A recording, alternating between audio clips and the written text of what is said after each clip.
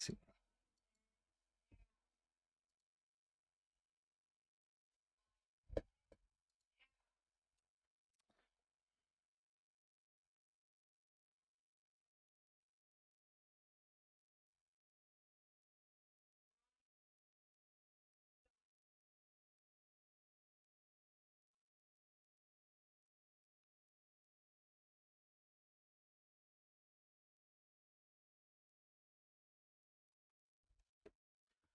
Do you think Trump moving towards? Do you think Trump is moving towards being pro-Ukraine? No, he just got his ego touched, and he's upset about it. That's it. He's definitely not pro-Ukraine.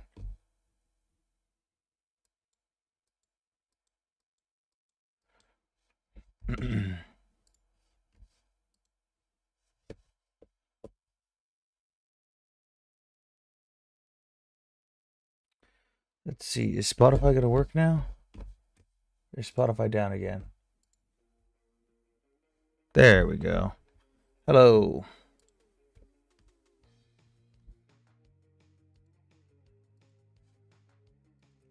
All right, this whole thing.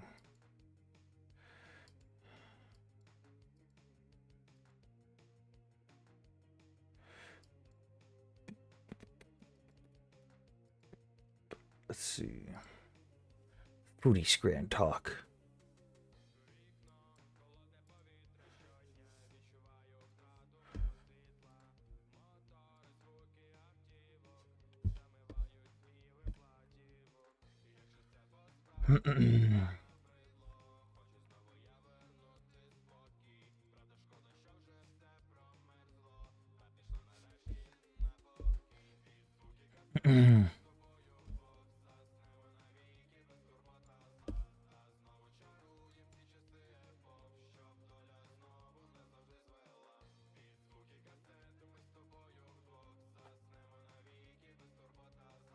What a Pulitzer.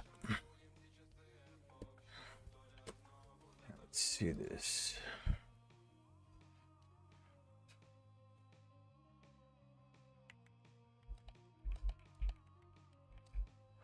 Okay, so are their lives going forward? Yeah, for now.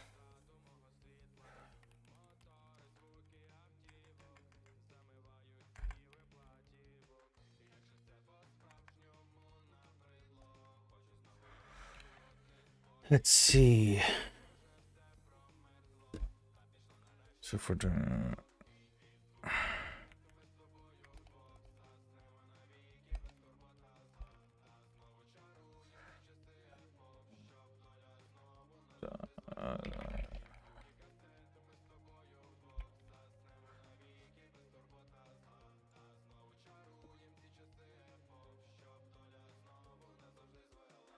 let's see.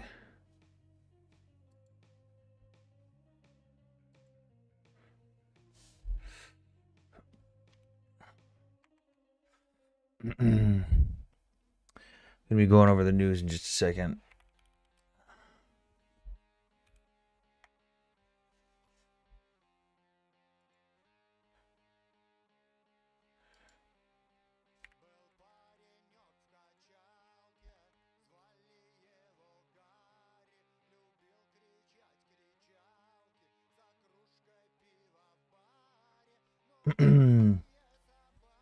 A thousand is a thousand. So we need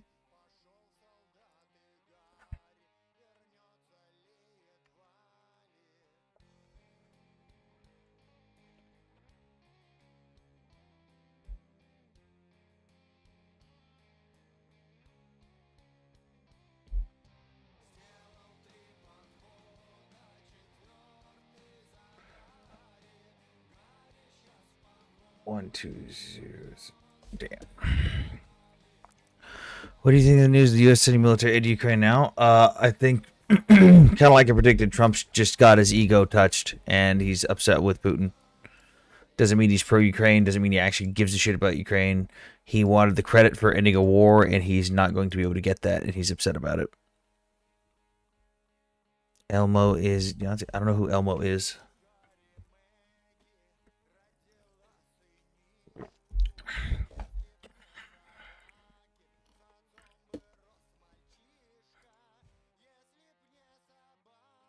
let's see this.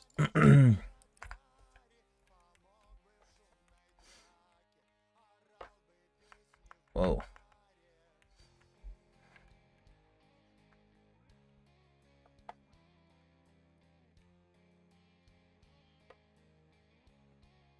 Where's my key? Wait, what? Look like you did it. Where's my keyboard rock? What did I do? Okay, what is...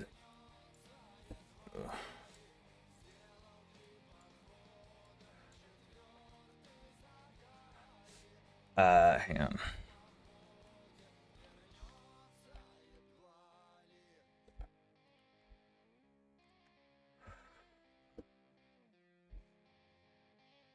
Okay, so we do 10. Let's see. Where's the fucking 10 coin gifts? How do we reset this? We need the 10 coin gifts. Tiny. There we go.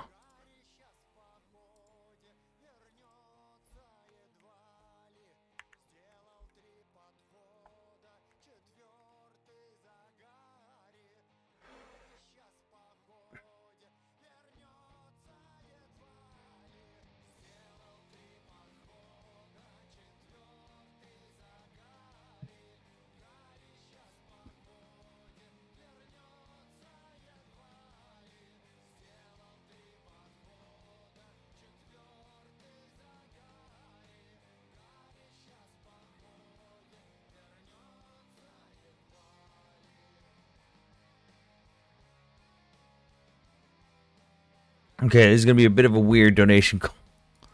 So, I've calculated basically based on what TikTok takes out of the goal and what I'm going to get receiving it. We are trying to get some money for a vehicle for one of my friends in the Ukrainian military right now. He was my interpreter when I was over in Ukraine, and he's now in a unit, and he is we're trying to get him a vehicle so that he can use it to help his unit get around supplies and everything. So I don't think we'll get anywhere near that right now, the goal, obviously, because that's a lot of fucking money. But if you guys do want to help out and donate, feel free to donate. Feel free to subscribe. Again, everything we make from this channel, period, goes to that. You can also just go to the link tree in the bio and do the same thing there. Russia's using chemical weapons in Ukraine? Yep, have been since the very beginning. Do you think that European countries will send those 17 Patriot systems to Ukraine? We'll see what actually happens.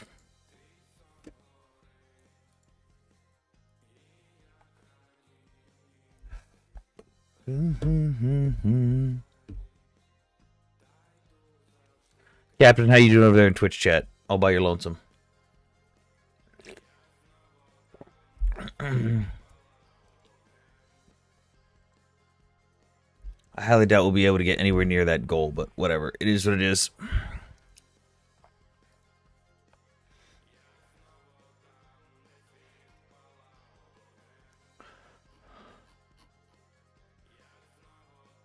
Where did...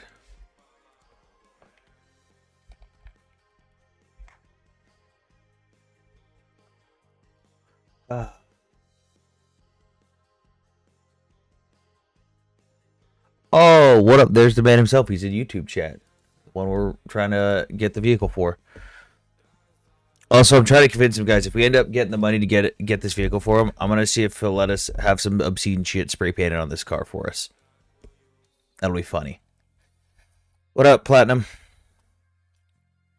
Captain, you're not the only one in Twitch chat. Let's go. Let's see.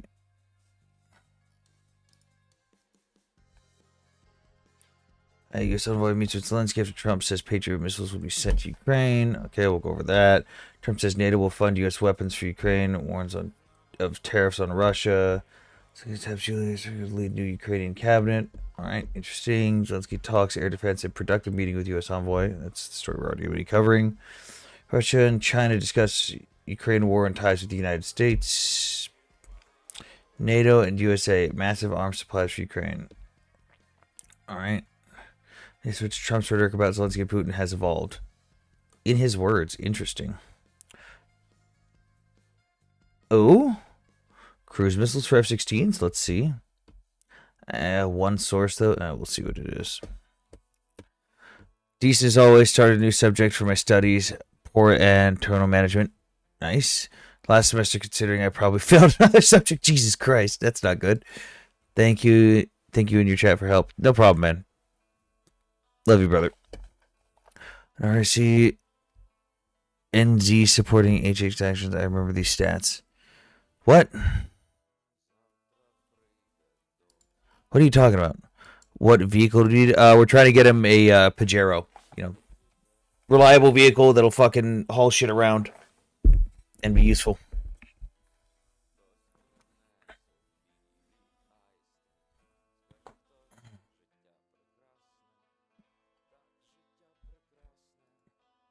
By the way, when I lived in Japan, I wanted a Pajero Mini so bad. The Minis were fucking dope. I would have loved to have a Pajero Mini. Let me ask around. Well, we got to get the funding for it, Emma. We got to get the funding first. Does the U.S. have chemical weapons, or are they obsolete? Actually, we had chemical weapons, and ahead of schedule, we completed getting rid of them. So basically, we were disposing of them in a environmentally friendly manner per a couple of treaties we signed, and then we completed that objective like 4 years early. Let's see if I can actually find the story on that. U.S. completes chemical weapons disposal early.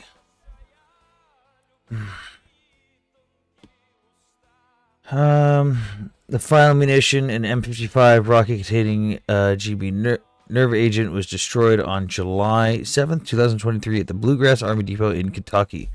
This accomplishment fulfills U.S. commitment to the Chemical Weapons Convention. Yes, we did it earlier. Neat.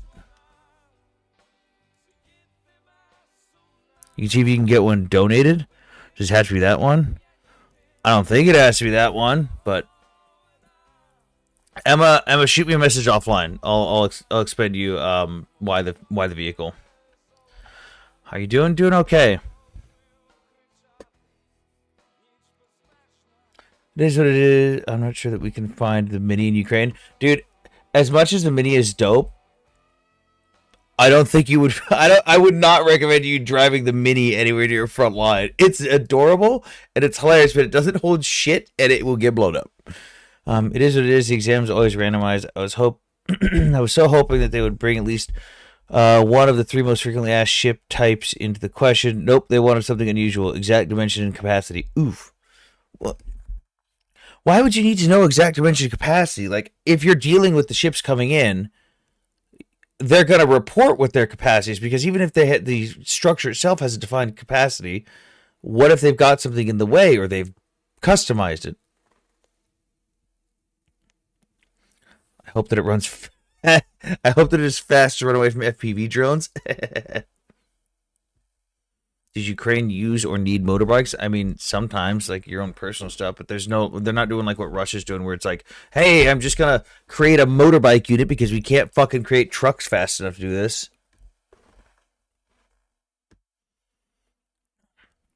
Congratulations, person with goat in their name. You've done it. You've freed Palestine. Congratulations. A lot of cars, lots. I told him to get a lot of Emma, and he didn't want a lot of. We need motorbikes. Yeah, I mean, you need them. Like I have not seen any units using them in a structured capacity because it's for brokerage. So procuring the whole ship itself. I mean, even then, Captain. Like, what if they're modifying it? The base model doesn't mean it's the same every time. So you are blind to its deer. TikTok Studio shows it as a goat. On my computer screen, it shows up as a small goat. And then there's a star next to it. It's kind of blurry. What up, Screw Attack? His envoy meets with Zelensky. Trump's envoy arrived in Kyiv as the U.S. pledged to send Patriot missiles to Ukraine. Trump accused Zelensky of prolonging the war and called him a dictator of the elections while criticizing Putin. Yep, that's the old stuff. A top Trump ally said weapons will flow at a record level to help Ukraine defend itself, signaling a shift in Trump's toward. This is what I called. I called this fucking months ago. He was gonna get butt touched. He was gonna get pissed off at Zelensky. He was gonna cut off aid. He thought he was gonna get somewhere with Putin. Putin was gonna piss him off and make Trump look bad, and Trump was gonna go, "Fine, Ukraine, take what you need." I fucking called this. That's very true. That is a good question, dude. Seriously, Captain, bring that up. Like, hey, standard isn't always standard. The base model doesn't mean the base model. The base model could, like, seriously, if let's say I'm procuring a ship and I have the base model, and I go, hey, what modification options do you offer? Like, what? Very often you can't just use vehicles or armored vehicles. You have to walk for 20 plus kilometers to bring stuff on position. So bikes is better than anything. Yeah, like once you get close to the actual final position. I'll send you my number for Signal or WhatsApp after. Do we not have each other? I thought we had each other on Signal. Um,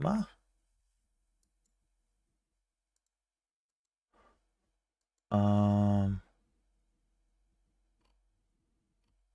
I thought we had each other on Signal. Interesting. We might. Shit. Nope. We do not. Gemma or Emma, Jason should have my. I combined Emma with Jason. Jason should have my info if you want to go through him. Uh,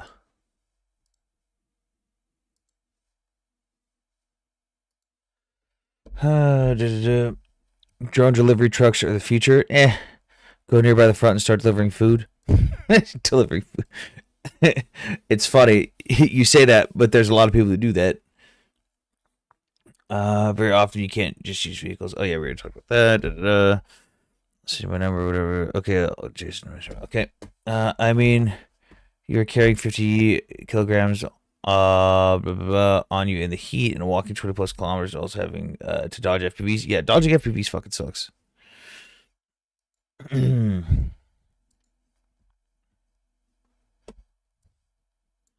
Let's see.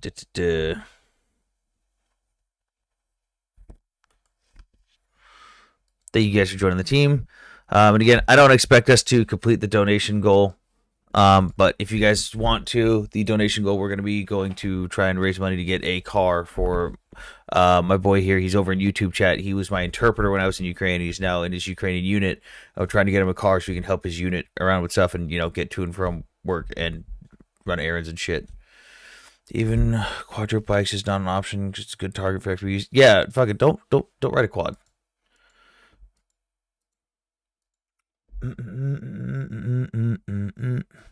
Emma, actually, I'm gonna see if I can. I'm gonna see if I can shoot you a DM on here. I'm gonna shoot you a message real quick, Emma. And I'll give you my phone number for Signal. If TikTok loads. All right. There we go.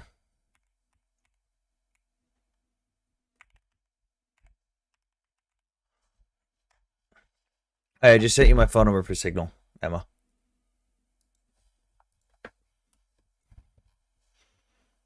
All right, let's see. Hey, Zelensky meets with the U.S. envoy Kellogg as U.S. pledges more Patriot missiles to Ukraine. Oh, all right. There's no article. It's just a video. Fucking all right.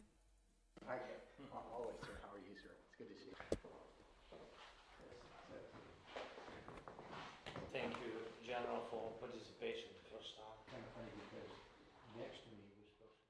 We had very good conversation with General just now, and thank you, General, for coming. And thanks. We have often meetings with you and your team. Thanks to your team also for coming to Kiev. Thank you so much.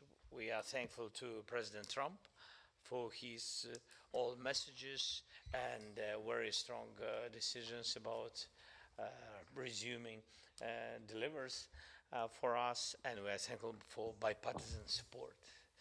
And of course, we had very good conversation in Hague, and we had with president, and we had very good phone conversation. We made some decisions, very positive for both countries, and just now we spoke about air defense with general. All right. That wasn't very detailed, but all right. What up, Vladimir? Okay, what's he say to YouTube chat? You can send delivery by drones, but it's nothing. Yeah. Even big drones is not an option because it's easy to lose. Yep. They get hit by FPVs, or they just lose service because of all the electronic warfare. Well, you have to decide with chat what you want to paint the car. But yeah, chat. If we help raise this money to get this vehicle, we get to decide what gets painted on the car. Let's put a bunch of penises on it. Chat, we can make him put penises on his car that he takes to the front lines. Come on, we can do this. Ryzen 7 7700X. Ooh, that would be a good option right now. Trying to help a friend build a computer, try to find some good options for him right now. What's Ryzen 7 3700X? Ew.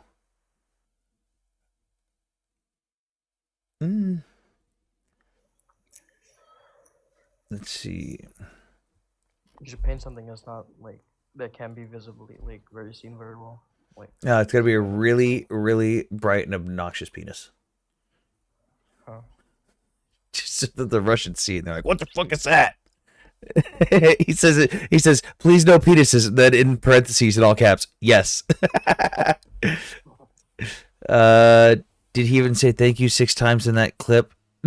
Audio, did he say thank you enough?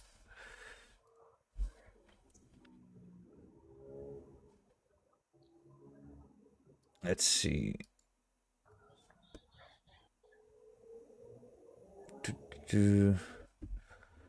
Building someone a computer right now. What kind of graphics card are we gonna get them? Video card.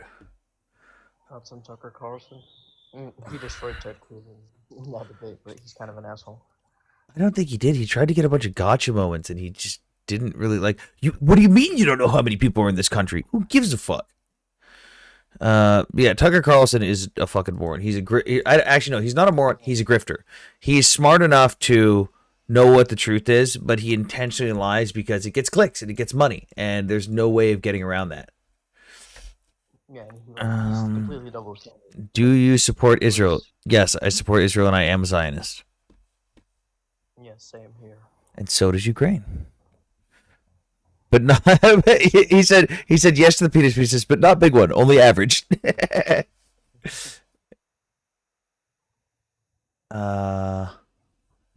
see, we add a 5070 graphics card to this thing. That'll probably be good.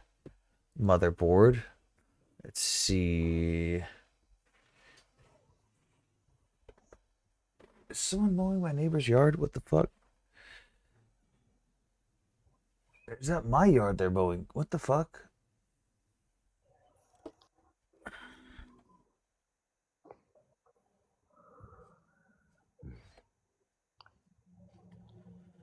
Let's see here.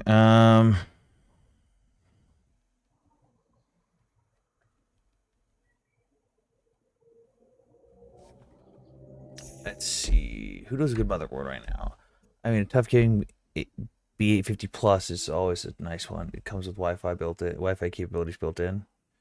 How many M.2 slots does it have though? Did you see Trump meeting with Mark Rutte? He gave Putin 50 fucking days, and then he's gonna put tariffs on him. Yeah, we'll see what happens. You're a geopolitical expert, so how much do you hate Israel? The crazy thing is I don't. Because being actually educated on this topic and the nuances of things that go on within the Middle East and the alliances between the United States, Israel, and the West inherently does not mean that I should hate Israel. How many M.2 slots does it have? Okay, it has 1, 2, 3. Ooh, 3 M.2 slots. Yeah, let's add this one. Add. Oh no, I don't want to buy it. I want to add it to the list. Add to parts list.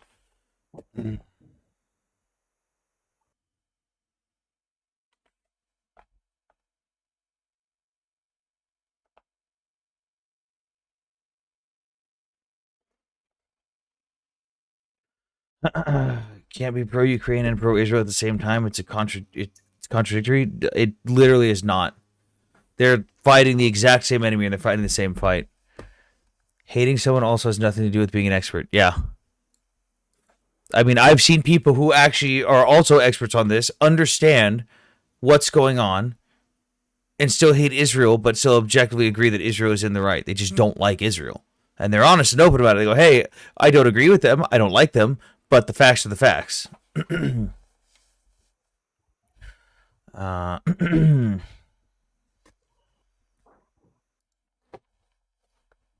see. We'll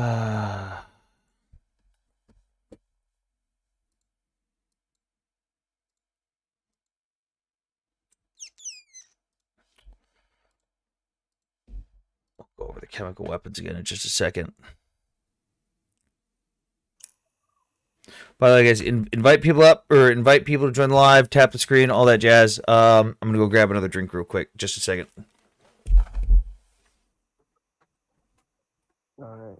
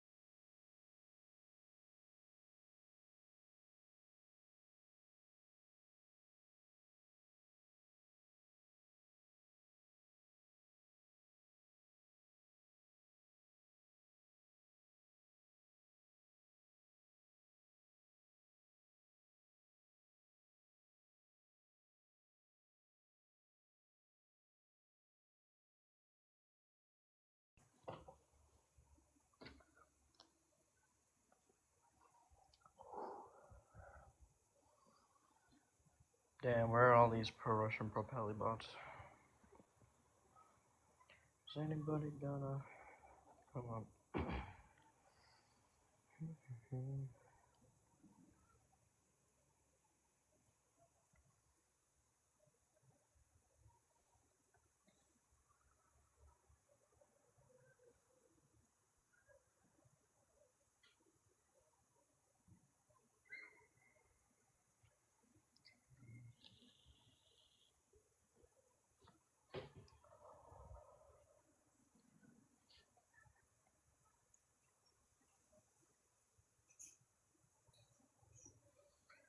Russia keeps pushing hard. Well, you can keep pushing, but just don't fucking me grinder. All right. Go back. Oh, the chemical weapons thing. Yeah, they've been doing that a while. Oh, we lost viewers? Great. I understand it didn't like them. Simply because innocent people are dying in Gaza. Yep.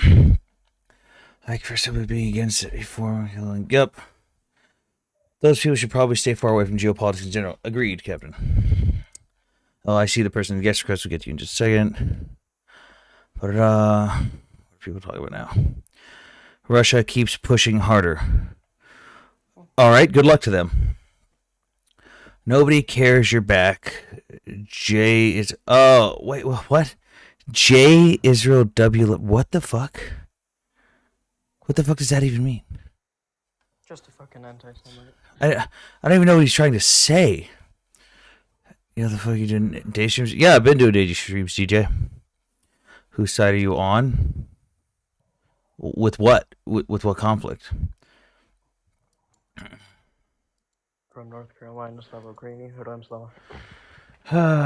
Did you see that humanitarian rights said it's something about 800 or about the IDF shooting 800 innocent civilians dead trying to get aid? I'm not home to look it up. Yeah, I saw some claims about that, and then multiple organizations, including the BBC, fully retracted their stories because the Gazan Humanitarian Foundation, run by Gazans, came out and said, "Hey, that's not true. It's actually the opposite." What's up, Swerbell? What's up? I think what handsome dude is saying is Jew lover. I think that's his little code. Yeah, but like to replace the Just E with whatever. to replace the E with a flag is just like you'd think they'd be more creative with when they're being openly anti-Semitic. Sure.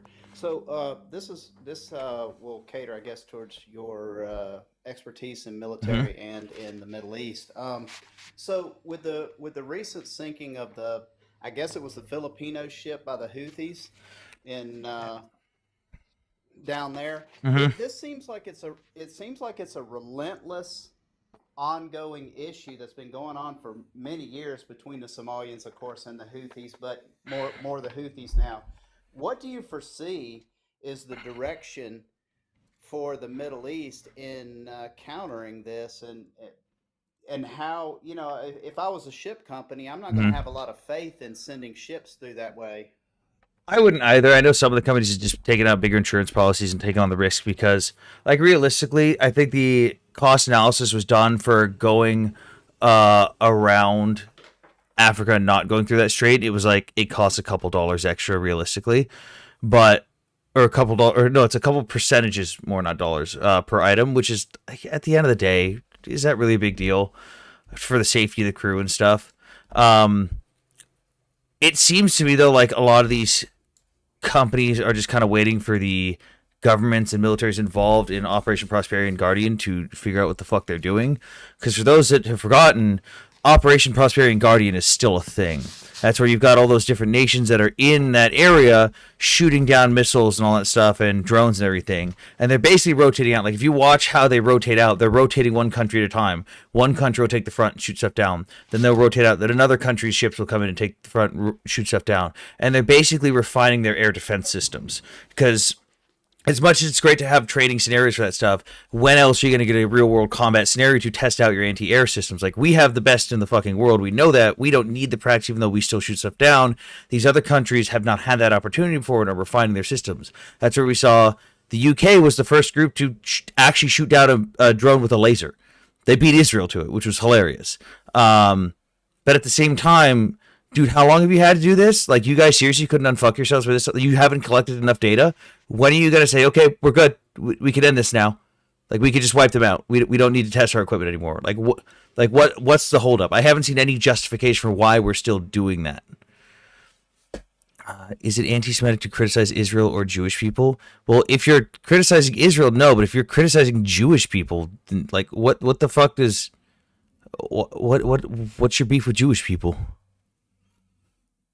Yeah.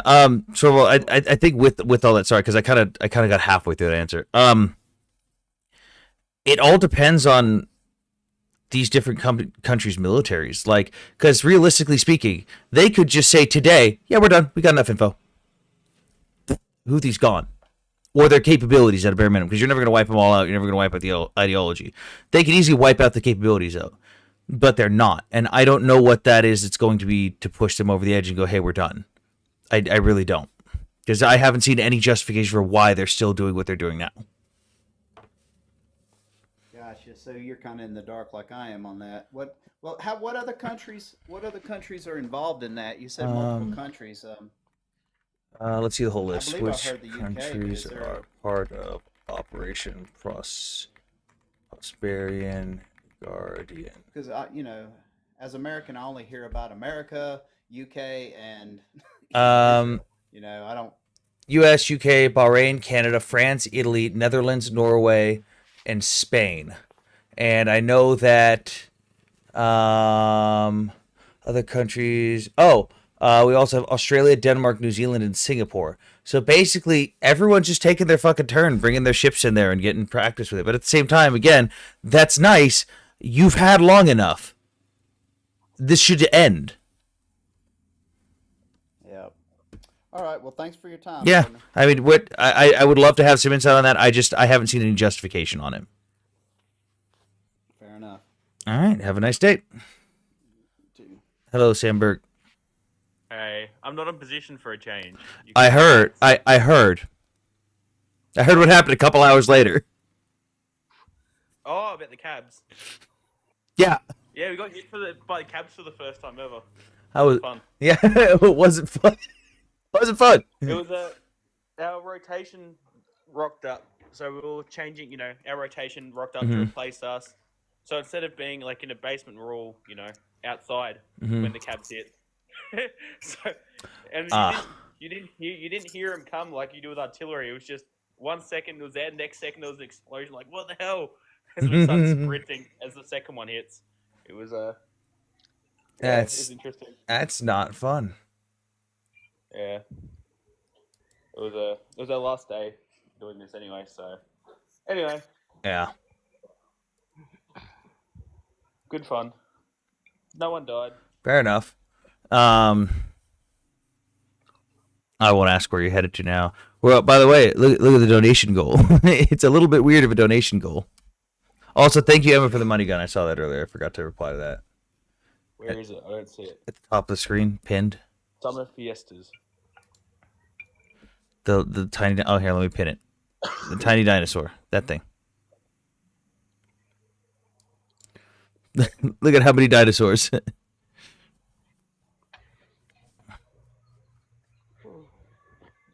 Yeah, I see. Interesting. 120,000. We're trying to get we're trying to get someone a Pajero. And if we get it and we raise the money, either through TikTok or other means, we can spray paint whatever we want on it. Cool. See, I missed another Africa live last night. God damn it, did I really? Fuck. Do you believe your service in the Middle East was for a valid reason? I mean, it depends on where you're referring to and like what each individual person's reason was. I lived and operated in the Middle East. Sure, please educate me. Okay, on what? On what? What about the? That's like me said. I've lived in California. Educate me on California. It's like what about it? Also, Sam, Mm-hmm. I have my 2 new ones. Ooh, you got your awards. Yeah. Very My nice. 2 new ones. My UBD, so just a combat veteran one, and then like that purple heart thing. Very nice. Yeah. Happy days. Let's Oh, I'm not see. sure if I showed you this yet, actually. Maybe you'll like it. Is that a dress? Oh, they actually gave you a dress uniform? Yeah, I had to pay for it, though. Wow. Ooh, ask $10 a head for your name on it. Oh, that would be interesting. Like, if you donate $10, you can put whatever your name is that you want on it. Oh. Oh, shit, a hat. Yeehaw. Thank you. Yeehaw. That would actually be a good idea. Hey, for $10, you get your name on this thing.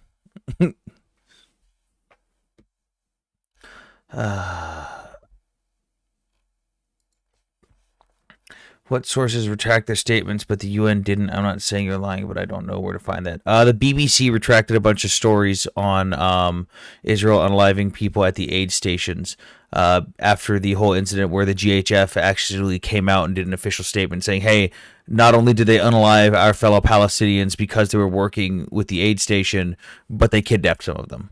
There was 2 buses full of a dozen people each that got attacked by Hamas, ambushed, and many people kidnapped. Look up the statements from the Gaza Humanitarian Foundation. You'll find the info on it from there. You can paint anything on the car, but not that. Okay, yeah, I know. Will China attack Taiwan? I mean, we're estimating it around October 2027, but depends on what the geopolitical landscape is at the time. Like, if they see that it's not going to be worth it and there's a slight chance of failure, there's a good chance they won't. I have a question. I hope it's not offensive or wrong to ask. Do you mind? Go ahead and ask.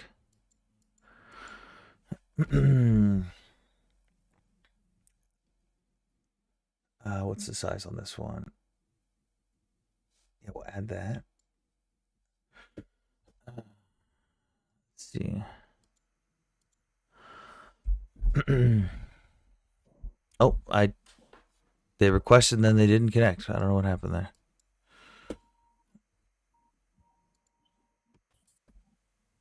Question. What? So when is Trump annexing Gaza? We're not. God, that would be so fucking stupid. So, quick question. Do What's you up? remember what the units or the individuals are called that are Palestinians, either from Gaza or the West Bank, and they work with the IDF? They're even armed in many cases. And it's either on an individual level or they're assigned from the PA to work with the IDF. From the wait, assigned with the PA. I know what family you're talking about. But when you said assigned with the from the PA, now I don't know what you're talking about. Well, that's the thing. I can't remember all the details. Yeah, there's a. I'm not talking about the family that recently, Yeah, not that one where everyone was like, "Oh my God, they're IS affiliates." If you remember, there was actually a video that came out where everyone thought it was an IDF soldier getting dragged and then, unalived by Hamas or whatever. But the weapon system and everything else, everybody figured out it was actually a Palestinian from the West Bank or Gaza, whatever. It actually is part of. It's like an auxiliary unit to the IDF. Yeah. They work with special ops or whatever, and they. I can't remember what they're called, but it's very, very specific. And there's an article that Bro thinks was throwing around where they use these Palestinian human shields, and the way it's described. Yeah, I know. In terms of how I don't even pay attention anymore because he half reads most of the shit he uses as a source now. It's not even worth engaging with him on it. It honestly isn't. I know, but the way the article reads, you or I would read it as, okay, these would be back in Iraq, we had interpreters or we had American Iraqis or American Afghans that were integrated into our forces. Sometimes we would arm them and train them. Sometimes we wouldn't, just depending on the situation.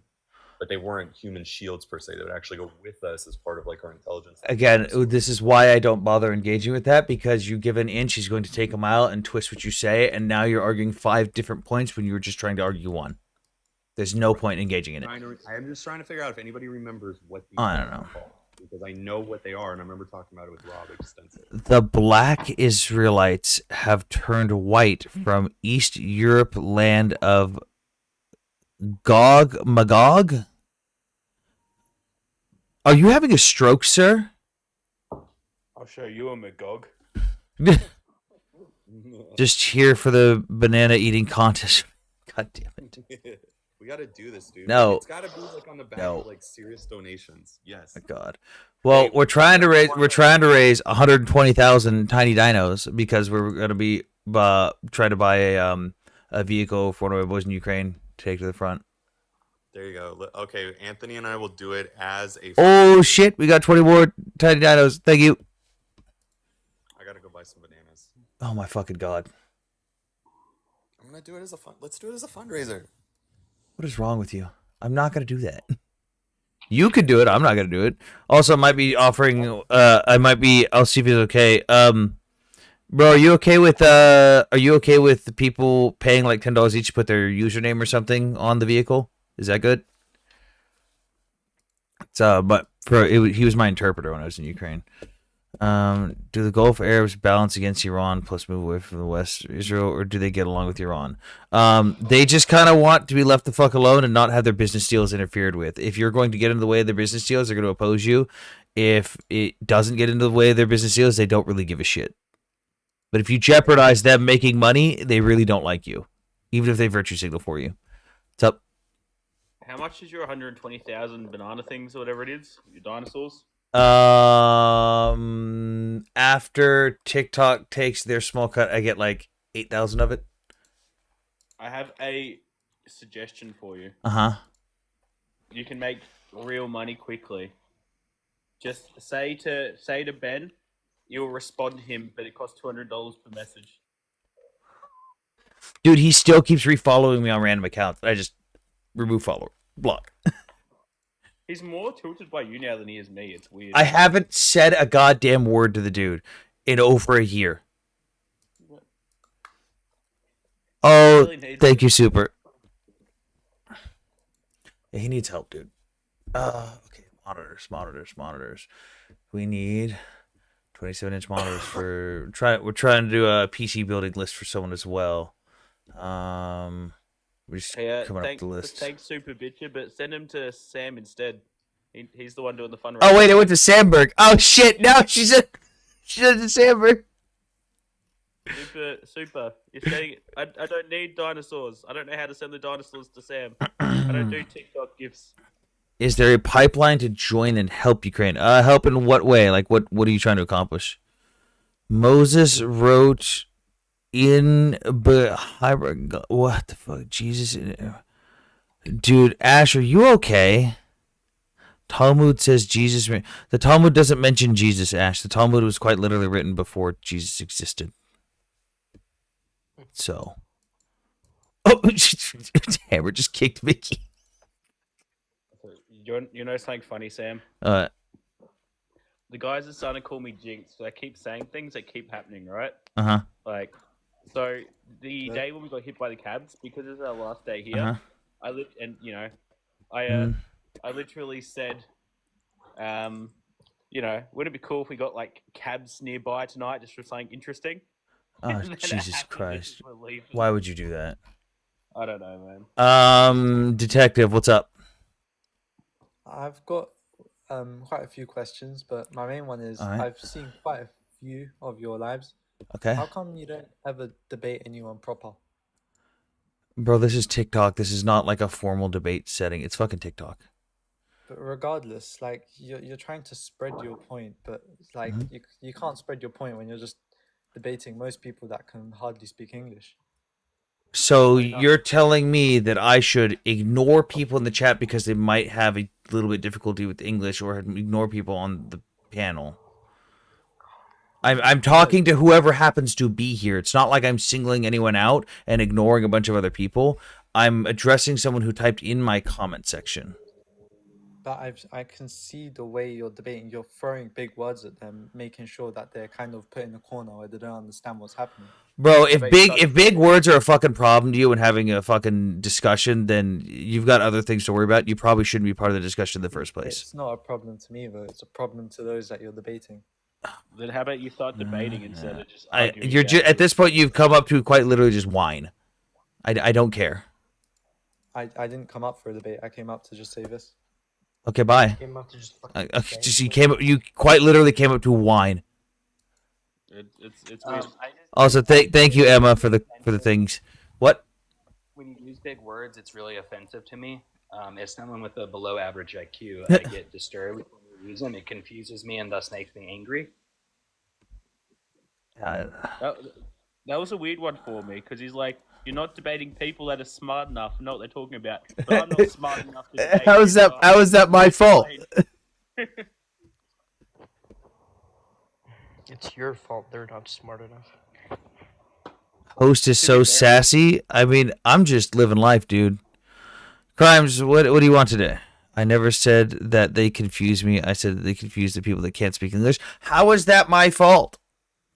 Should I now dumb myself down because someone who doesn't know what they're talking about also happens to not speak English that well? He's literally just complaining that you're not multilingual. Like, this is an English live. What does he expect? It's like, go to a different language live if you have a problem with it. Ow, fuck. Again, thank you guys for the donations and stuff. Anything we make off these, again, if it's going, we've got my interpreter from when I was in Ukraine. He's in the YouTube chat right now. And we're raising funds to get him a vehicle to be able to take to the front lines with his unit and stuff. So he says that we can determine what gets painted onto the vehicle. I think we might... he says, I have issues with English, by the way. Yeah, I mean, he has issues with English too, but he was my interpreter. Ron, are you okay? Ron, are you okay with... Are you okay with us doing, like, people get their username on the vehicle or something? Like, if we do $10 a pop, like, you can get your username? Is that a thing you'd be okay with? We're trying to get him a Pajero. Is there a way for an American to get to the front line? Wait, are you saying get to the front line or get frontline support? I'm just, what do you I'm gonna need you to be a little bit more specific, Knight. No problem, man. It's even funnier. Micron welcomes you. Nice. Guys, just remember we're currently at over 80 viewers. Tap the screen. Yeah. Good point, Captain. Yeah, tap the screen, guys.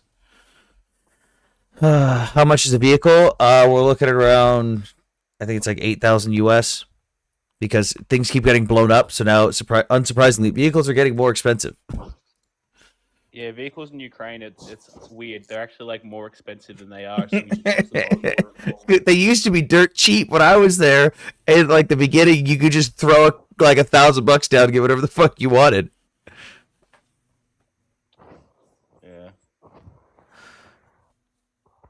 How is it that the director? How is it that the director FBI is Indian with an Israeli IDF girlfriend? How is that not a controversy? What the fuck?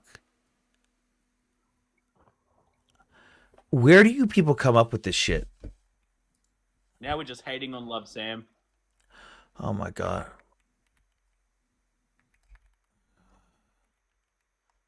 I don't understand.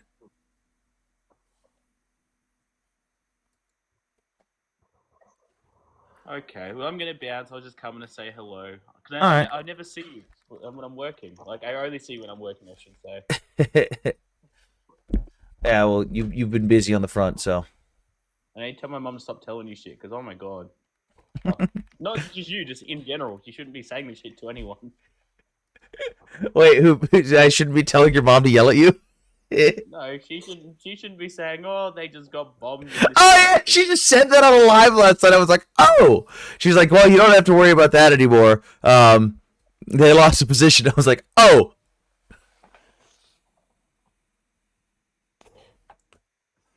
Mossad did 9/11. You should know that. At least, come on, prove it.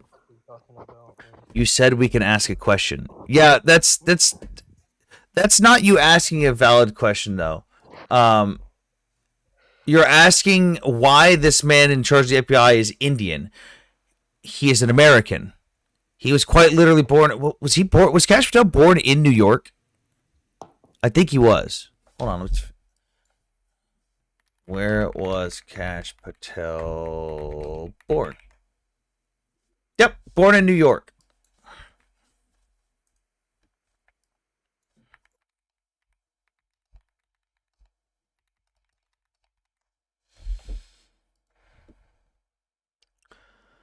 I don't understand these things.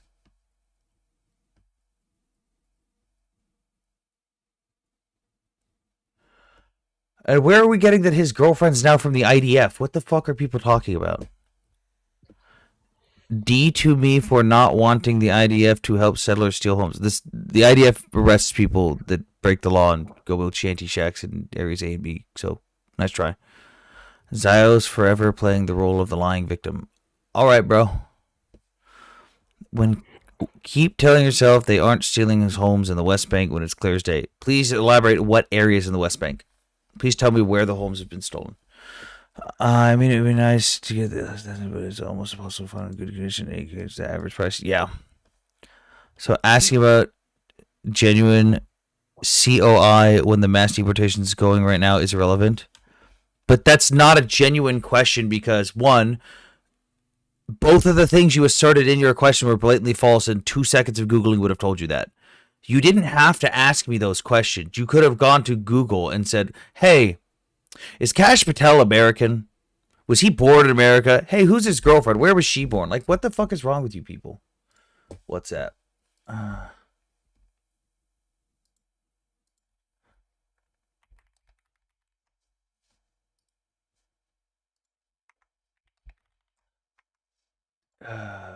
Yes, Hammer, I know the Talmud was written after Jesus. I said that. Read about France. One. You support Israel. Yes. The IDF lets settlers go quick. Okay, cool. Mappa, I asked again, what area? What area is this occurring in the West Bank? Please tell me. Area A, B, or C? Banished from it's 200 countries now. So it's the Jews are banished from 200 countries now. It's no longer the fake list of 109 or 110. We're up to 200. Interesting. So, Sam, did you see that they made an announcement today that France it had to go through a couple of different levels for approval, but has granted asylum to Gazans. It came out, Rip yeah. France. Rip France, everyone. It's great. It is great news. It's amazing. Rip France. We don't have to worry about anybody starving. We don't have to worry about the fact that, the buildings are the way that they are. Asylum in France. It's amazing. Jesus Christ. Great news. They're so fucked. They're so fucked. They said wanted banished. this. Yeah, Tango. I know they said banished. I also like how there's now 200 countries, even though there's not even 200 recognized countries in the world. Who did the U.S. sanction in recently, or no, who did the U.S. recently sanction in Israel and why? I'm sure you know the answer. Would you like to give me the name you're referring to instead of spamming in the comments like a child? Also, again, thank you guys for all the donations with the donation goal. We're slowly working our way there. We're 240th of the way there. Thought there was only 195 countries. Yeah. Why don't you talk It's about not even that? They should have to list them out. OS, They can list out all the countries. OS, I will talk about it if you are specific with what you are asking. I'm sitting right here. I'm not running away from anything. When you ask vague questions, I give vague answers. What do you think when they say Israel is committing a genocide? I think that they are using emotionality and not looking at the statistics and facts, and that they're just wrong. Because if you look at all statistics and facts and objectivity with the conflict that's going on, by definition, it is not a genocide. This is a direct question. No, OS, it's an intentional.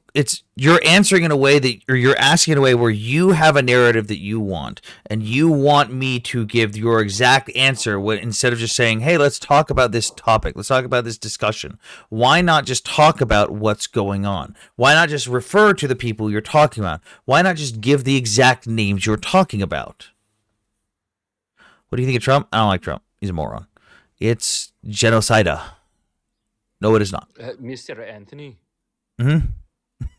why are you Jew? Why are you, dude? It's like why are you gay? But why are you Jew? Why are you Jew? Oh my god, I gotta edit that interview. Be like, why are you Jew?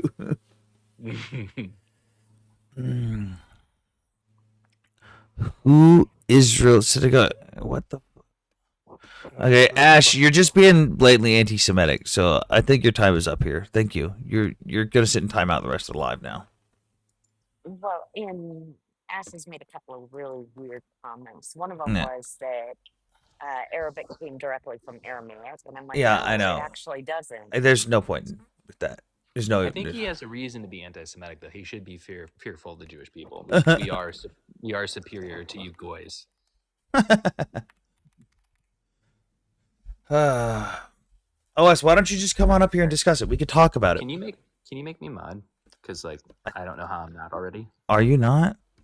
No, it's offensive. I don't even fucking ask God. for anybody for that, but this OS photography spammed my live, and now he's spamming yours, and I just want him to come up and debate. The only way you're gonna. Here, I can just do this where I'm gonna put you in a timeout, OS. If you want to discuss this, just come on up and discuss it. You've been muted and invited. And he just spammed it again. How do you do that? Oh well, I just hit mute.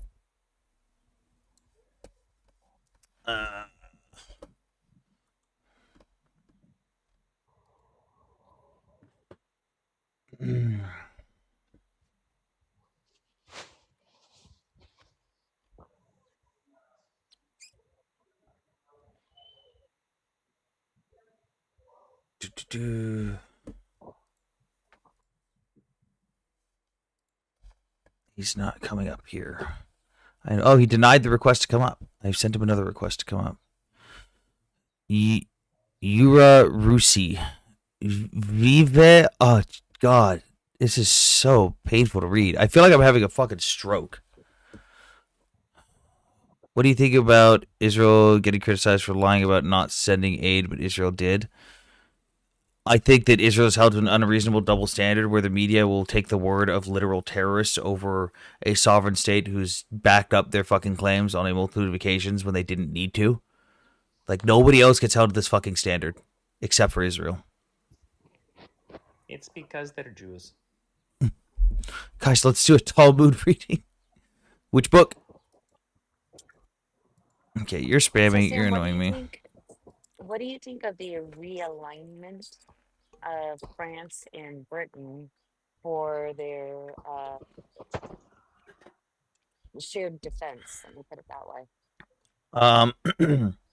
Did you read about that? I'm a little bit Or did you see irritated. it? I'm a little bit irritated that France called this shit way back during the Cold War, and then was a hypocrite and didn't abide by what they were calling out in the first place. We saw during the Cold War, France looked at everyone in NATO and was like, "Damn, having the U.S. around is pretty nice. Like, this is great. But what if America's not here one day? We should probably prepare for that." And the rest of NATO was like, "Nah, we're fine." And France was like, "Yeah, maybe you guys are right. They didn't do shit." And now we're seeing a bite you in the ass moment where they're like, "Oh, we probably should have done something." And I feel like I wouldn't say too little, too late. It's definitely late, and it's definitely too little, in my opinion, with regards to everything they're doing. But I don't think it's too late. They still have a chance to unfuck themselves. I just think it's really irritating how long it's taken them to come to that realization before they even get started. Hey, Anthony, Mhm. Ballsack in the comments. Oh, I guess that's Sal Slazak.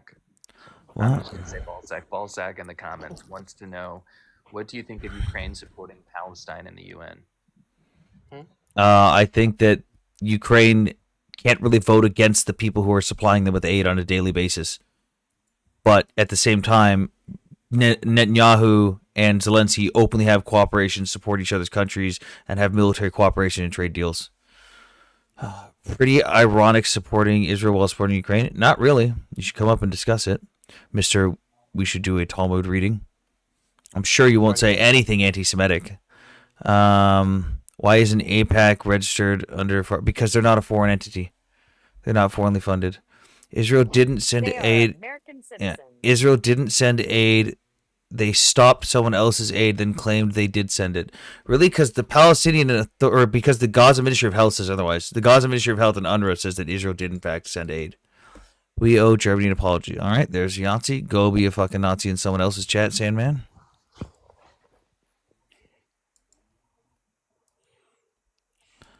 What is happening in Gaza? A war. That was started by each group. Yeah. So Sam, I'd like to Oh, ask yep. And you there's about there's Poland. a Heil H man right there. Can I ask you about Poland and what?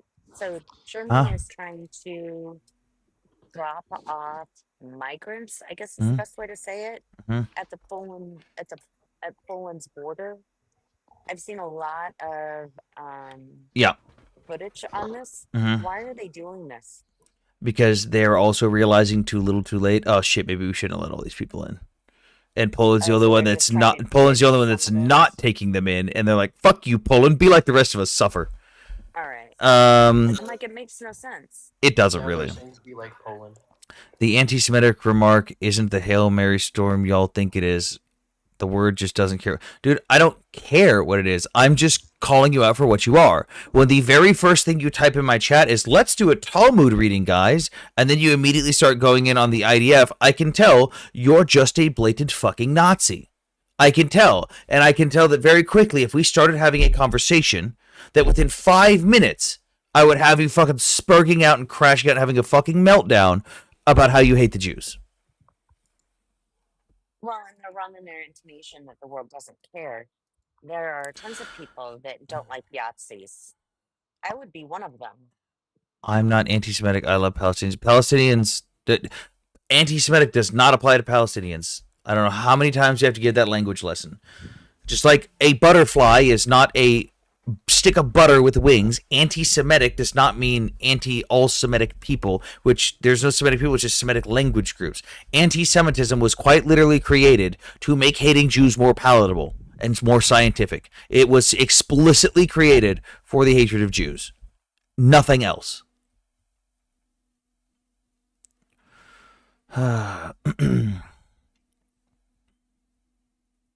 I like how we can still have the topic on screen being something about Ukraine and somehow pro-Palestinian still find a way to just go after the Jews. Still. All right, Sam. So let me ask you this. In Uh-huh. the history of, because I know that you know a lot about military history, war history. Yep. In the history of all wars, Mm-hmm. in any genocide that has occurred, Mm-hmm. have they had representation where they've been able to speak with other world leaders?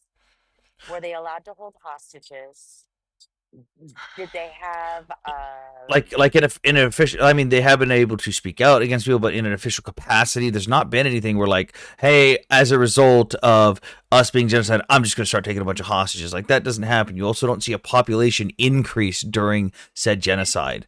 Like that's just not a thing. Like this would be the only genocide in the history of genocides where the population has gone up, not just since since every claim of the start of genocide with Palestinians. Every single time they've claimed it, the population has skyrocketed for all of those instances, especially this do one. they have ceasefires where they can negotiate for a ceasefire in a genocide? Sometimes, Yeah. yeah, Yiddish isn't a Semitic language. Isn't Semitic? It's German.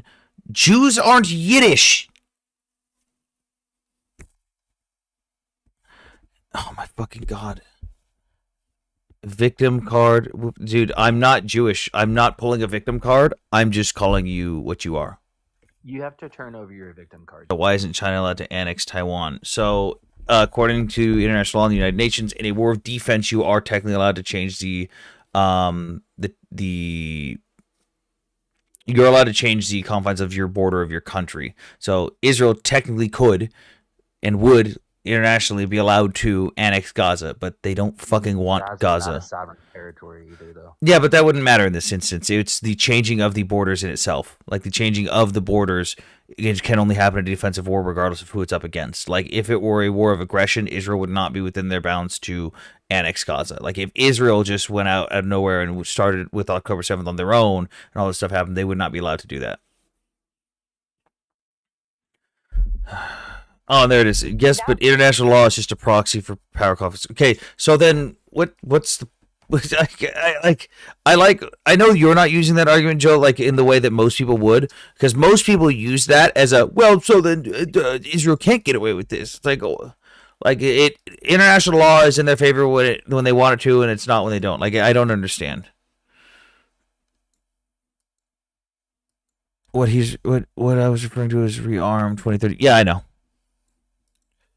Like, this is the funniest comment I've ever seen. The IDF committed 1,000 October 7th before October 7th. I'm just curious, calm down. Can you just Google for me real quickly how many Palestinians have been unalived by Israelis since 1948? That would be fantastic. Hello. Because you have to take 1,200 and multiply it by 1,000.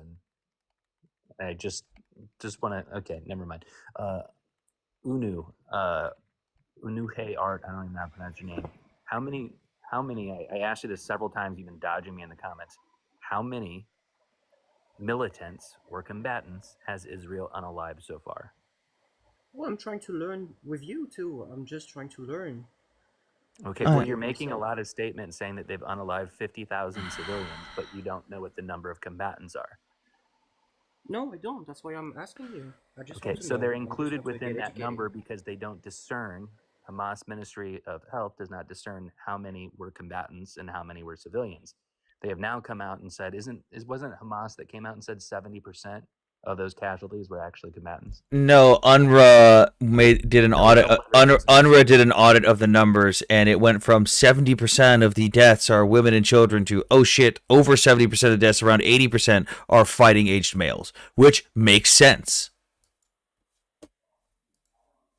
Deet, thank you for coming. I'm going to clear that a little bit so we don't get too much on one side.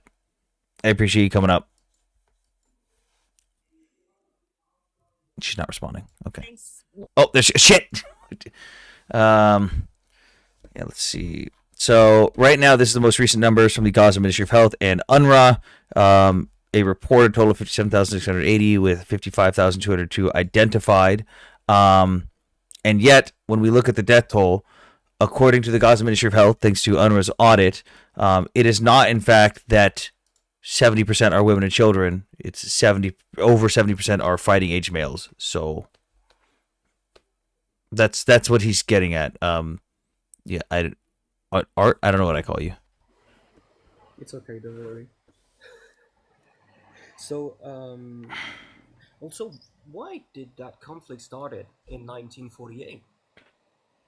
Because the land was supposed to be divided up. So you have the British Mandate of Palestine, which includes what we would now know today as Jordan. It was known as Transjordan. It was part of the British Mandate of Palestine. The British promised both the Arabs who helped them overthrow the Ottoman Empire, and also the Jews a country. So part of the verbiage of the British Mandate of Palestine, the actual writing of it, is that they will make a Jewish home, and also the Arabs would get their country. Well, the Arabs got their country. They got Jordan. And then they were gonna okay, how do we divide up the rest of the land? Well, the Jews are the majority in this area. The Arabs are the majority in this area. Let's divide that up. Let's have a vote on it. And the Jews would, yeah, we'll take whatever. We'll take anything you fucking. We don't like it, but we'll take it. By the way, the area of Jordan or Transjordan took up 78% of that mandate. So what was left? That 22% that was left over. That's what was going to be divided up between Arabs and Jews. The Arabs didn't want that. They said not only no, but fuck no. And it was voted on, didn't go through. Israel said, okay, fine. Or the Jews say, okay, fine, we declare independence. If you're already here, you can stay here. Just live peacefully, just whatever. Man, just stay here. We'll all have a country. We'll all be peaceful. And the Arab nation said, nope, we're going to start a war. And they invaded, got their asses handed to them, and have been crying victim ever since. Okay. Thank you.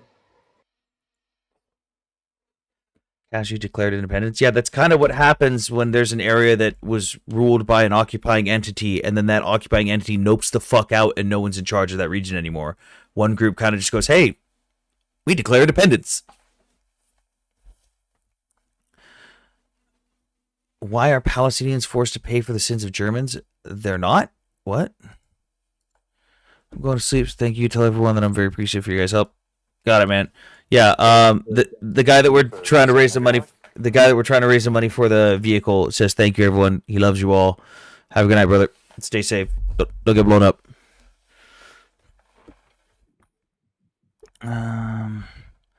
He's had more land from the beginning. They got 55%. What?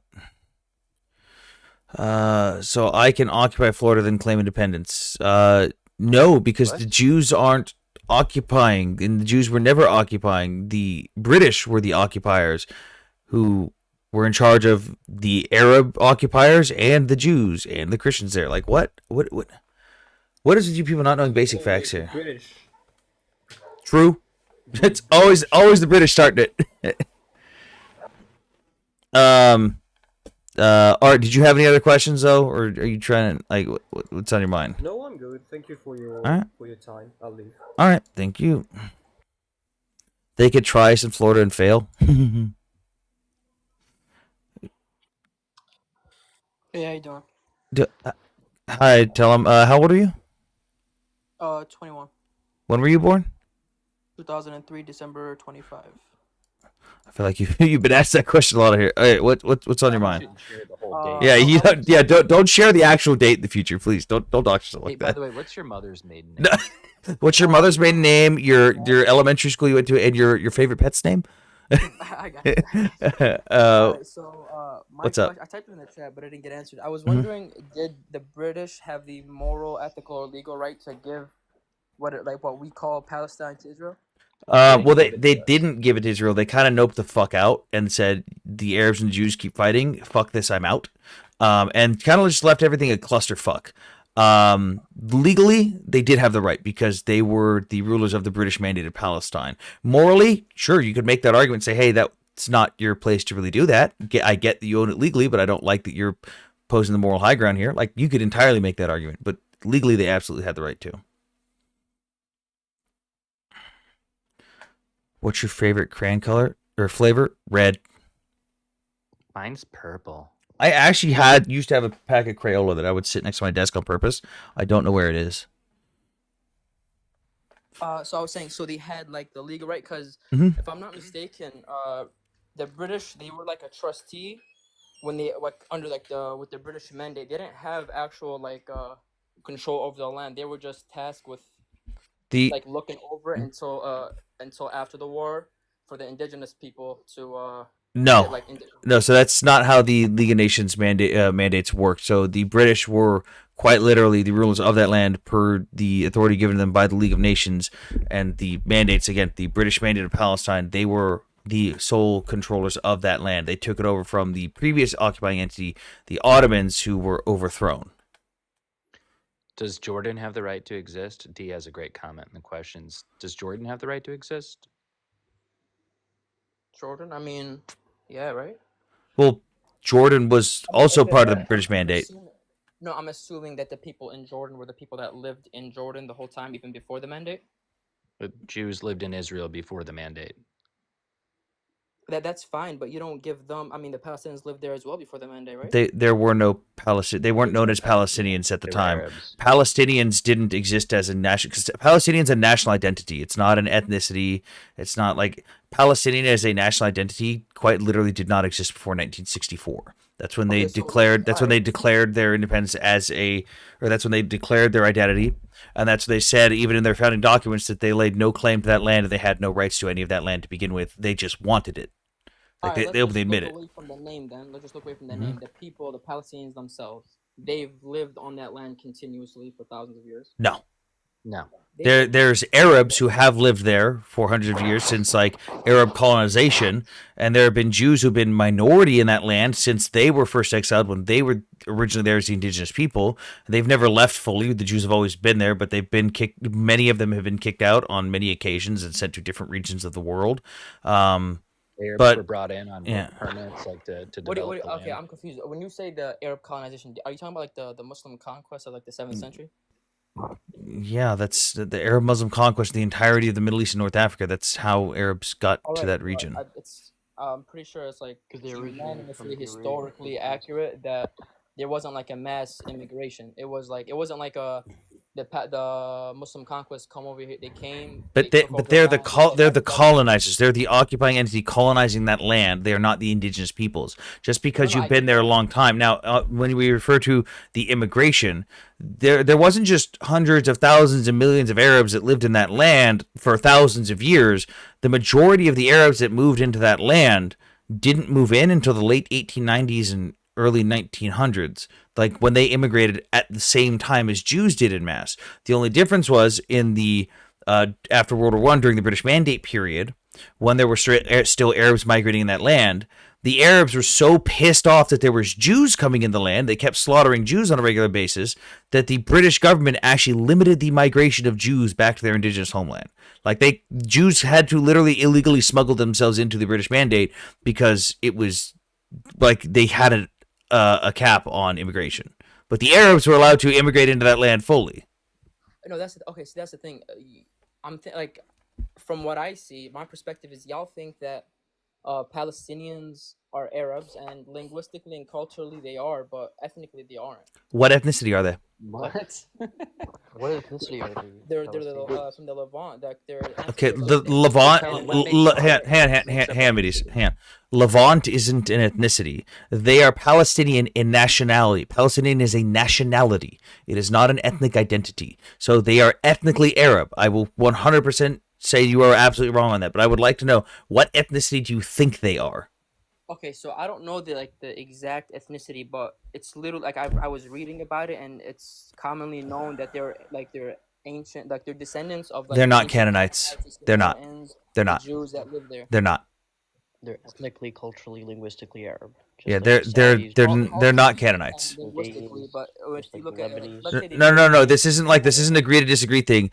They are not Canaanites. Even if you pull the argument that a lot of people like to try to pull is, hang on, Israelites are Canaanites. The Israelites are the only surviving Canaanite tribe. This is the only one. No, they are. The Israelites are the only surviving Canaanite tribe. I'm confused. It's a The historically Canaanites were agreed there upon before fact. No, this is like, dude. 5 years ago, this was a world accepted fact, unrefuted, with all the evidence in the world. Only in the last couple years have we seen people just absolutely making shit up on TikTok and on Twitter and saying they are authority experts in this and referencing fucking conspiracy theory websites and claiming that it's not a fact. It is a fact that the Jews, the Israelites, are the only surviving Canaanite tribe. Even if you use the argument that a lot of other people like to try to make for the Palestinians, where they were Canaanites and then they were Arabized, meaning they were conquered by the Arabs and they were colonized with all that stuff, they're still not Canaanites at that point. Once you become Arabized, you are no longer part of that previous ethnicity. You are now ethnically Arab, meaning even if they were Canaanites at some point, they are not today. They are not the indigenous peoples. And even then, those other Canaanite tribes didn't even live in that specific area. There's a Okay, simpler I'm way to confused. look at it. Tell him there's a Do tell you him subscribe to a tell certain him religion? hang on a second. Let him I'm finish. talking to you. Good. My point to you is there are people that have Neanderthal DNA in their DNA, right? There's people that literally have that in their DNA to this day. It's like 1 or 3%. It doesn't mean that there is a Neanderthal ethnicity that exists out there in the world. There's people that have portions of Canaanite DNA in their system, but you're comparing that to an ethnicity. You have to understand what a ethnicity is, what indigeneity is, and you have to separate that from DNA because they don't overlap with one another. Yeah, and to answer someone else in the comments real quick, so Israeli who's been assimilated in Europe is more Canaanite than a Palestinian who's been there. Okay, so Israeli is a nationality. Israelite is not the same as Israeli. Israeli, as you know today, is a nationality. So what you're referring to though is Jews who were put in diaspora and forced into Europe. They in large did not assimilate. That is why they are still ethnically Jewish. They still have indigenous rights, just like an indigenous American tribe. If they are from Texas and we kick them the fuck out and send them to California and put them on a reserve, just because we kicked them out doesn't mean they're not indigenous. They are still an indigenous tribe, and as long as they maintain their customs, cultures, and practices and ties to that land, they are still considered indigenous to that land. And also, little commie bastard, DNA tests are not illegal in Israel. I don't know why you people can't be bothered to fucking Google these claims. Like, seriously, 99% of the shit you guys rattle off in TikTok chats, if you spent 5 seconds on Google, you would find out that it is blatantly false. Isn't it like privatized DNA is allowed? It's just like No, it's certain companies like 23andMe are banned, what you would call direct to customer companies, and only specific ones. Like Germany bans a bunch of countries in Europe ban a bunch. It's basically companies that have been proven to not take customer security very seriously. Like 23andMe just a couple years ago had a mass fucking leak of data where their entirety of their customer database was stolen and sold on the dark web. Shocker, guess who the first people whose information was sold? Ashkenazi Jews. Shocker. But yeah, like certain companies are banned, but no, like you can just go get a fucking DNA test in Israel. You can get one shipped to you. Even 23andMe sometimes gets through. On that case, by the way, Sam. Oh, nice. Yeah. I have a question. Your name is Anthony, right? Anthony, do you are you Christian or something? Nope. Random white agnostic dude whose dad was beat you with the ruler Catholic. My mom was raised super Christian, and I have no affiliation to anything. I have just I'm just well studied and have read up on them. Like this entire bookshelf right here. This shelf is all religious text. I'm trying to be like you someday. Not religiously, but now like the knowledge and whatnot. But okay, so you know how Christians, Muslims, we believe that the Jews went from Egypt. Is that like something that you subscribe to, or? Oh, it's historically documented that the Jews were fucking taken to Egypt and then they left Egypt. Like, what are you talking about it? So my point that I'm trying to get to is, I'm saying that the Canaanites, the Samaritans, the other small tribes were there in Judea before the Jews got there from Egypt. So what do you mean that Israelites are the only people, the only descendants of Canaanites they're the only surviving Canaanites. They're the only surviving tribe. Israelites, or Jews as we know them, they are the only surviving Canaanite tribe. Like every other Canaanite tribe has gone extinct or been assimilated into extinction or been wiped off the face of the earth. Every other Canaanite tribe. Isn't Israelite independent of Canaanite, or am I wrong? Like, why are you saying Israelite Canaanite? They count as one of the 12 tribes of Canaan. So they're not independent to each other? No, the different tribes are independent, but again, those other tribes have all either ceased to exist, depending on how it happened, but they don't exist anymore. Okay. Oh, I'm gonna keep reading on it and whatnot. I mean, based off what I read, And if you're going to talk about the DNA route, I'm going to tell you right now, the only reason people use DNA to try to use that argument is because of blood quantum theory, which was literally created by the Yazis. So like before the 90s, we didn't really have DNA testing at all. So how did an indigenous tribe in America determine who was still part of their tribe? How did they do that if they didn't have DNA? They have their customs, their cultures, and their practices. They pass it down either patrilineally, matrilineally, depending on what the requirements of that tribe are. Which is why you see people going, well, this person has this percentage of DNA. It doesn't fucking matter. You could have 50% indigenous American DNA from a specific tribe. Doesn't make you indigenous. Okay, so pretty much what you're saying, and correct me if I'm wrong, is that because the Palestinians adopted the Arab culture and the Arab religion, Islam, not really Arab religion, it's Well, Arab most of religion. them are Muslim, but not all of them. Yeah. Yeah. So because they adopted the religion of Islam and the cultural identity of not the cultural but the culture of Arabs, they lose their. You get what I'm saying? You get my Well, point? I would argue that because most of the people that we would now know as Palestinians today migrated specifically from Syria and Egypt and the surrounding Arab nations at the time, like especially when it comes to the time period, you could argue that they have native rights of longstanding presence, the ones who have lived there and have native rights, but in no way, shape, or form are they indigenous or anything close to that, nor do they have some unique ethnic identity separate from being Arabs. See, from what that's the thing. From what I've read, the Palestinians had like a historical continuity inside that land. I'm not gonna cite evidences because I don't have them, but and that's why I'm not gonna argue with that point because I'm not I haven't read in depth to it. But that's basically what I've read is that most historians they agree to the fact that the Palestinians have lived there continuously from the ancient time with the Jews. As Yeah, as a they matter of fact, haven't. they say that. So you're saying the Palestinians there, they have no ties whatsoever. There are certain people that may have random pieces of DNA that are attached to random tribes that existed thousands of years ago that no longer exist, but that does not give them a connection to those people, especially considering what you don't know when that DNA came in, nor do they practice the customs and cultures of those groups that were there at the time. They have no relation other than it's like again like what was it? Was it Elizabeth Warren that came out and was like, I'm 164th Cherokee or whatever the fuck? Right? Who remembers that? Anyone? Okay, so do you know who Elizabeth Warren is? No, like I'm telling you, All right. So Elizabeth Warren's an American politician. She's fucking disgusting and weird. She came out and was like, I'm 164th Cherokee or whatever the fuck. And everyone made fun of her and started nicknaming her Pocahontas because she's claiming that she's indigenous American because of that 164th strand of her DNA. Like, that doesn't make you fucking indigenous. Like, who knows when the fuck that came? Maybe someone in your family raped an indigenous person and now you just have that strand of DNA. Also, you don't know where it came from or how. Like, none of that makes you an indigenous American. You don't have the connection to the culture. You don't have connection to the language, the tribe, the land, the religion. You don't have anything. So just because someone may or may not have a strand of DNA from someone who was an Edomite thousands of years ago doesn't make them an Edomite. Wait, that's under the assumption that the strand of DNA is so small. What is it? No, it doesn't, because again, that's when we get into blood quantum. That's where we get into the whole thing of like the Germans. The Germans didn't care that in order to be Jewish, your mother has to be ethnically Jewish. You can be ethnically Jewish, but not religiously Jewish. You can be a secular Jew and just not give a fuck about religion.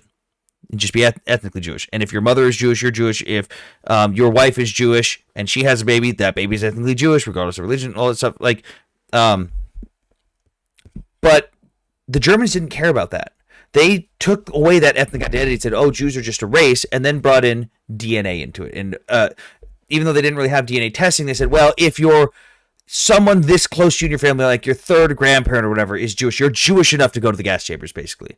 That's when we start getting into the, well, you've got the DNA somewhere in there. Like, that's quite literally Yahtzee theory and rhetoric, which is why indigenous tribes across the globe don't use DNA as a determining factor of whether you are part of that tribe. There's a specific set of criteria. There's a specific set of criteria that the United Nations indigenous communities of the world have set in place. There's 7 requirements, and if you don't meet all 7 of those requirements, you're not considered an indigenous tribe. And again, this is according to the indigenous tribes of the world. Let's see if I can pull it up. All right, here. can you make me like a quick I'd say like 2 sentence or like a 1 minute point, because I'm gonna take your point. I'm gonna go read on it because I see where you're coming from. Here, Is your point? I Go ahead. would go read this, by the way. Look up this document from the United Nations. It's from the United Nations Permanent Forum on Indigenous Issues, Indigenous Peoples, Indigenous Voices. It's called "Who Are Indigenous Peoples?" And then it's just a fact sheet here, and it has the 7 requirements here.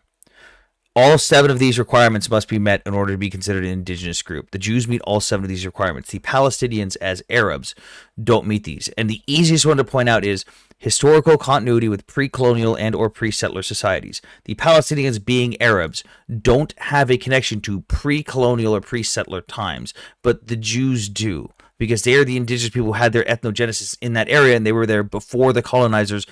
Regardless of what empire they showed up from, they were there before the colonizers showed up. That's the easiest one. And then we can go through distinct language or social, economic, or political systems, distinct language, culture, and beliefs. I mean, if a majority of your population identifies as Muslim, you use Arabic language and Arabic culture, you're not really unique and distinct. Yeah, I see your point. But again, I would say the main argument here is they 100% have rights of long-standing presence, those who lived in specific areas, because they are technically native to that area. They are by no means indigenous, though. I see your point. Okay. So I'm gonna say one last thing. I just want to get your answer on that. It's pretty much what I've been saying the whole time. I just want to make it clear so I could read on it more. Like, so you're saying, so the okay. So this is I think where we're different. Like where I have a point and you're saying that I'm wrong. Is the Muslim conquest that happened? You're saying that majority. I believe that the people weren't like a pack up your bags and go. It was a slow adopting of the religion and then taking in their language. And the people there, it wouldn't matter how fast it happened. If you become Arabized, you are now no longer that previous group that you were. Like if a group of indigenous Americans today had a bunch of Arab Muslims slowly move into their reserves in the United States, and over time they slowly became Arab Muslims, like they wouldn't have a connection to that indigenous tribe anymore. They would no longer be considered the indigenous peoples. What I would encourage you to look at is the migration to that land period, or to that land space, during the late 1800s and the early 1900s, as well as during the British Mandate. You can look up Ottoman census records where they kind of fail to break down different ethnic groups, and they just kind of go, yeah, there's a bunch of Arabs, this is non-Arabs over here. You can look up the British Mandate of Palestine and look up their immigration records. You can see who came in at what time. You can see the rules on who was allowed to immigrate and who wasn't. And you can see that, again, most of the Arabs that claim rights over that land today immigrated at pretty much the same time as most of the Jews who got there. Okay, I see your point. Well, thanks for your time. I'm gonna go read into it more whenever. Hey, fair enough. You're reading about it. Good on you. Have a nice day.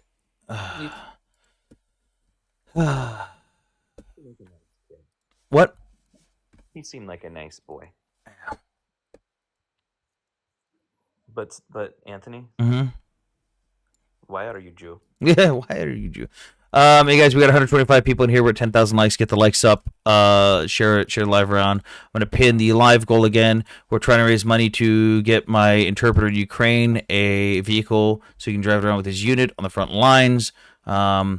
And we're gonna be writing people's names from the chat and everything on the vehicle. I think we're gonna do a donation thing where it's like you donate $10, you get your username or your real name on the vehicle as well. And he said if we can get him the vehicle, we can pretty much determine what goes on the vehicle. We can spray paint it.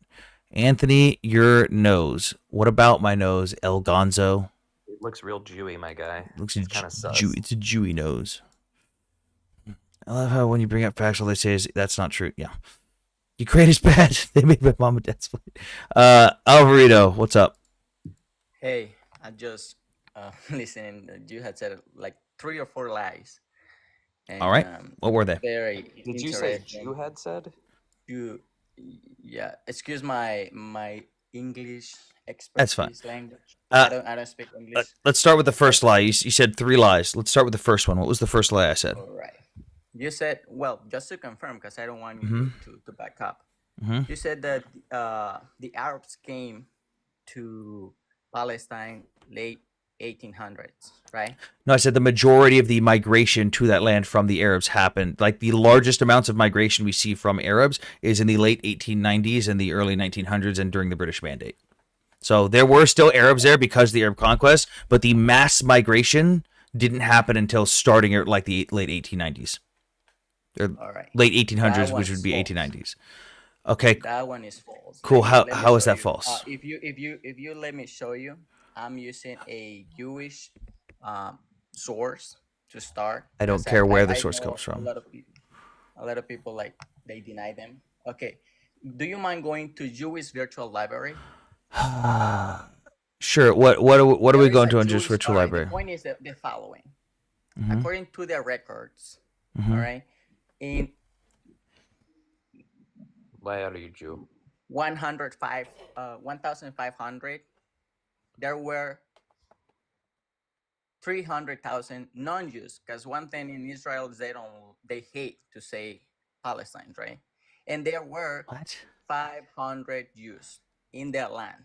And In just the where whole Levant, there was only 500 Jews. At what period? no, they are talking about Palestine, not the whole Levant. Are you, Okay? so when you refer to Palestine, are you referring to the British Mandate of Palestine then?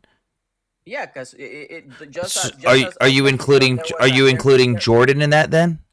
Because No, Transjordan was also part of the British Mandate. just in Palestine. That's what they're saying here. That's what I'm telling you. Go to their website. It's an Israel. I'm well aware of what the Jewish Virtual Library is. What are we looking up on Jewish Virtual Library? Jewish and non-Jewish population of Israel and Palestine from 1,500 year to present. Okay, and you will see the whole problem why we are having. And I think this is not who were and who were not first, whatever. Is not as important as Wait.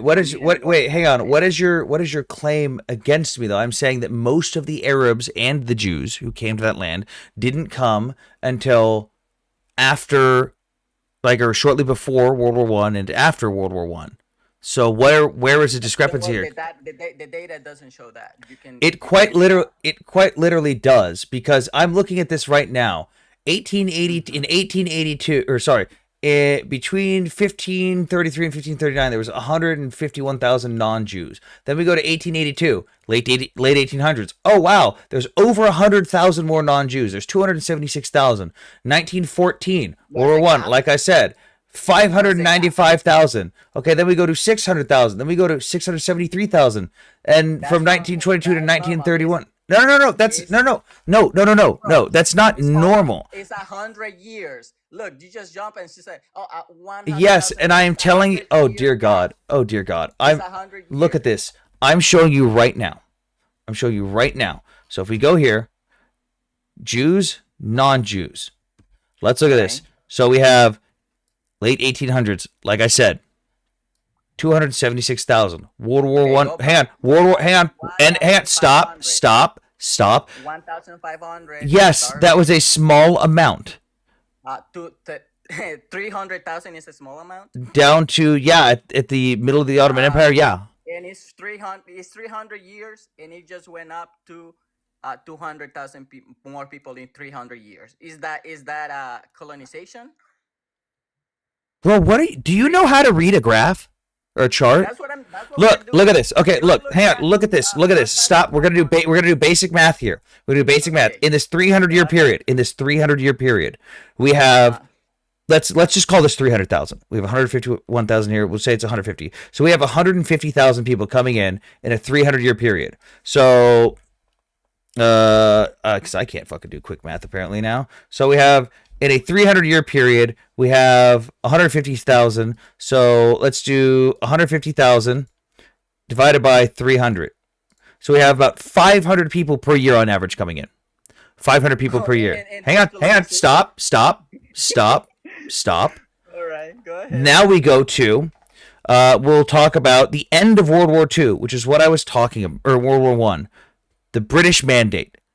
We'll talk about that. The British Mandate starts right here in 1922, and we go from 1882 to 1922. So 1922, 1922 minus 1882. So we've got a 260-year period here. Wait, what the fuck? I'm retarded. 1922 minus 1882. We've got a 40-year period here. 40 years. So previously, in this period you were talking about, is 500 people per year over the course of 300 years. Now we've got a 40-year period. In 40 years, we go from 276,000 to 673,000. So let's take 673,000 minus 276,000. Let's divide that by 40 years. So we've got almost 10,000 people per year coming in this period. So I will repeat my claim again. During this period is when the majority of the Arabs in that land today migrated to that land. What period? I'm sorry. What period? Mideast, help me out here. I don't know how much more clear I could have been. I don't know how much more clear I could have been. I literally did the math with you on the screen. What year? Okay, because what I see. Jesus fucking Christ! The years are right here. You're looking at the same chart that I am. All right. So, and how many years passed that you are telling me that is 10,000 people moving in? How many years? 40. 40 years. From here to here is 40 years. 40 years. We had, on average, 9,925 people moving in per year. If we average out the whole thing, and that's not even including that there was bigger spikes in here. So 10,000 people per year over a 40-year period versus when we go in here, from here to here, we have 150,000 over 300 years. 500 people per year on average. Do you know how to math? All right. Now, tell me how that makes sense in 300 years. Get out. Get out. No, I'm just. The numbers are right. You lied. Here's the math. Shows the math. I don't understand. Hey, dog. You're. I don't even know what to say, man. What do you want? What are you talking about? What He's a math very are you patient doing? person, Do you think Chaz. you're doing math? Honestly, like, do you think your Did you not see the calculator on the I screen? listened to every word you said. Okay. This And is you the couldn't most comprehend it? sophisticated retardation I have Okay, ever so seen you on listened to the math and you cool. So you don't get to talk over me on my own live here. So you watched what happened on the screen. Yeah, take that fucking name off your goddamn profile. Fucking chesty boy, you don't deserve that fucking name. Fucking embarrassment to the goddamn name. Imagine having a meltdown in front of 120 people because you don't know how to do math. Jesus Christ. So, Anthony, I ask you again, why are you Jew? Explain to me how in 300 years only 5,000 people came in per year. No, it was 500 per year, Alvarito. I don't know why they only came in 500. I don't care. GB, what's up? Hey, if Iran succeeds in dumping the Islamic Republic and going democratic, what does that mean for the Gulf states? Are they going to continue to engage with Israel in the West, or are they going to go back to balancing against Iran? Like, does that whole new world order in the Middle East fall apart if Iran goes democratic? It's a big if they even do that. But honestly, they're probably all going to go for their own self-interest at that point because, like, Saudi Arabia, for example. Andy's gone. Saudi Arabia, for example, doesn't fucking want anything to do with the IRGC, but they're also not going to actually support them. They're going to virtue signal but not actually do anything. All these countries just kind of want to be left the fuck alone and not have their money fucked with. Like, that's the biggest take from it. Now you don't care. Yes, Alvarito, I don't care why it was only 500 people per year for those 300 years because it doesn't matter. It's not relevant to the question. Is World War III coming soon? Probably not. What's it feel like lying to 120 people that Nazi Germany invented blood quantum when it's the USA? Whatever you say, bro. Yep, USA bad. USA always bad. It's always the US. Oh my god. Why are you Jew? I have a question. Sure, go ahead. What would be the reason of this big growth? Oh shit, hang in on. population between 82 and 920 and Hold on. Nobody go anywhere. I heard your question. Hold on. TikTok crashed real quick. Hold on. Nobody go anywhere. Nobody go anywhere. I gotta restart the live. Abandon his live. Abandon.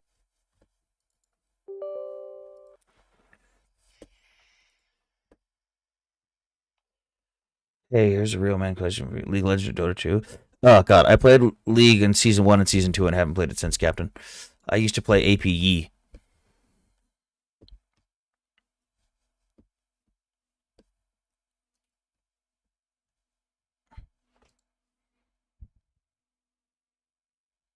There was Jews that Okay. were living there, like the Aliyahs. Okay, hang on. Both of you guys on the panel. The guests can't see, so I gotta drop you both. Come back right away though. I just re-request. And boop. Okay, now this should fix the live. Okay, makes peace.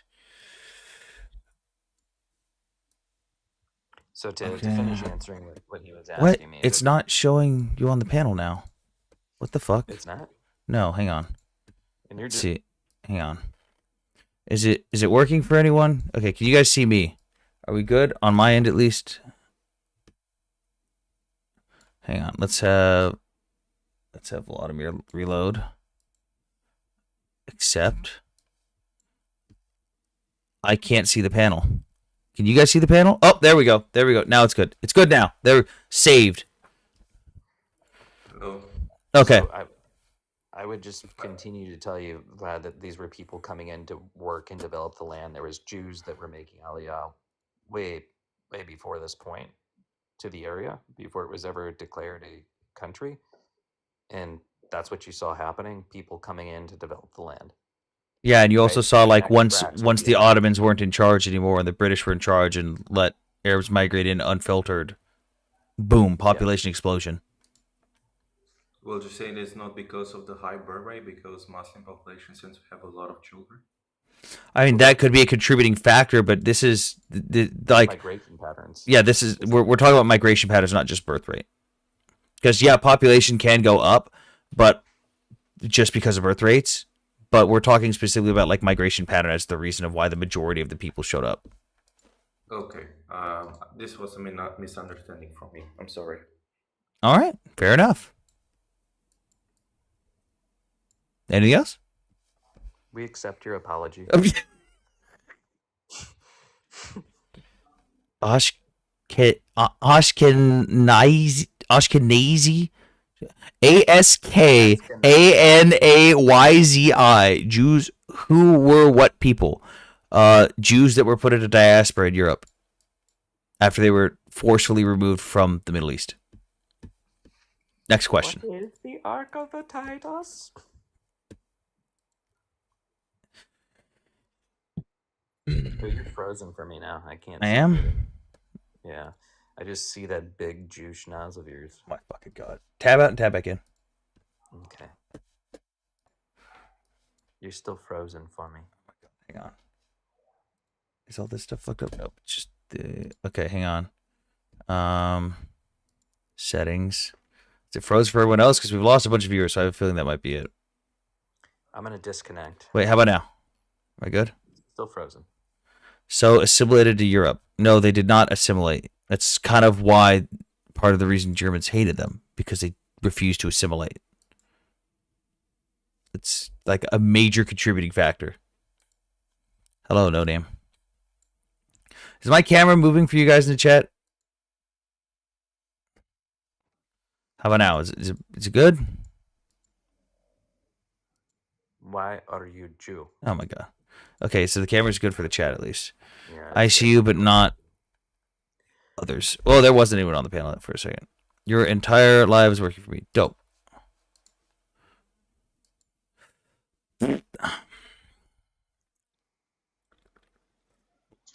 Yo, what's up, bro? Hello, Zammy. What's up? I wanted to know, like, you're an expert in just like U.S. foreign policy and military doctrine, right? Mm-hmm. So I wanted to know, what is the foundation, right? Or what is the purpose? Is it just, do you lean towards just purely your country's interest and what it means, or like, because you talk about Jews like being forcefully moved from the Middle East on this moral kind of, that wasn't right, but in other contexts I see you leaning towards more of a I don't hide my bias if that's what you're asking. But when I'm talking about stuff like that, when Jews, because someone asked what Ashkenazi Jews were, so I gave them the fact. The Ashkenazi Jews were Jews that ended up getting forced out of the Middle East and put into diaspora in Europe because it's what they are. Like, it doesn't matter what I think about it, doesn't matter what anyone thinks about it. It's just an objective fact of how those Jews got to Europe and how they became what we now know today as Ashkenazi Jews. There were other factors of how they got the name, but that's just the fact. Like, I obviously don't hide my bias, though. I'm an American. I'm America first, but I also understand that being America first requires like certain things like defending our allies and stuff, and I'm pro anything that helps and benefits America. But like when I'm giving my opinions versus just facts, like there's a difference, obviously. Because one thing that I've noticed just paying attention to geopolitical things happening, especially in the United States, where it's like there's this understanding, especially to like get the population behind something and to support something, a moral basis, right? And I wanted to understand like the right when you speak about biases, obviously everyone has biases, right? So is it a moral stance or is it a bias perspective, like So or it, like self-serving? if I And make a but moral argument, I will say that I'm making a moral argument because, in my personal opinion, I don't think I should need to make a moral argument. I think that if given and presented the facts that, objectively speaking, you should be able to come to your own conclusion, whether through morality or just basic sound judgment. And if I have to make the moral argument, I can do so, but I don't like having to do that because although human beings are human beings and they can be manipulated through appeal to emotion, I don't think I should have to do that. Though I will if I need to make the argument for using appeal to emotion, I absolutely will. Like there's a moral objectivity to certain things that I can easily make a case for and also mix facts into that, but I shouldn't have to is the thing. yeah, but how I see it is like, right, you use something that happened in the past, right, to morally justify something, right? And but the thing is how you were speaking about migration patterns and how like complex human like life has been, right? For Migration, example, wars. So like when is it because you go from this America first? I understand, but Well, can you give me an example of what you're referring to first? Because you said when you're talking about like the migration, you're using with the migration stuff. I wasn't making a moral argument there. What I was presenting there was subjective facts. Like I wasn't making a moral argument in any way on that. okay, yeah, exactly, right? But right when isn't morality, right, a big aspect of right or wrong? Because when the majority of like the news outlets, they're trying to lean because the average person doesn't understand U.S. foreign policy, doesn't understand the political and like allies. But right, the reason why you're backing one side, you even claimed it was bias, right? Is For because they're exam, your can I ally just and you're stop you for America 1 and second? My guy, So you're like it's really I get where you're going. But for the general American, for the general person, yes, it's most likely going to be a moral argument. When it comes to someone who's actually dealing with stuff on a political level or on a policy level, it can be both, or it could be neither. Not neither. It could be one or the other. Like I can look at, let's say, we have a country that we ally with that is doing something that I don't agree with, but legally speaking, they are entirely in the right, and it still benefits the United States to allow them to do so. I could still not like it, but I could still say that legally they are allowed to do so, and that's it. right. But the United States being the world, being having world dominance, right, and being the Mm-hmm. hegemony on the planet, right? Mm-hmm. You guys make the laws. You guys have Eh. veto over. We have a lot of soft power influence, if is what I would argue that one. Okay, so like, right, what I would say, right, based off your position, right, Mm-hmm. and the biases and everything, I would say like, right, because I see this difference between if you're an expert, maybe Mm-hmm. you've been in the military and certain Mm-hmm. things, right? A soldier doesn't understand particularly why they're there, Oh yeah, right? most dudes But don't. right, Most dudes don't. right. So like, but there's this gap between the fact that there's no more if we go like humans killed, hurt, done things, migrated, done there's no true person, group of people that you can give a moral argument for because of the overlapping and just Well, the because way. morality is subjective. Everyone's going to have different morals. I could think one thing's moral and Exactly. someone else could think it differently. I mean, that's again why I don't think that I should have to use appeal to emotion and moral arguments for stuff. Right. Yeah, I'm just leading us somewhere, right? That then people have to figure it out, right? What Mm-hmm. makes something right is your military might, your nation and your people's control over education. I Literally, would very strongly disagree with the saying of might equals right. I would very strongly disagree with that. what makes right? Well, one, legality, and two, morality, and how subjective you view it. Because like, Then that means it's nothing. Nothing. It's not because bro, what? no legality. What is? Why are you trying like some philosophical argument? It sounds like you don't know what your actual question is, and you're trying to string words. I'm not trying to be rude here, but it sounds like you're trying to string words together to put to point out the overall like he's trying to lead you into in a anything. gotcha moment. Hypocrisy. Listen, the hypocrisy of all of this, right? Even trying to like talk to people about migration. It's even trying to make it like a moral. what? Wait, hang on. What hypocrisy? Someone asked about population. I answered about population. It's because Can I just for a humans have second? always migrated. Hold You're on, in the Mideast. United States. You're in America. Wait, hang on. No. We're not talking about the United States. It doesn't matter that I'm American. It doesn't matter. No. Stop, Zammy. Someone asked a question about migration numbers. I went over the discussion with migration numbers. At no point was there a bias. At no point was there a moral argument there. At no point did I present anything other than the facts or try to get it got. No. What you are implying is not even close to accurate. Okay, you live in the United States, right? Yes. Do you see that all United States citizens, right? Like let's say the situation, the negotiation. Can I just step in stay for 1 with me, second, buddy. Sam, please? Right. For the love of Christ. Yeah, Steph, you can. Yeah, for Zam, I'm just going to explain it to you like this. You were looking at this from a place of emotion and picking one side over the other. That's the way that you were looking at it from. The way that Anthony views the conflict and the way that he is approaching it is clinical. He's looking at it as these are the facts, and I am just presenting them to you in a clinical way. When a doctor looks at you, but that's not all he's doing. When you present dude, it, you have been away, rambling for a hot minute. Can I? Brother, when you present something away and then you insinuate that 500 people, just drop him. I'm over it. Good lord. Also, Chesty Puller, I would like to, for you, since you think I didn't actually serve in the Marine Corps, please go tell the VA that my DD-214 is fake and that I should not have the money that I get every month for my disability. Hey, what's going on, man? Retired vet myself. Losing 10 brain years cells. Army, so much love. Losing brain cells here. Yeah, I feel you. I do got a question about like Mhm. Israel, Iran, and what's Mhm. going on there.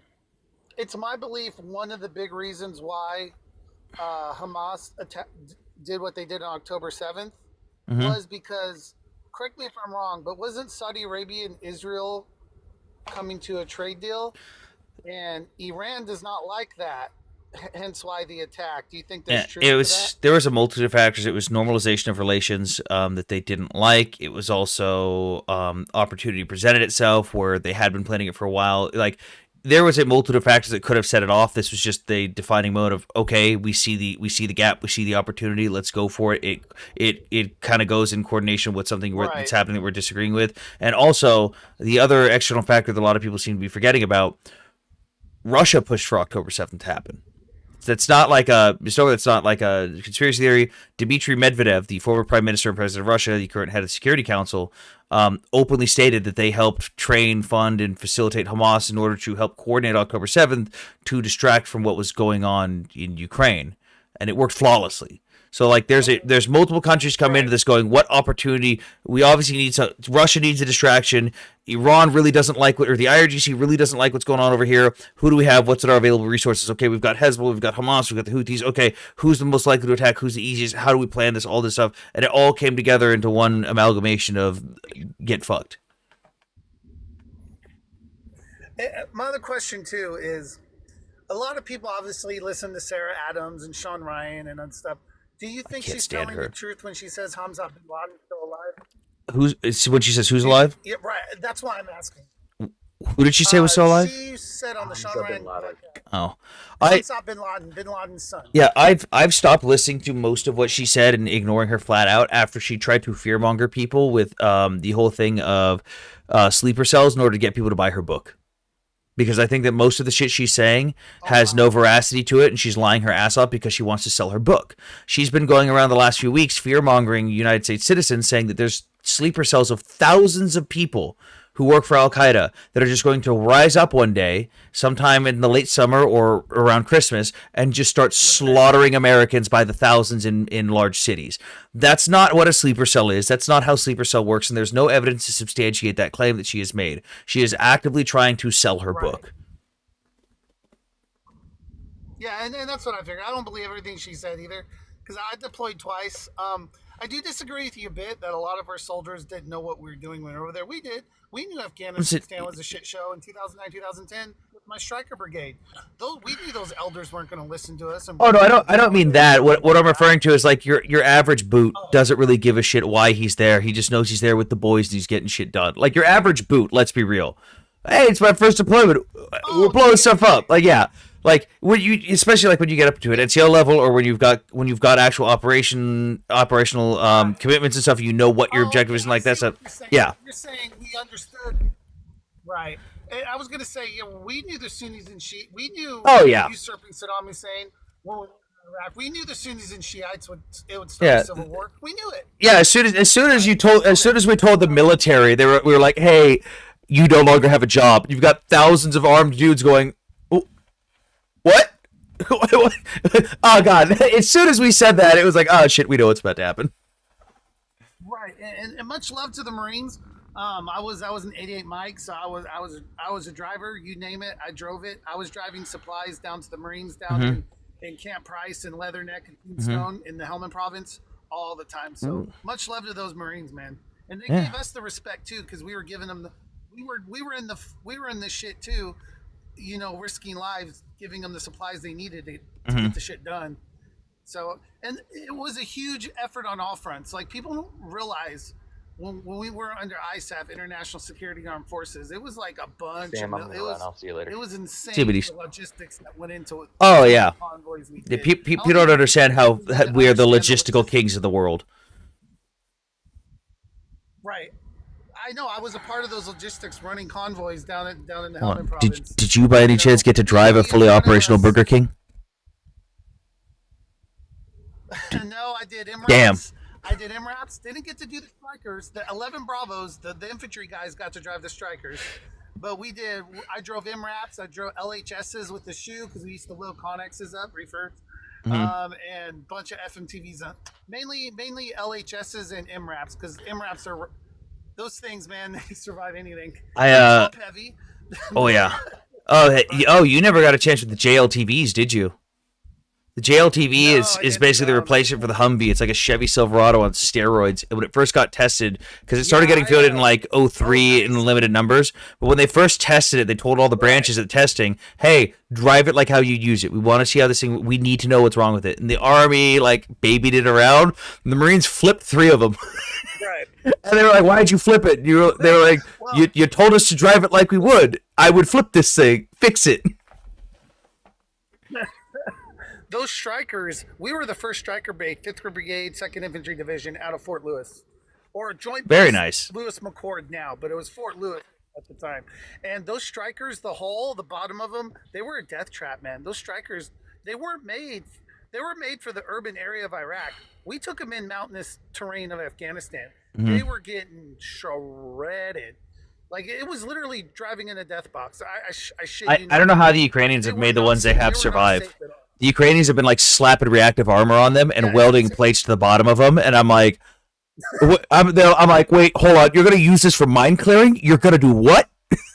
Like, I'm just gonna drive into that minefield. It's like, holy shit, you got a massive pair of balls, dude. They don't have the luxury. They don't have a luxury of an entire EOD platoon in front of us with the rhinos clearing IEDs. Oh yeah. So like, get this too. This will probably resonate with you. So like, obviously in Iraq and Afghanistan deal with IEDs, they're sporadic and stuff.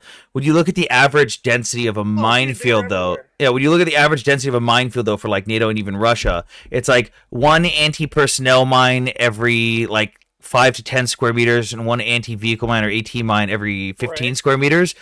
Dude, there's areas in Ukraine right now where like the average anti-personnel mine is 0.1 square meters. The average anti-vehicle mine is every 5 square meters. Like, they're literally just dropping landmines from artillery or from like artillery shells and bombs and just throwing them everywhere. It doesn't even matter if it's buried because you got them so close together. You're gonna get a chain reaction, or you're gonna dude. It's a whole clusterfuck.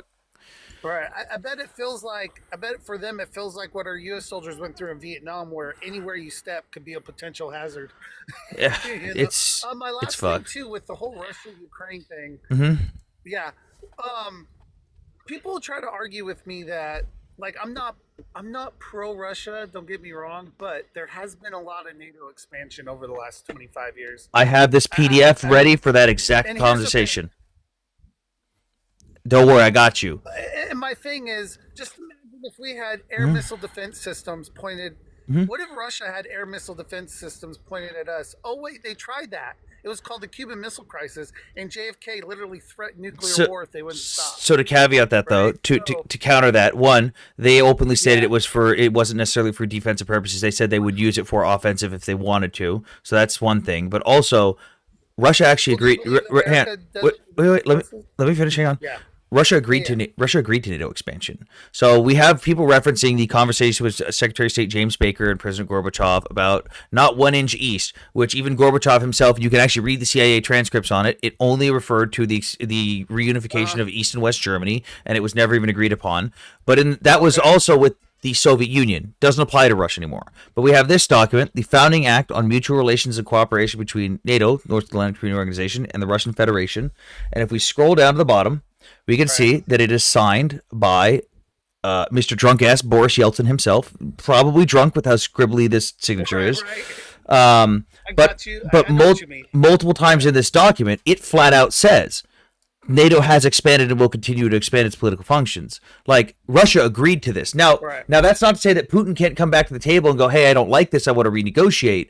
But throwing a temper tantrum and invading multiple nations is not the answer to I don't like this previous agreement that a previous administration signed. It'd be like when people make I'm not pro Russia. So people make the comparison a lot. Leading up to the Belarus Accords. Yeah, I mean, my whole thing on this is just like I don't even care. What do you think of the Belarus Accords? I don't even care on it, honestly, like, because it's not relevant to me, because with everything that Russia agreed to and has violated, it wouldn't matter what has been signed. It wouldn't matter if Putin himself had been the one to sign something like this, gone, I am okay with NATO expansion, because 10 years down the line he would have invaded Ukraine and everyone would have been, but NATO's expanding. It's like, yeah, but they agreed to this. Like, people all the time give me the false equivalency, though. What if Mexico went into a military alliance with China? And I go, well, that's a false equivalency, because one, we're allies with Mexico, and two, did we previously sign an agreement stating explicitly that Mexico could go into a military alliance with China? Like, if we signed an agreement saying Mexico could do whatever the fuck they want and they weren't our ally, I would have no argument to stand on. But the problem is we didn't, and they're an ally, and Russia did agree to that. Right. I guess I was talking more about the Belarus Accords and why Russia went into Crimea. Once Crimea fell and there was no government, according to the Belarus Accords, the default goes to Russia. So that's if you go with the Russian timeline on it, because the whole thing with the Russian timeline is, there was a revolution and our troops went in there after the fact and we did nothing. But then if you actually look at even statements from Putin himself in April of 2014, he openly admits that no, he ordered the invasion. It was Russian troops that did it all. It was Russian troops that invaded. It was Russian troops that captured the facilities. It was Russian troops that did everything. It was you'll hear this term, Putin's little green men, and it was basically Putin sent in a bunch of soldiers, including Wagner mercenaries, who went in with. Was this before the government downfall? This was what caused it, because it was a bunch of Russian soldiers that went in with brand new Russian uniforms, brand new Russian rifles, brand new Russian vehicles, and brand new Russian tanks. But hey, that's weird. They don't have unit patches on, so clearly they're not Russian soldiers. That was the angle that's the angle that the Russian government pulls, is, well, they weren't wearing Russian military patches. It's like, cool. Who the fuck else has a T-90? Nobody has a T-90 except for the Russian military. Like, you can't say, it'd be like if a random militia group popped up in Mexico and had a bunch of brand new M4A1s, a bunch of Abrams, M1A2s, and a bunch of brand new Marpat brand new Marpat uniforms with the actual insignia on them. And we went, well, hey, their uniform doesn't have the patch that says U.S. Marine, so clearly it's not us. It's like, well, hold on a minute. Like, this is like, that's bullshit. We know this. That's the angle they pulled with it. It was Russian troops that went in. And then on top of that, it wasn't even the locals who held the referendum. The Russian military held the referendum and refused to allow international observers in. So, like, you've now had your own military coup while complaining that someone else had a military coup that wasn't actually a coup, and held your own vote with the military where you didn't allow international observers and declared, nope, the people wanted this. It's like, what? What are you talking about? Right. And one last thing before I go, because I can talk to you about military stuff all day, especially our deployments. I got stories for days. What do you think of like a lot of the interference we've done in Southern America with like destabilization of governments like Guatemala and whatnot? Well, what is your thoughts on that? I think we've definitely fucked up a lot of things, but I think it's really funny that the CIA was such a good boogeyman that they don't even have to be the boogeyman they were before. That people look at anything that goes wrong anywhere in the world, especially in South America or in Africa, and goes, oh, it's the CIA. The CIA sitting there flipping a magazine in the corner going, what? The default. That's the default. We were so good at, but it's interesting because the CIA recently actually came out and suggested an official policy change because they had actually agreed to stop doing stuff like that, where like assassinate a leader or force a coup or any of this stuff. They actually came up publicly and said, you know what, maybe we should start doing that again. And like people in the intel community went, oh no, oh no. For example, the Banana Republic we created in Guatemala. So, oh my God. But I appreciate it, man. I love your lives. I love when no you problem. stick with the facts and just not go with your feelings. Hey, when I'm going off my feelings, I make it known. Thank you, Richard. Have a good day. Military experts are in the military. There is a lot of military experts in the military, and some of us who were in the military who are still considered military experts. They're setting up the stage, but don't want the consequences. I don't know what you're referring to, but sure. American contractors alive in Gaza aid sites. Yeah, that's not true.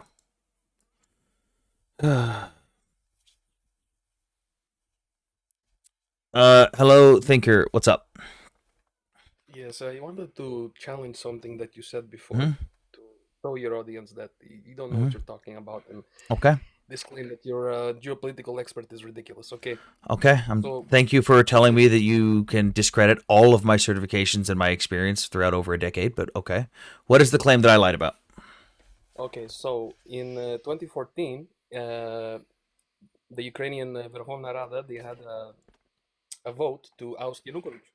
Now, they got 328 votes, but they needed 338 per Article 111 of the Ukrainian Constitution.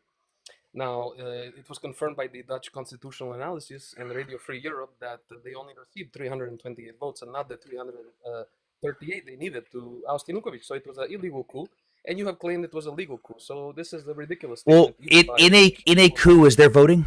By definition, you vote in a coup. No, you don't. No. So this would be the only coup in history that a leader was voted out formally by the parliament, correct? No, no. Wait, so you don't vote in a coup, but they voted, but it's still a coup. No, it was a coup because they failed to achieve it with the vote. After they failed, they did an illegal coup. That's what I'm trying to tell you. But You mean the people that weren't able to physically attend couldn't cast their votes, but the Ukrainian parliament voted and said that it was okay, and Yanukovych accepted it as well, and even gave a speech from, was it Kharkiv? But it is. That's not true. No. If you look at the Dutch constitutional analysis, they had observers. They observed it. They said it did not meet Article 111 of the Ukrainian constitution to oust Yanukovych. This was illegal. It was an illegal coup, and that's it. And you are wrong. Except I'm not, because I don't care what the Dutch analysis says. The Ukrainian parliament determined, stop. The Ukrainian parliament determined that it was acceptable even within accordance to the constitution because the other people were not able to physically attend. And even if they had all voted no, it wouldn't have mattered because they were still basically close enough to have it with everyone in attendance. It didn't matter. And on top of that, Yanukovych accepted this and said even though he didn't fucking like it, he openly gave a speech in Kharkiv and said, yeah, I don't like this. And then he said, oh, I've been ousted. So, show me your source for that. That he said, oh, this is okay. I've been ousted. Show me. He didn't say. I didn't say he said it was okay. He didn't like it. Yeah, he didn't like it. Then Yeah, he didn't like if it. Of I course he didn't like said it. They were if I said the words he said it's okay, then I misspoke because that's not what I'm Yeah, claiming he said. of He course. said that he Well, the didn't only like it, but he would accept it. he was like, no. He said, Kovic gives okay, show me speech this. after I will vote. debunk everything you're saying. This is Sure all you, propaganda. sure you will. I'm sure the total. It was a coup. It was funded by America, the CIA, Of course it Victoria was. Nuland. Of course Yet it there's was. never CIA any was- proof that anything was Victoria happening with Nuland was America. giving cookies in Kiev, my guy. What Remember building? she was giving What building was she standing outside of? She was in Kiev. No, giving no. cookies. What building was she standing outside Yeah, of? she was standing in front of What my building parents' was it? house. What building What was does it she matter? standing She was in inside? Kiev. It does matter. What building was she standing outside of? Say it. Say it. What if What? Lavrov What? was in, Say it. What building? Say what building she was standing outside of. Yeah. You're doing a red No, herring. no. You're doing a Say what building she was standing in front of. Don't deflect. Don't deflect. Say Go what ahead. building she was standing in Don't front of. deflect. It doesn't matter where she was in Kiev. Okay, so for those that don't know, Victoria Nuland, who was a United States politician, Assistant Secretary of State, was quite literally standing outside of the American Embassy, the building she was working in. Yeah. So, because she gave cookies to protesters and asked them what was happening, that was America? Well, No, like seriously, your best argument is cookies. no. The point is that America was there supporting the coup, illegal coup. CIA was By supporting the illegal. what attachment is there to the CIA? You guys never have any proof of that. You guys always claim. What proof then? What The proof? CIA themselves said they were operating in Ukraine since 2008. They said it themselves. The CIA said they were operating in Ukraine since 2008. Doing what? Instigating a coup, trying to. So get a coup. so the CIA openly has documents admitting they were intentionally facilitating a coup starting in 2008. Where can I find these documents? Where can I find these documents?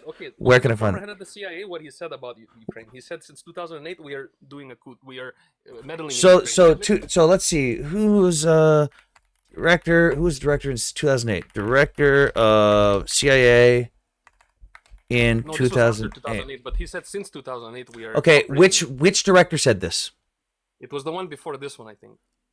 2000 and I don't know his name. CIA director list of CIA directors. Let's see. Are you referring to William Burns? I don't know. But he. So said you that- know he said it. You don't know who said it. You don't know when it was referring to.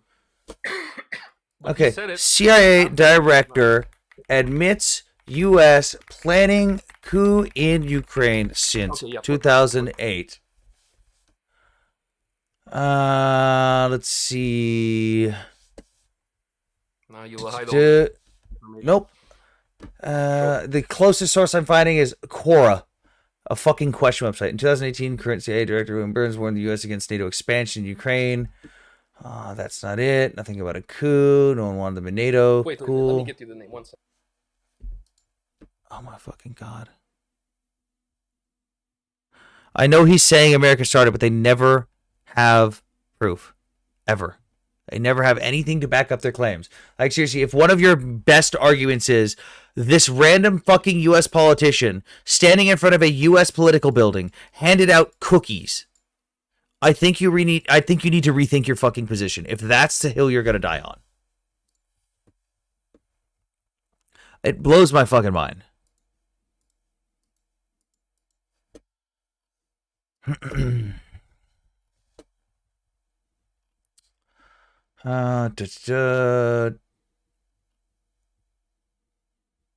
No, hold it, intelligence. A bunch of questions. Did the CIA do this? Did the CIA do this? Did the CIA do that? No. I'm not seeing a single link from Ukrainian, American, anti-American, any source that outright says that a CIA director stated that the U.S. was doing a coup starting in 2008.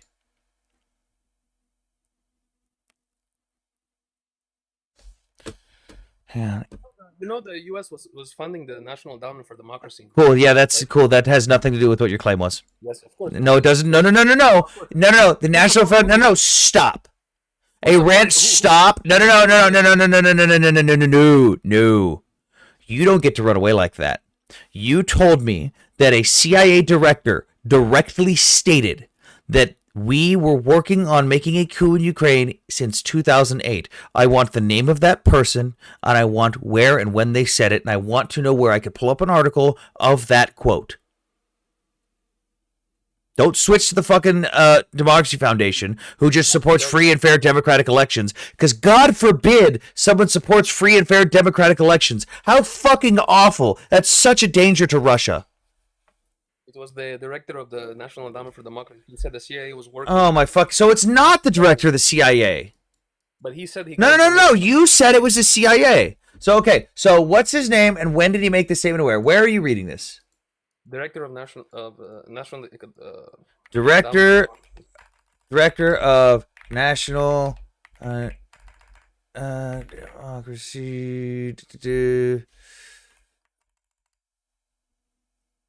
Then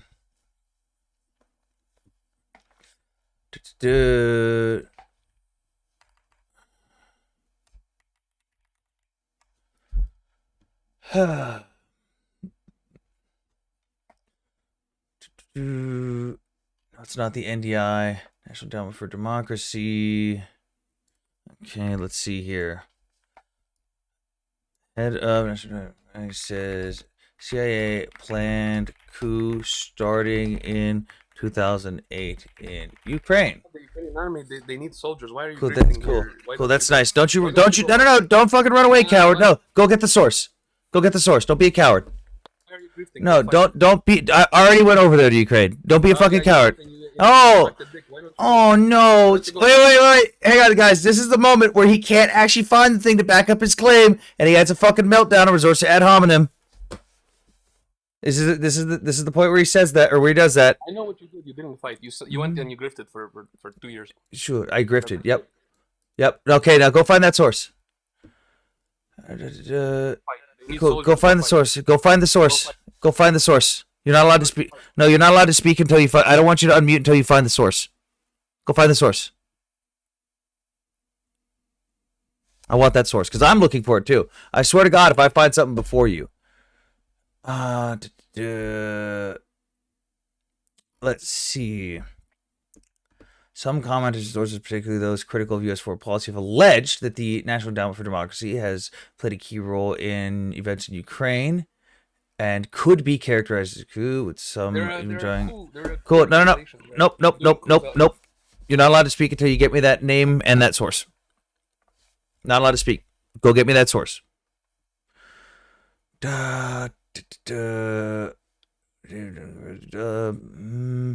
Weird. I'm not finding anything for the director of the National Endowment for Democracy in Ukraine where anyone has said from that foundation that the CIA openly admitted to starting a coup or wanting to start a coup starting in 2008.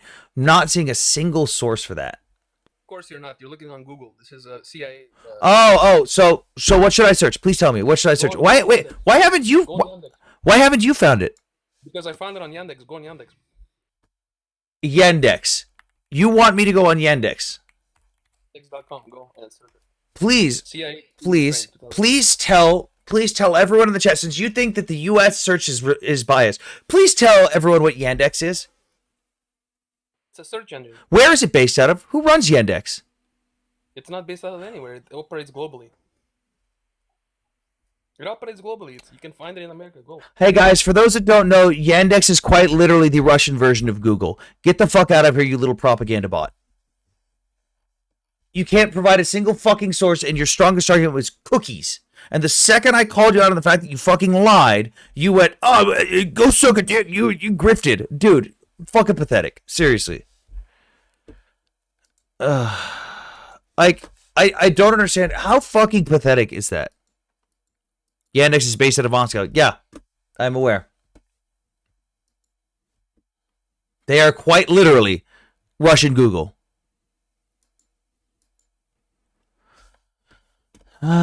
It was 355 for EU trade deal. Yep, removal. Yep.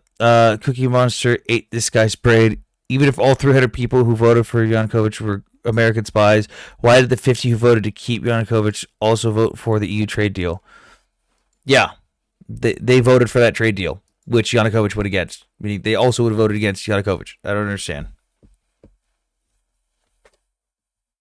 It's not 2008. It's from 1991. They invested $5 billion in $5 billion to coup, but it's all conspiracy. I know what he was referring to, Order, which is why I was using exactly what he told me to search. I was doing exactly what he said, going off the exact claim he made, and there's no proof of it. I never knew Yandex is Russian. No wonder I always see. When they say you're pushing propaganda, but then literally provide a propaganda website. Yeah, Google's run by the CIA. Go use Yandex for my Russian source. What? Bro thinks coup is short for cookies. Oh, God. All right. Also, thank you guys for the donations again. Thank you guys for the gift goal. Again, I know it's a really large gift goal. We'll probably be doing this over a couple of days. We're trying to raise money to get my interpreter, Ukraine, who's now with his Ukrainian unit. We're trying to get him a vehicle to help move supplies and shit for his unit. What was Trump's Ukrainian aid package he was supposed to announce today? You're probably referring to the Patriot systems and missiles, unless you're referring to something else, unless there was a different one where they're talking about like making new stuff. Ecom fraud investigator here. I didn't realize Yandex is Russian. No wonder so much fraud. Hold on. How are you a fraud investigator? You didn't know Yandex is Russian. Fucking what?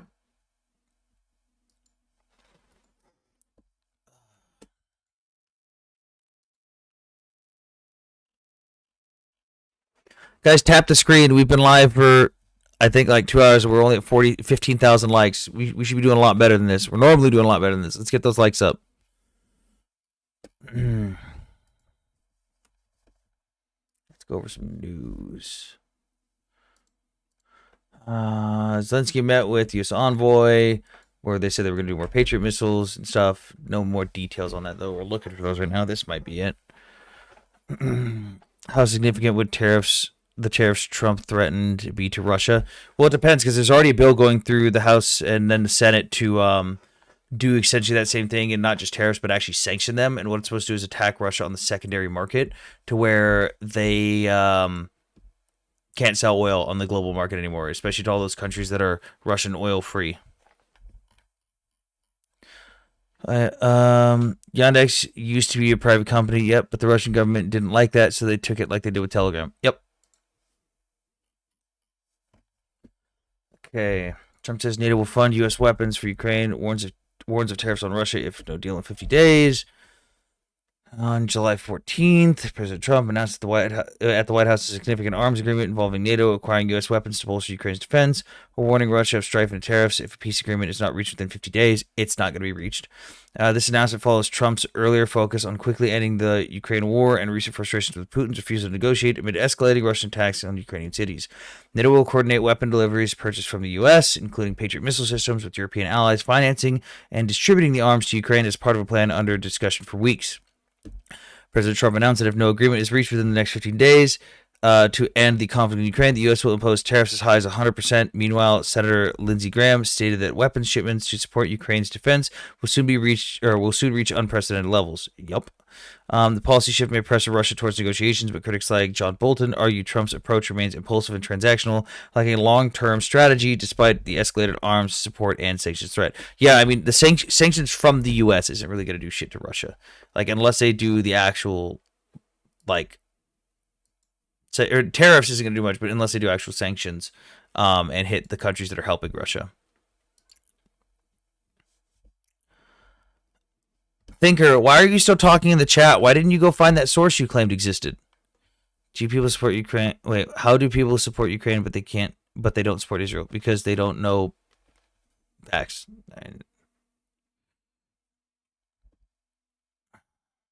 Thinker, which round of you not being able to find the source you claimed existed are we on? 3? 4? It would have been nice if Israel destroyed the Shahid drone manufacturing sites. Actually, they did. Tony Montana. They actually did destroy a couple Shahid manufacturing plants in Iran. Are we able to target their oil industry? Yeah, so we can target Russia's oil industry by sanctioning the countries that are selling Russian oil to European allies, because we've got a bunch of countries in Europe that are, again, Russian oil free, but they're not really Russian oil free. They're just buying oil from the countries that Russia sells the oil to that aren't part of the sanctions. So Russia's still getting money off of that. Thinker, I'm still not seeing your source in the comments. Why didn't we try harder to implement Russia into NATO after the collapse of the USSR? Because they didn't want to follow any of the requirements to join, Loudpack. They wanted to be let in without a vote and without meeting any of the requirements. Nobody gets to jump the line. Thinker, where's your source? Where's your source, Thinker? Okay, so Thinker, you're just going to get muted for 5 minutes. And hopefully, Thinker, when you come back from your 5-minute timeout, you have the source you claimed existed.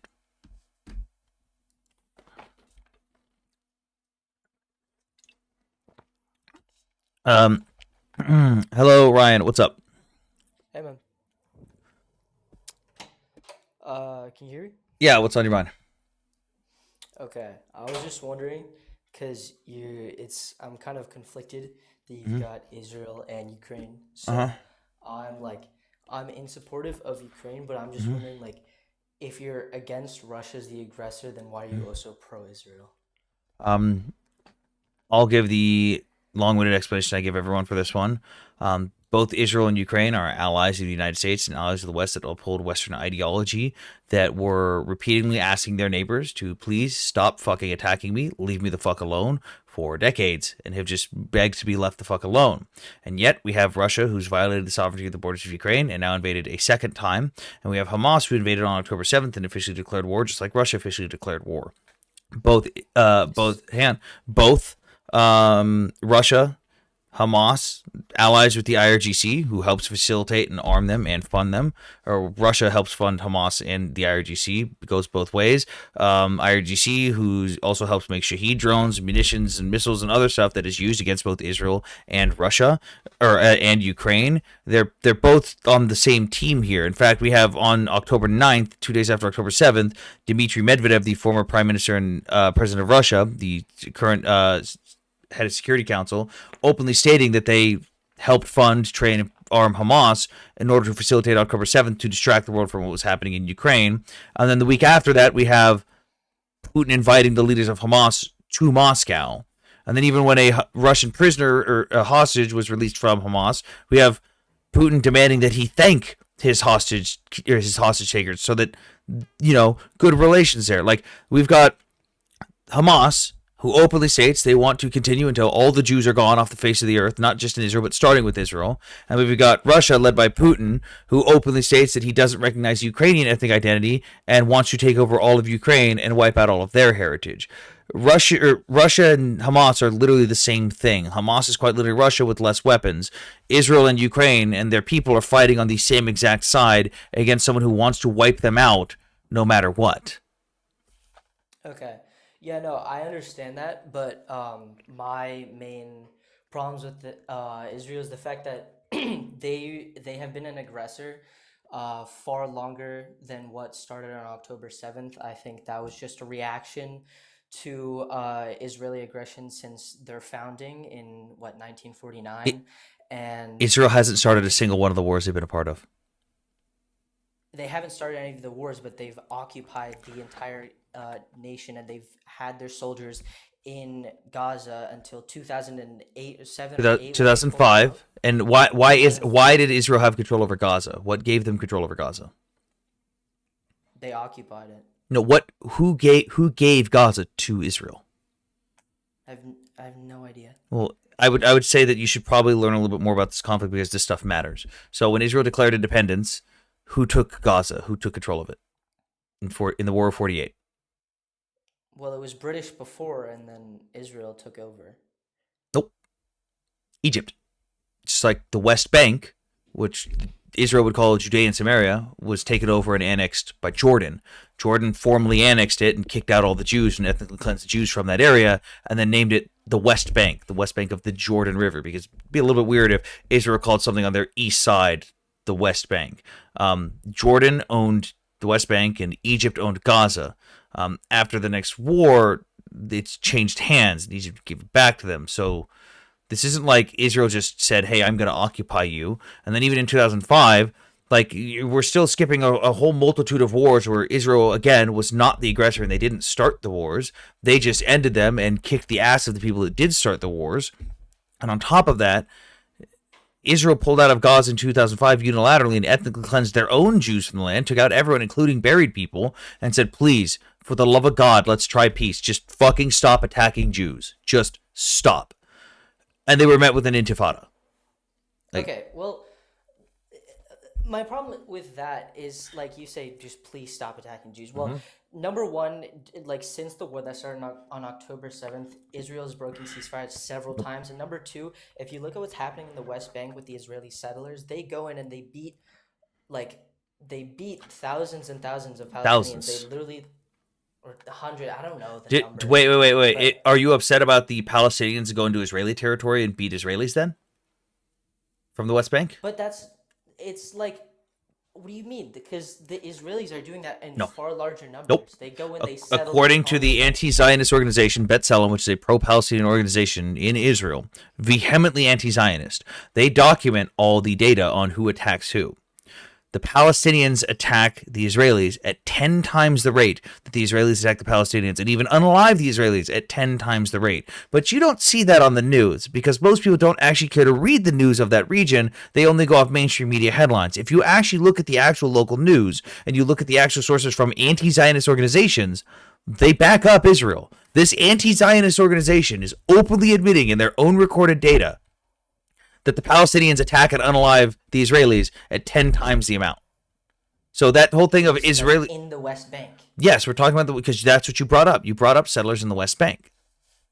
I know, but if they're attacking settlers on the West Bank that started attacking them to begin with, then They're not. They're going into different areas and attacking Israelis. Sometimes they do cross into each other's sides, but also, do you know the breakdown of the West Bank? Like if I said areas A, B, and C, would you know what I meant?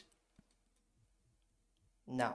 Okay, so I would encourage you to read upon this because the West Bank is broken up into three areas A, B, and C. And this is from the Oslo II Accords. This was agreed upon by the Palestinian Authority and the Israeli government. It was supposed to be an interim deal that was supposed to last 5 years, and then everyone was supposed to come back to the table and negotiate for the entirety of the West Bank to be returned to the Palestinians and them to start working towards statehood.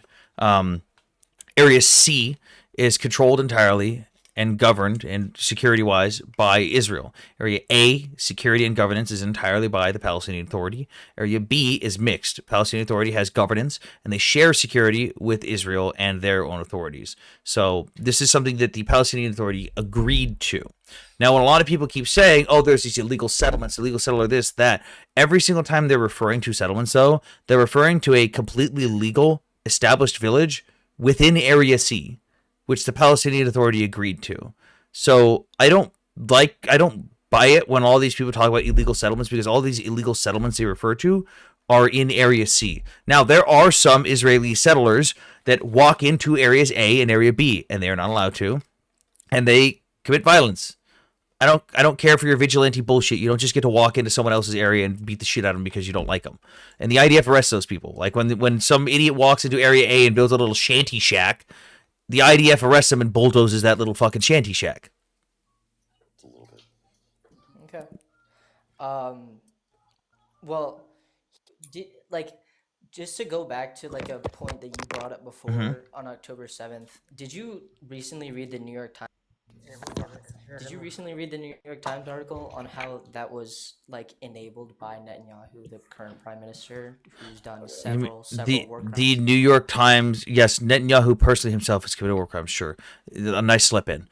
So the New York Times wrote an opinion piece that they said that Netanyahu did what with October 7th? He enabled it.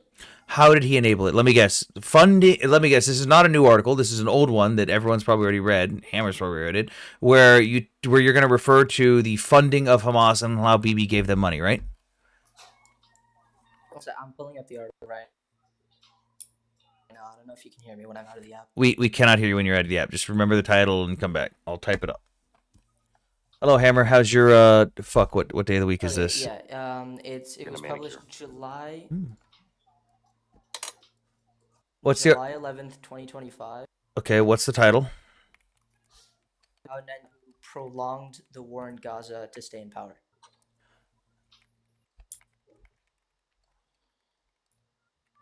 Okay, yeah, I get it. Obama was a war criminal too. Doesn't justify any of them. I don't give a shit. NYT. Everyone's on about Obama. Okay. Okay, let's do this. Okay, so this is an opinion article. Let's do that. It's an opinion article by 3 people. Who's pretty home? Just underway. At what point do we get to the part where they talk about how it's Netanyahu that facilitated October 7th? 1 second. What channel was that? Look back. TikTok. Hello, manicure lady. Can she hear us, Hammer? It's a guy. Oh, hello, TikTok man. Manicure man. Hammers, you doing a good job? Are your nails looking pretty? I come to him all the time. He's the best. Hammer, if I move to Virginia, are you going to come visit me? If I what? If I move to Virginia, are you going to come visit me? Sure. I've never been to Virginia. I can knock it off my list. We'll go to the Capitol. I see them arguing that Netanyahu could have ended the war, but them saying that it's basically his fault for Hamas not agreeing to negotiation points, which is utter bullshit. Well, yeah, they haven't on multiple points, but hasn't Israel also broken ceasefire agreements? No, Israel has not violated a single ceasefire agreement in this war. On top of that, like every single ceasefire has almost been immediately violated by Hamas. Like the first ceasefire was violated by Hamas within 15 minutes when they fired a rocket from southern Gaza that ended up going into southeastern Israel and going towards a school. And then even with the 3-phase ceasefire, where it was supposed to go into 3 phases, and the first one was a bunch of hostage exchanges and everything, Hamas was supposed to, on day 1, provide the status and condition of the Bibas family and actually exchange them at the beginning of phase 1. They didn't do that. Not only did they not exchange the Bibas family, but they didn't provide any fucking updates on their status of whether they were dead or alive and kept stringing everyone along. They were in violation every single day. So, no. But again, this is an opinion article. I'm wondering where the part is that they show a fact that Bibi was the reason that, like, October 7th either happened or he allowed it. I'm just curious where they state that. Let's see. October 7th. Oh, they don't even mention October 7th in this. 7th. Oh, wait, hang on. October. So maybe if we search it this way. No. October 7th. Okay, no, they do. They just don't type out the word. Why are they not talking about? When the war began, blah, blah, the day it seemed to end Netanyahu's political career, blah, blah, blah. Okay. You resigned. Decision. Okay. It's one of the events that led to the... Oh, here we might be this. Nope, this is talking about how it affected the conduct of the war. Okay, no. First learned of the October 7th attack. Okay, no. Deal through Netanyahu Lifeline, the week's military career. Just first post October 7th. Okay, let's talk about polling after October 7th. Atrocities committed on October 7th. No. It was the military that failed on October 7th. Yep. Netanyahu's phone conversation on the 7th. His response to October 7th. Okay. Nope. Talking about Sinwar. The military leader failed to prevent October 7th. Failures on October 7th. Netanyahu's phone records on the morning of October 7th. And a quote from Bibi on October 7th. I'm not seeing anywhere mentioning in this article about how it's Netanyahu's fault, essentially, that October 7th happened. Not seeing anything on this. Okay, well, that was just one source that I wanted to bring up because that was like I read that headline and I read like half the article and I just found it interesting because So you read, quote, how Netanyahu prolonged the war in Gaza to stay in power, read half of the article, an opinion article, by the way, and then decided to come to the conclusion, well, Netanyahu's the reason October 7th went the way it did. No, I know that it's not like completely him. I'm just saying that maybe he could have prevented it to an extent. And we could have prevented 9/11, but we fucking didn't because we got cocky and overconfident and complacent. Yeah, we got told that that there was a bunch of people that were planning to take over a bunch of airplanes and fly them into buildings. We went, ha ha, yeah, that's good. That's rich. Good luck. Nobody's gonna be able to pull that off. And they did. They pulled it off. And we went, ooh, shit. We fucked that one up. Complacency. It happens. Okay. Well, he was complacent. Does that mean that his views were in the best interest of the Israeli people, or his political life? His views were obviously in the best interest. Like, his views were not to wish that October 7th or something like that would happen. His views are obviously in the interest of the Israeli people. That has nothing to do with October 7th happening, though. October 7th happened because Hamas wanted to unalive as many Jews as possible, and per their own words, wants to wipe off the face of the earth, wants to wipe out the Jews in Israel, and then the rest of the Jews in the world. This is their own words. We know why October 7th happened. We don't have to make implications or inferences on why we think October 7th happened. Hamas has been very open about why it happened. They want Jews dead. There's no Netanyahu allowed it or Netanyahu caused it. Hamas openly states why they did it. We don't have to make shit up on Hamas's behalf on why October 7th might have happened. Okay. Yeah, no, I'm not saying I'm in support of Hamas. I'm fully against them. I'm just saying that, like, this region, since being occupied, has had no kind of It's not occupied though. It's not occupied though. That's the base of you're building a house of cards on a bunch of crumpled piles of shit. Like, the foundation of your argument is flawed to begin with. There is, legally speaking, there's no occupation. It was the British Mandate of Palestine, which was then settled after World War II. What did and he these call it? people Wait, who had the control of the entire region had now been reduced to a few small areas, and since then they've had no. What did he call it? The British self-determination. The British Mandate. And it's not their fault. The whole thing. What that did he say? been taken control Right. Hold on, Ryan. The British Mandate. What did he call it? The British Mandate of Palestine. No, incorrect. That's not what it was called. What do you mean? It was. That's not the full name. It was called the British Mandate for Palestine, Land of Israel. Yeah, that's actually the full name. The full name is British Mandate for Palestine, Eretz Israel, or Land of Israel. Yeah, there's a reason why on the coins and on the passports and everything, not only does it say British Mandate or British Palestine, it also says Eretz Israel in Hebrew. It says Land of Israel. It was in the documentation from the British government. The entire purpose was, one, to give the Arabs the land they'd promised them in exchange for the help with overthrowing the Ottomans, but also to create a Jewish state. They did the first half of that. They gave the Arabs Jordan. They got their own country. And then when they came down to make the Jewish part and they wanted to vote to divvy it up, the Jews said, we don't like it. We've got all the shit territories, but we'll say yes anyways because thank fucking God for giving us this land. And the Arabs went, no, the Jews can't have anything. We must wipe them out. And then they tried, started a war, and got their asses kicked. And that's the repeat of pretty much every war since then. Because they had the entire West backing them. I'm not saying that they did not. Wrong with a Jewish Absolutely, state. they did not. What do you mean? It's not part of the partition at all. What are you talking about?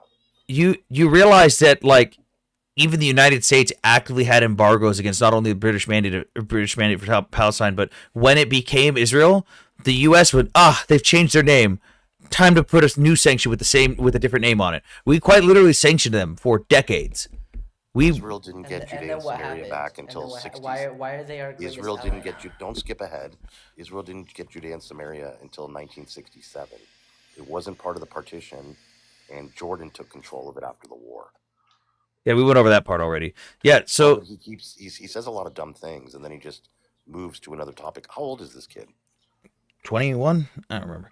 No, he's not, dude. This kid's balls haven't dropped. You can hear it in his voice. What are you talking about? So Ryan, the problem is, again, I don't think you're as knowledgeable as you would like to believe you are on this area. I don't think you're paying attention to the actual history from these sources, like primary sources who were there.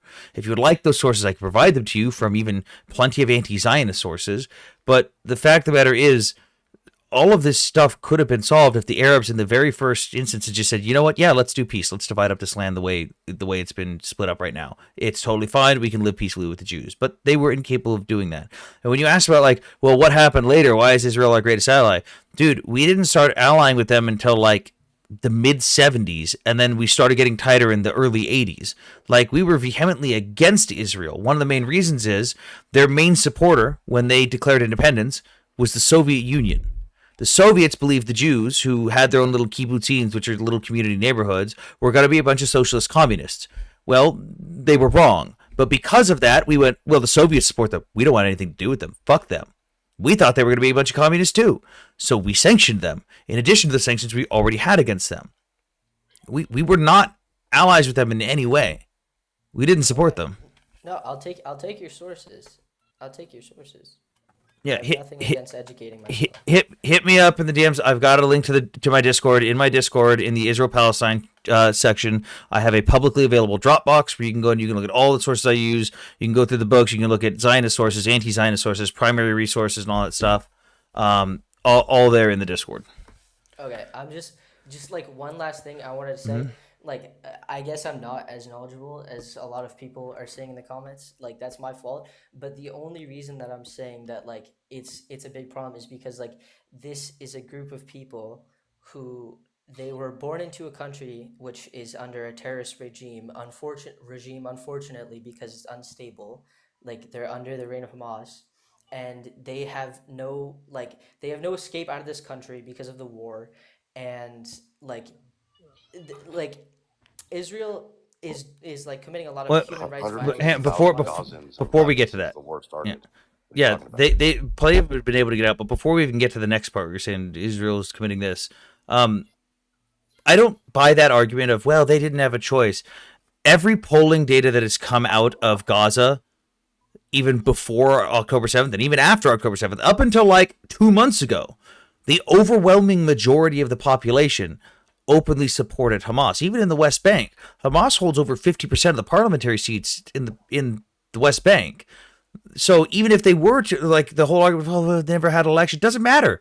If they did have an election, the people openly state they would have voted for Hamas. After October 7th, the support for Hamas went up to 91% in some areas. So I'm sorry, this person in the chat going, you don't know how Palestinians are, you think they're innocent, they're not. That's just a fucking dipshit. Who cares what the comments say? I don't care. Dude, Ryan, I don't care what the fucking comments say. I don't give a shit. There's a reason I don't fucking read them while people are on the panel. Okay. So again, the polling data coming from the Palestinians themselves shows that the entire time they overwhelmingly support Hamas in majority. So that whole thing of like, well, they were born in this, it doesn't fucking matter. They support it still. They've been brainwashed since inception. Sure, you could say it's no fault of their own to the younger generation, but it still happened. Like, it's not Israel's fault that Hamas and UNRWA in schools teach that Jews are responsible for everything wrong with the world, that the only reason that they have anything wrong with their life is Jews. It's not Israel's fault. Now, but they have to deal with the consequences of that. The consequences of these people are brainwashing their youngest generations to support Hamas no matter what, and now they're the ones getting attacked for it. You know what the real issue is? Oh, God. Ryan? Yeah. It's that Arab leadership sucks, and they have no accountability. Wait a second. I know that voice. It's me. I changed my profile picture. I know that voice. It's me, son. Hey, buddy. How you doing? I'm good. Ryan. Yeah. You know about the Arab Revolt? I think so. You think so? I think not. Okay. It was initiated basically by Al-Qassam, who the Qassam Brigades are named after today. By 1935, there were over 60,000 German-speaking Jews who had made their way into the Palestine territory, what you call Palestine, right? Originally, under the Ottomans, they didn't want Jews in, not because they hated Jews, but because they feared nationalism. At the end of the 19th century, every empire was fearing nationalism. That's why they proposed to send Jews to Greece, to split up the nationalist movements that were rising, because nationalism threatens empires. They want mixed people with different opinions so that people can't group together and overthrow empires, right? So Qassam, by 1935, him and Hajjamin al-Husseini, because Husseini instigated the riots in 1920 and 29, which would include the Hebron massacre, They started a revolt, and they focused all of their time and energy on fighting the British instead of doing something for themselves and accepting Jews living there, because the Qassam and Al-Jamin al-Husseini believed it was a divine and spiritual war. That's what they believed. But their predecessors, the people before them, many of the Arab leaders said that Jews belong here, that this is their ancient land. There's nothing wrong with them being here, right? But these two individuals thought it was a holy war. So they instigated the Arab riots. They got their butts kicked by the British, threw all their money away fighting the British, whom they couldn't defeat. And the British were training Jews. And by 1939... No, the British were training the Arab armies. No, they were training both. During the Arab Revolt, the British... Oh, Arab Revolt. Sorry, I spaced out. I thought you were talking about... never mind. I thought you were talking about a different war. Yeah, so the Arabs started attacking the British, and the British, who had been playing both sides, started arming Jews. And by the time the British had crushed the Arab Revolt, they had no leadership. They had nothing. Many of them were sent into exile. The Palestinian leaders were killing each other. And the Jews were organized, unified, stronger than ever, and now had a standing army. And that's why they kicked the butts of the 5 Arab countries who declared war on them in 48. Because they don't have accountability. If they don't teach this in Arabic history, in the textbooks of the schools that these Arab kids go to. They don't teach this because it's accountability, and they don't want that. They can't handle the fact that they made poor political choices. Their leadership sucks. And to this day, they don't take accountability, and they would rather ruin the lives of the Palestinian people in a pursuit of destroying Israel rather than help them. It's a repetition of history. The leadership sucks. They have no accountability. They're gross, inhumane people, and they've produced subcultured human beings. Okay, who are you referring to that are subculture human beings? Palestinians. What the fuck? Their culture is inferior to mine. In every way. Are you just fucking, like, Islamophobic? There are Christians in Palestine. There are He didn't say a lot of them. I know a lot of the fucking Christians in what Palestine. all 5 of them left. No, what? I think Islam is the most inferior Abrahamic religion. I would say that, yeah. But I have no. Okay, but do not all 3 Abrahamic religions get to have a right and be in that region? Sure, I don't use religion in my justification for my geopolitical beliefs. You know who did? Like I just named to you, Al-Jamin al-Husseini and Qassam, who instigated a holy war. It wasn't religious until them. That's what Hamas has structured their entire charter off of, their entire ideology. That's why they're called the Qassam Brigades. They're named after this dude who started a holy war. Okay, and I'm not in support of those people. I'm just saying. Okay, well that's where Hamas comes from, and they raise their people to believe that. Yeah, but it doesn't matter if you support Hamas or not. A majority of the Palestinians do. According to Palestinian research polls from Palestinians based in Gaza and the West Bank, Palestinians overwhelmingly support Hamas up until very recently, like within literally the last 2 months. Very recently, because they saw what was wrong with them. It took getting their ass kicked for over a year for them to go, shit, maybe we shouldn't have supported Hamas. That they waged a holy war that they couldn't beat. They got their butts kicked, and Palestinian people are dying. It took them that long to realize, hey, maybe these people aren't for us. Yeah, like they didn't stop supporting Hamas when when Hamas leaders went on international television and said, yeah, no, it's not our responsibility to take care of our civilians. That's the UN's responsibility. We're not going to let any civilians in the tunnels. They didn't look at that interview and go, man, they really don't care about us. We should stop supporting them. They went, you know what? We support them still. It's like, what the fuck? If they were truly fully informed about what they were actually saying, then they wouldn't support them, because obviously that's stupid. I think that there's a lack of political information and a lack of... Are you implying that all these people with thousands upon thousands upon thousands of cell phones that are posting every single day in Gaza and are sitting on TikTok and Twitter all day long don't have access to the information that they could just go on fucking Google and see what their politicians are saying? That when Hamas was first voted into power, I think that there wasn't a fully politically informed constituency. Yeah, they were informed that, hey, we realize that Fatah's not radical enough for you guys. We're going to unalive more people and the Jews. And they went, yeah, we like that. Let's vote for that. There's not a fully informed political constituency in America, dude. Don't use that excuse. Yeah, that's why people know what they're voting for, and it doesn't matter if they do or don't. They take action and vote, and they get what they vote for. They voted for that. The people overwhelmingly support it, and it took them getting their teeth kicked in, and their people suffering to say, hey, maybe these people aren't for us. They're exacerbating our wartime suffering. And that's Okay, good. but That's good that they've come to the realization that they shouldn't support groups like Hamas, because this is what's going to happen every time Hamas does something like this. And okay, it should that's good that continue they've to come to happen, the because if realization. it doesn't, if it doesn't continue to happen, they will continue to support that ideology, live in that, advocate for groups like Hamas, and they won't change their ways. And if they don't change their ways, it's ever-ending war. I am all for ever-ending and everlasting wars as long as Hamas is in power. If they remain in power, I hope Israel goes to war with them every freaking year and flattens Gaza, because that's what it's going to take, because I don't support inferior societies, inferior cultures, and radical ideologies that call for the death of people simply for who they are. I don't support that either, and I think that people also shouldn't have to continually suffer for what they voted for after the realization that, hey, maybe we should stop supporting I these don't people. think the people should have to suffer either, but it's the leadership's fault, because that leadership hides amongst its people. Okay, but they don't have an opportunity to vote out the leadership because they're in the middle of a war. Okay, so what about before the war? Why didn't they do anything then? They weren't experiencing anything of like any of what they were actively saying. Oh, so Israel wasn't just slaughtering Okay, got it. Wait, I'm confused. I thought Israel's been slaughtering Palestinians this whole time, and there's thousands and thousands of Palestinians okay. And that wasn't and Hamas wasn't the cause of that, so they did have an opportunity to see what was happening before this war. Then, which one is it? Their charter was written in 1987, brother. That's if I'm correct with math. 88. 18 years before they were elected, in 2005, 2006. You think these people didn't know what their ambitions were and what their ideology was rooted in? It's very clear. Go read the opening statement of their charter. What do they begin with? In Allah's name. The Islamic resistance movement is literally what Hamas means. It's very clear. The people knew what they were voting for.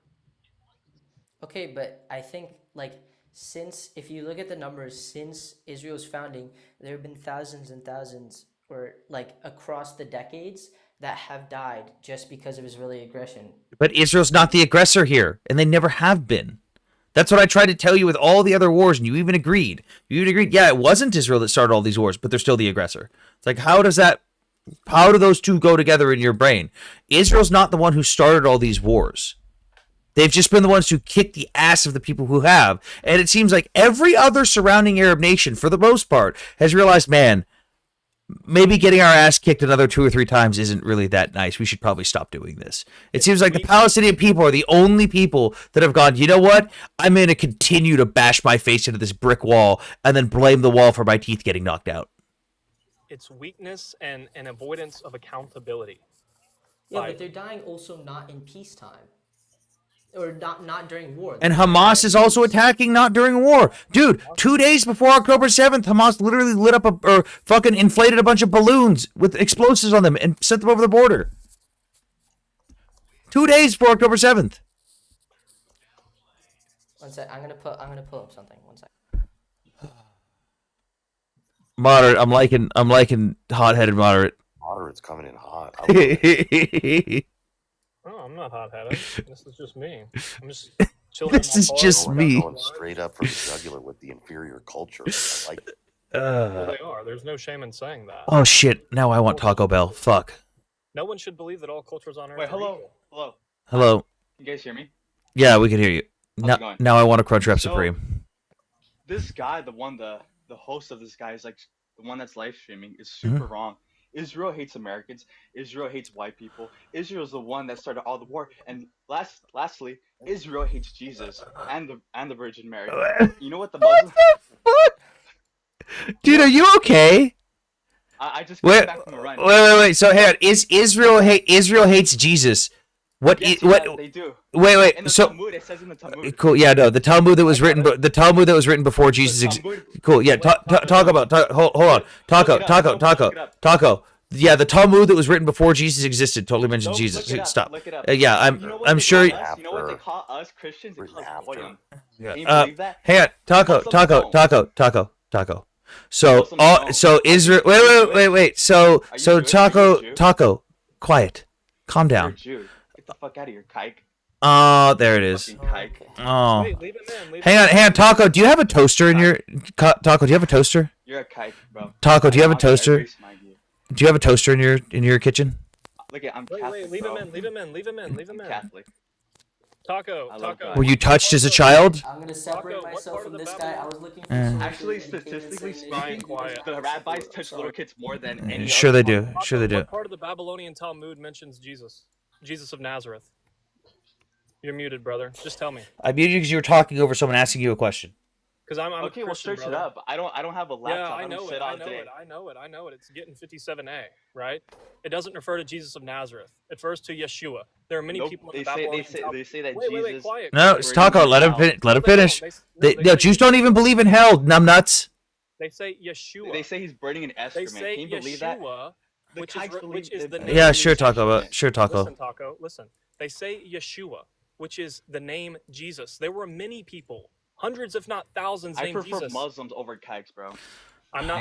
I don't care. Christian, I'm not Jewish. Honestly, Hey, they go mock go me as drop your Jewish toaster in your bathtub. Also, there are references to Yeshua in the Babylonian Talmud that predate Jesus entirely. So there's no way to Get the even fuck out of confirm that my it's- fucking that it's chat. Jesus of Nazareth. Hmm. It just chronologically doesn't add up. And even if it was referring to Jesus, that was written by what? One rabbi in a polemical time where Jews and Christians kind of hated each other. So And it's gonna. I'm gonna love when kids like that realize that digital footprints exist. I mean, Jews could make the same argument and take it out of context. Please in don't Revelation, group as, me in with that. I was Jews, just looking synagogue for of some Satan. numbers, man.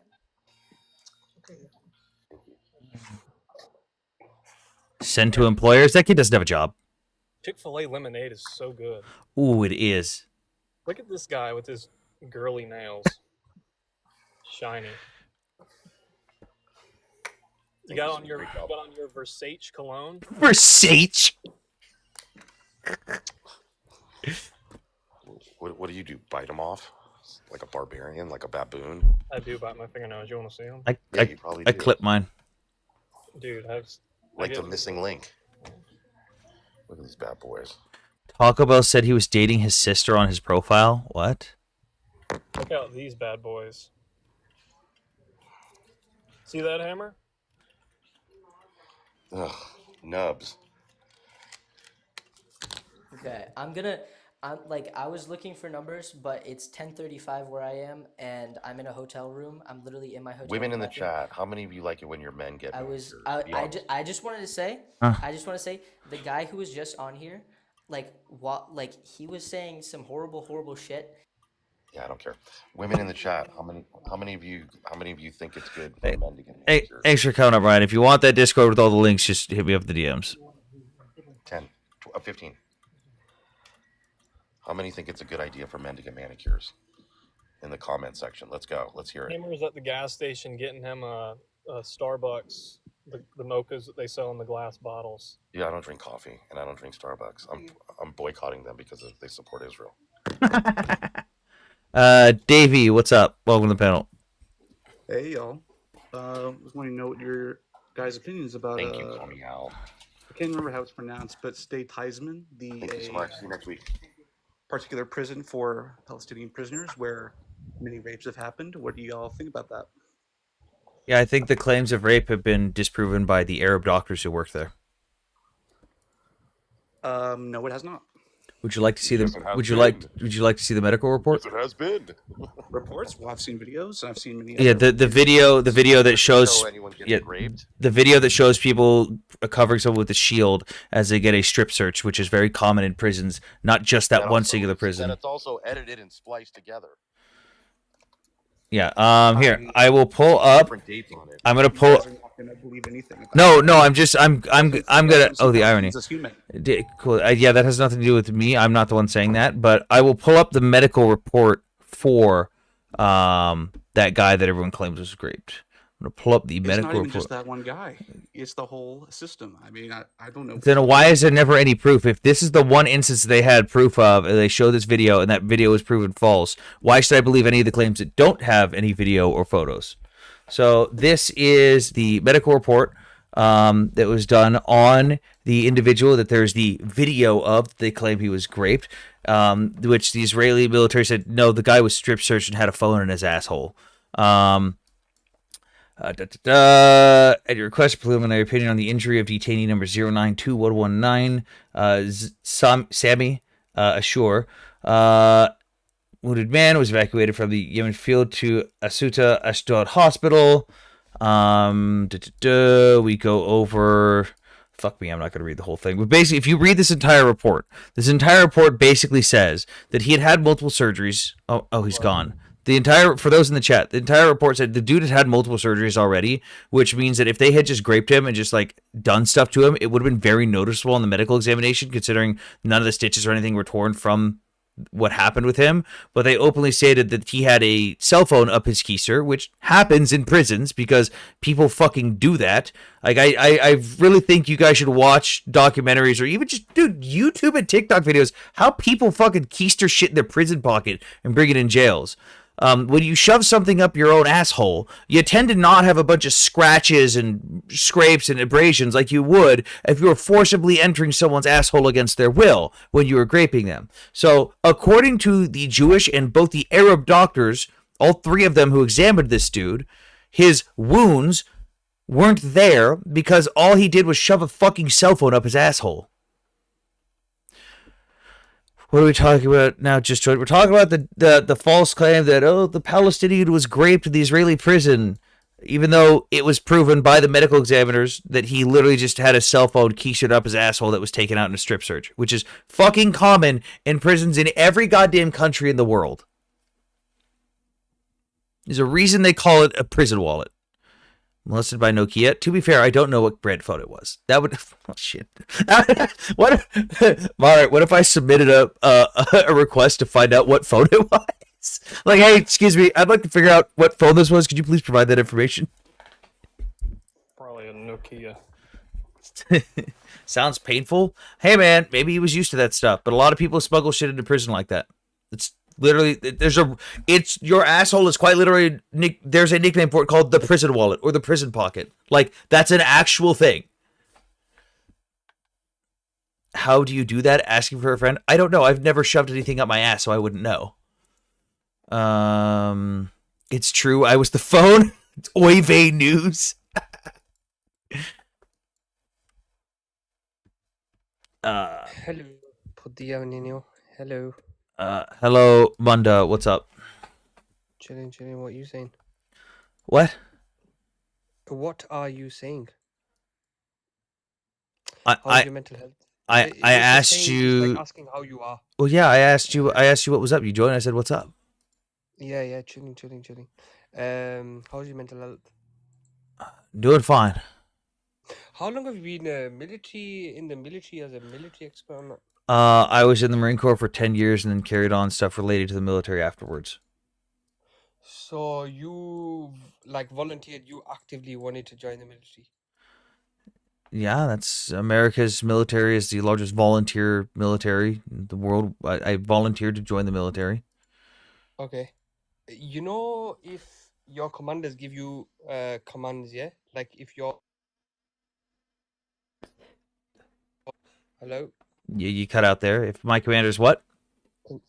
Yeah, you know, if your superiors give you commands and you follow them, but they later find out when they do investigations that they are war crimes, are you held responsible for that, or is that just like I was listening to my commander?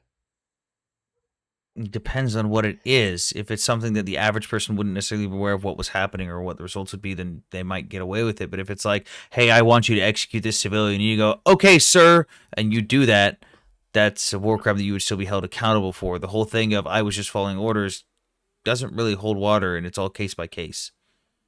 Okay, so what are you let's just cut to the chase. What are you getting at? What is it you want to claim? Oh, no, I'm not getting at anything. Like basically there's a debate recently that came up, which was that the world, when they look at this what's going on in specifically Gaza, Palestine, that they should feel sorry for the soldiers somehow because they are conscripted. Yeah. And they are like, obviously they have to go to war, which is not true, is it? They can also go to prison, no? So you're saying you don't feel bad for conscripts because they have the option to go to prison instead? Correct. What My the biggest fuck? role model went to prison, no? I don't really care about your what again. You're whole leading this on the whole thing of like, oh well, Israel's committing a bunch of war crimes. Like what? No, that wasn't my point. My point was about the specific soldiers that we're supposed to feel sorry for because they conscripted in war. But Ali went to prison for 5 years because he refused to go to war. I don't care. I don't care who you know that went to prison. So you agree with me that we shouldn't feel sorry. That should be an individual decision. If you commit a war crime, you committed a war crime. If you knew what was going to happen, that's on you. Just like the fucking individual IDF soldiers that got caught fucking dragging unalived Hamas combatants behind their vehicles at the beginning of the war and filming it for TikTok. That's desecration of an enemy combatant's body. I hold absolutely no sympathy for those idiots, and I'm glad that the Israeli military punished them and put them in prison. Okay. So basically, if Hamas decide to do that back to the IDF soldiers, then that's also...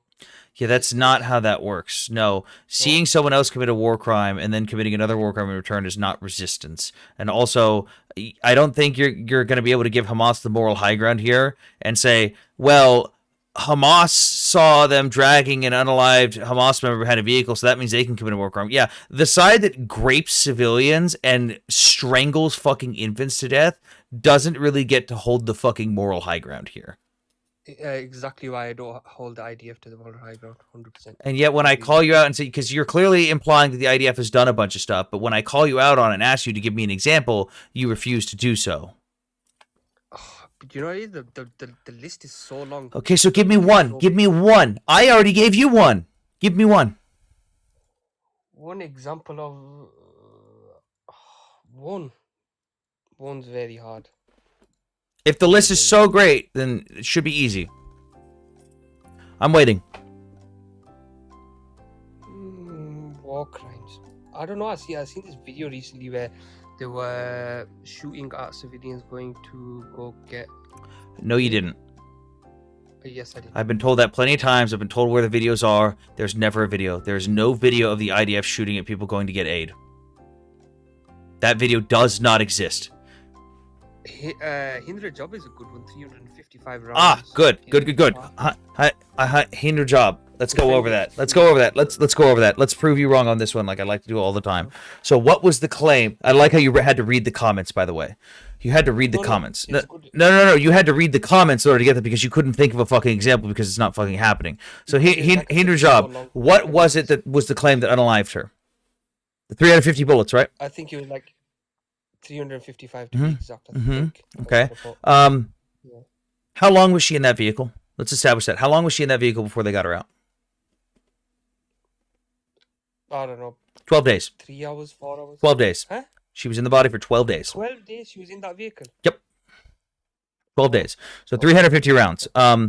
That's the most recent claim of what unalived her. But what first happened was they said she was run over by a tank.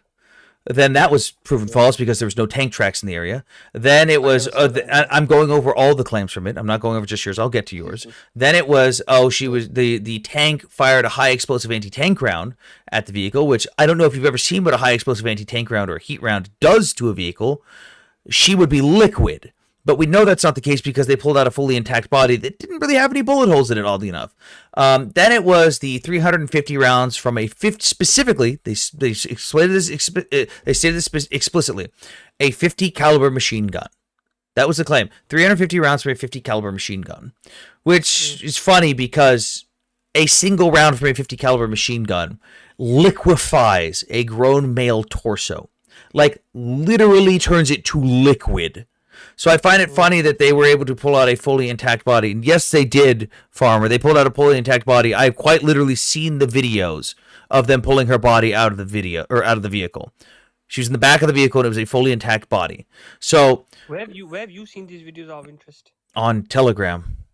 They're all over the fucking place. So they pulled out her body fully intact.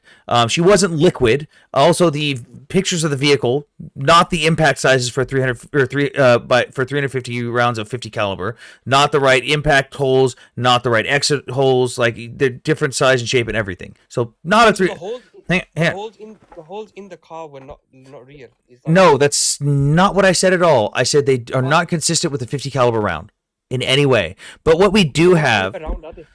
it looks like something's like a 7.62 by 5.1 or 7.62 by 3.9. And It's how many bullet holes were there in the car? not 350. The last time I counted, I saw a little over 100. I counted every single fucking impact I saw in that vehicle. Now let me finish. Now, ignore the fact that the PIJ openly admitted on their telegram that they were openly firing at civilian vehicles in that area at that exact same time on that exact same day. Let's just ignore that. But let's go with this. Clearly, it wasn't a 50 caliber machine gun that unalived her because she would have been liquid. But as we know from the video of her being removed from the vehicle, she was not in fact liquid. Now, hang on. Yeah, cool. Yeah, I understand she was dead. Yeah. So we have a child who was in a vehicle for 12 days. How long can the human body go without water? Oh, she died from starvation, not from those Well, 100 bullet. water is dehydration, not starvation. No, counter the claim then. Let's logically speaking, if none of the forensic stop. If none of the forensic information lines up with any of the claims that were made, none of the forensic data and everything present shows that it all shows that she was not in fact shot to death. She was not blown up to death. She was not any of that stuff. Let's use our brains here. If you have someone who is trapped inside the back of a vehicle, a child, and they are there for 12 days, and they may have some scratches and bruising on from the glass and everything around them shattering, but they're in that vehicle for 12 days, what is the likelihood they died of? That's correct. Yeah. They will definitely starve 100%. Okay. The forensics, I want to ask you a question. The forensics was done by who, sorry? You can literally see the videos and photos of the vehicle that the Palestinians Who took was the themselves. forensics done by? Everyone who's a military expert that can literally look at that. I am a qualified ballistics. Hang on. I am a qualified ballistics expert. I have seen the videos. I have seen the images. Who was it done by? I just want to. I'm not referring to a report. I'm referring to the information on hand that was present in the videos on the scene. I looked at the videos and I looked at the videos and photos that were presented by the Palestinians themselves that pulled her body out of the vehicle themselves. And it does not show that she was shot by 350 50 caliber rounds. There would be no body. The body would not exist. They would not have pulled her out. What is that? What are those 100 bullets doing there? I'm just. Oh, what are the 100 plus bullets doing there? Oh, did you ignore the part where I said that the PIJ openly admitted that they were firing at civilian vehicles in that exact location that day? So basically, they killed her. No, I would say they were a result. They were. I wouldn't say they were the exact cause. I'd say they are a heavy contributing factor that the PIJ, who also doesn't give a shit about Palestinians, opened fire on a civilian vehicle that contained a child. Who's PIJ? Palestinian Islamic Jihad. It's another militia group another militia group within Gaza. So on top of that, by the way, I wouldn't even say it's just their fault because it's their fault they probably fired on that vehicle and caused her to be stuck in the back anyways, which she was unfortunately unalive. Probably by dehydration, but the main factor I see in this is where were her parents in this scenario? Where were they? Paul. No. Like we're getting somewhere. Where were her? Hang on. Why didn't her parents die with them? No. That's not what I'm saying. Munda, where were her parents?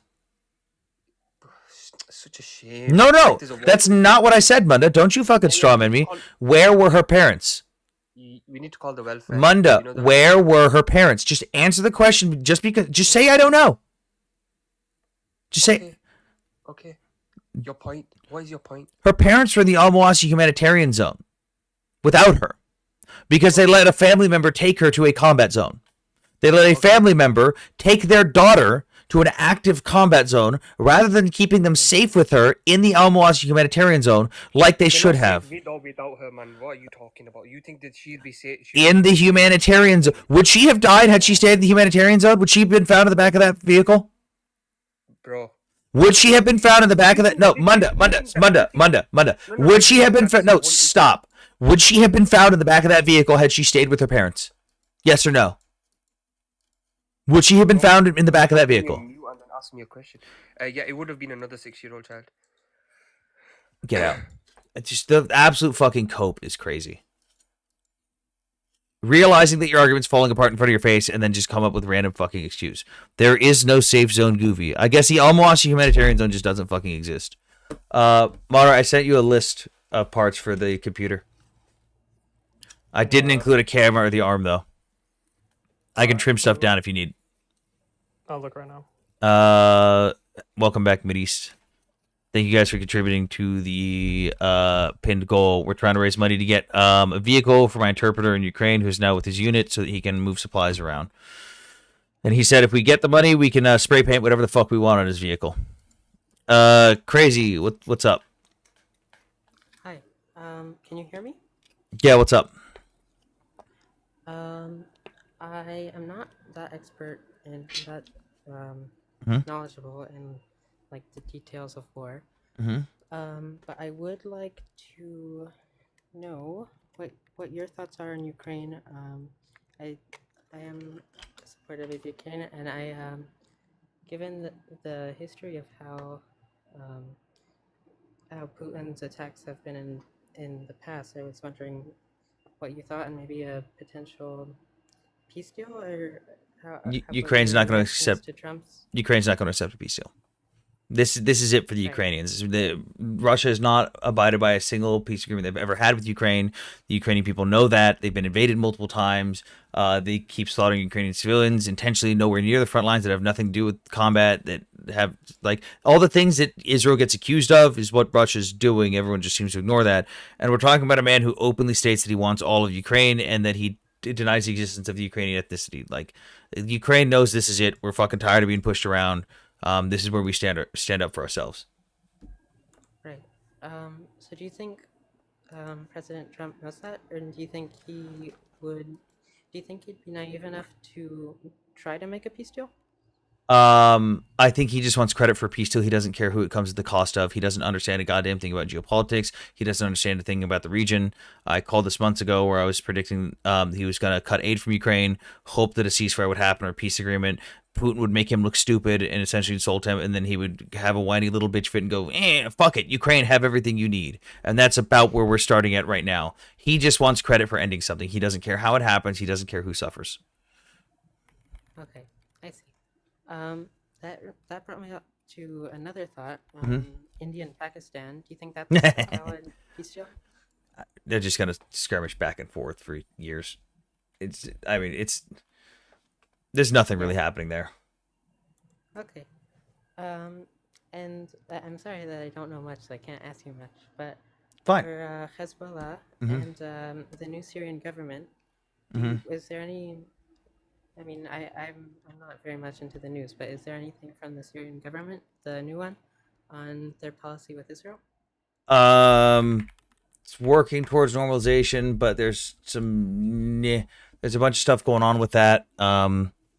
Especially behind the scenes with the U.S. government, it's a little bit shaky. We'll see how it goes. There's a lot of questions over whether Jelani and the HCS will actually do what they're saying they will do, and if they'll actually play nice for the long term. Okay, thank you so much. No problem. Mideast and Moderate left me here by myself.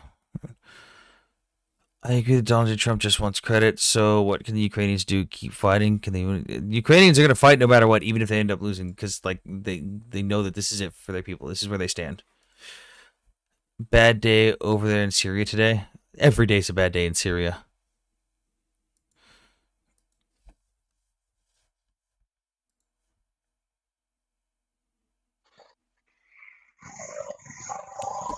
Lou, hello? Hello? Jesus Christ, man, are you in a goddamn tunnel? No, I had some gardening tools working, and I got you on my headphones. Let me take you off my headphones. Got it. Can you hear me better now? Yeah. What's up? I can hear the TV in the background, but what's up?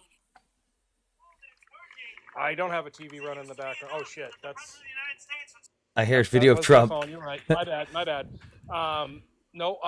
So I just wanted to go off on a little rant here. Mhm. First and foremost, Hamas is the lesser of two evils.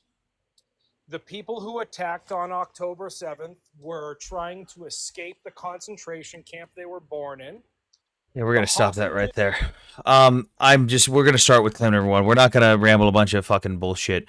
I would really like you to answer me this question right now. How is the people that openly state they want to wipe all Jews off the face of the earth the lesser of two evils? Please answer me that question, sir. I've muted you in case you didn't know, because you're just going into blatant bullshit.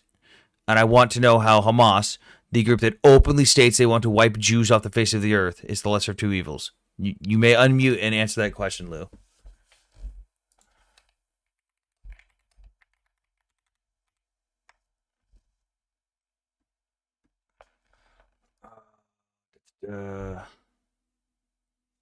Let's see. Lou? All right, we've invited him to do that, but he's not. Sam, why did you put 3 monitors on the list? For the reason I told you. I already have 1. I told you I would only need 2, Oh, probably. you need better monitors. Dude, I have a $800 monitor. That's what I play video What the games on. fuck did you pay it? I swear to God, if your monitor is just a TV. No, it's like a 32-inch. I don't even know the brand. It's probably a TV. 1480p something. It's probably a TV. Oh, and Lou's Okay. gone. It's not a TV. I don't think Lou knew how to unmute his mic. Hamas is the lesser of two evils. Okay, sure. Buzzword, buzzword, buzzword. Let's see. What you got there, Mideast?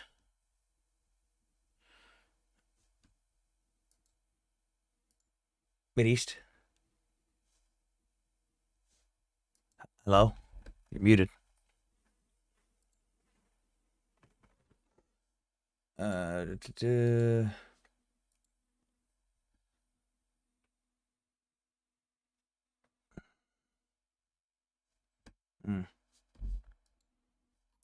should be able to get away with pulling that vehicle out.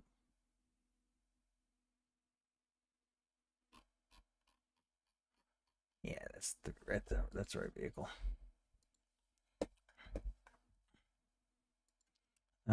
It's just the same old shit with these people. Yeah, same old shit, different day.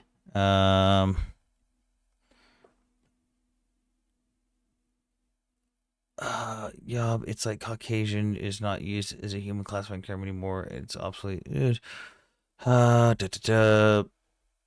even addressing the people you're fighting for correctly and calling them something that doesn't exist. What? Entitled to this land and coming back. None of that is true. Y'all, what the fuck are you talking about? Y'all, get up here. Let's see what you're talking. Oh, I can't invite you up here. Mideast, what's up? What you doing?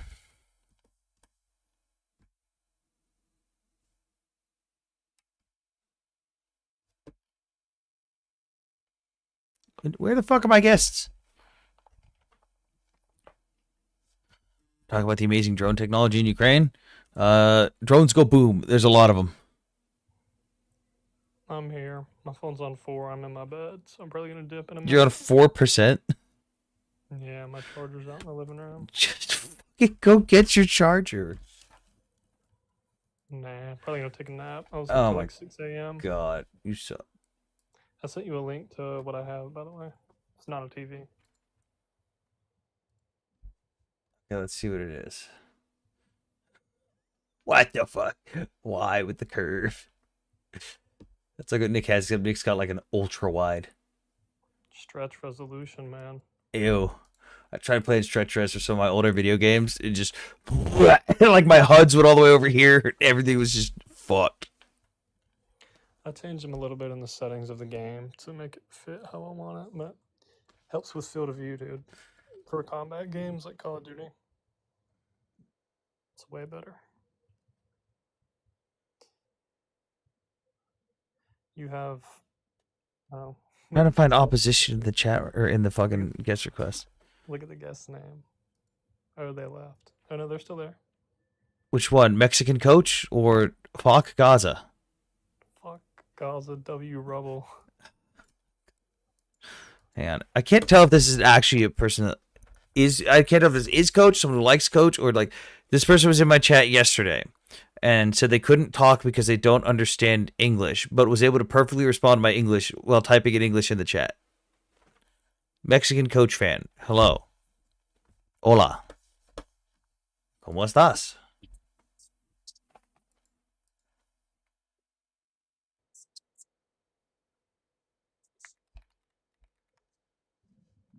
Mexican coach fan. Hello.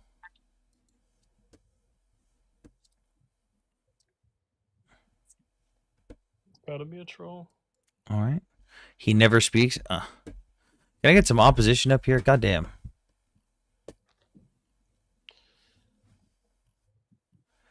You know Goober? God, he's so fucking annoying. He came up into my live the other day. And I recognized his voice at first, and then somebody pointed it out in the chat that it was him. Mhm. He told me that he's never seen like a Westerner or an American who does pro-Palestinian advocacy. What the fuck does he consider a Westerner then? Because he asked me, he was like, "Are you America first or Israel first?" And I was like, "I'm America first." And he was like, "I've just never seen an American or Westerner who advocates for a foreign nation." And I was like, "You've never seen the pro-Palestinians in America whose whole social medias are like the content creators who just do free Palestine stuff?" He was like, "Can you name me one?" I was like, "Are you serious?" We're talking about the same guy that wouldn't believe that I watched Tantura because I could not provide him the physical file or my receipt for purchasing it.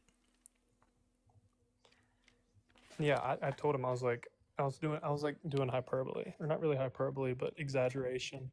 I was like, "You've never seen the Western blue-haired people with septum piercings who just always talk about Palestine?" And he was like, "Can you name me one?" And I was like, "Just like your favorite guy, for example." And he was like, "Well, he doesn't have blue hair and a septum piercing." I was like, "Dude." Oh my fucking god. That's where we draw the line. Okay. Archer in the chat, I can't remember. Are you opposition? PK, I know you're friendly, so I'm gonna deny that one. Sorry. Was he serious? Yeah, Goober probably was serious. No, he was definitely serious. It's He got just how mad he when is. Hammer came up.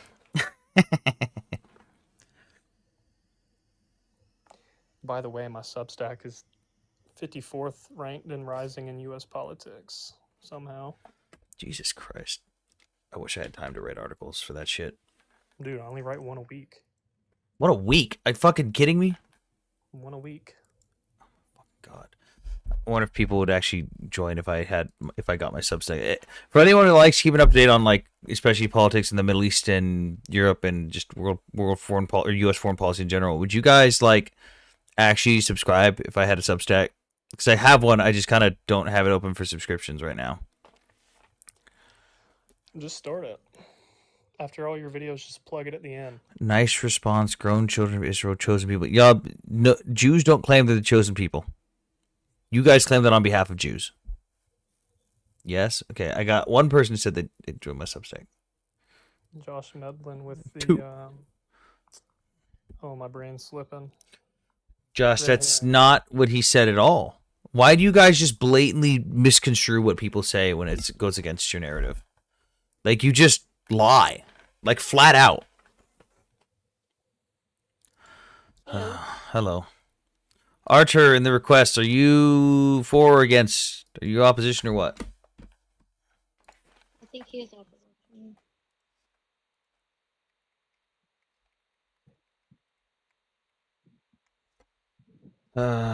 Wait, you think he's opposition? What? I can't remember. I'm not. I have a different question. All right, you got a question? Sure.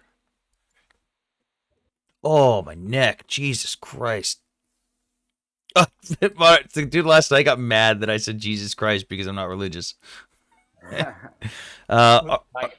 Archer, what's up? I'm pro Israel, by the way, but I have a different question about Eastern Europe of the Balkans. Are you expert on Balkans? Yeah, I mean, depends on like what aspect you want to go with it. What's your question? Yeah, I want to ask you about the conflict Kosovo Serbia. Where do you stand? Oh, I think I might get banned if I answer this. I'm going to have to come up with a more diplomatic way to answer this because I understand the whole thing with the Serbian genocide and the sovereignty of Kosovo and everything. And I've got a lot of friends on both sides who have provided me with sources, and I've seen both sides of the argument. Granted, I think one side's obviously more right than the other. But the last time I gave my answer on this one, I got banned. I can answer you directly in DMs, and I might have to word it differently, but I'm trying to think of a political way to answer this. You probably know what I'm getting at with this. I think you know where I'm getting at with this.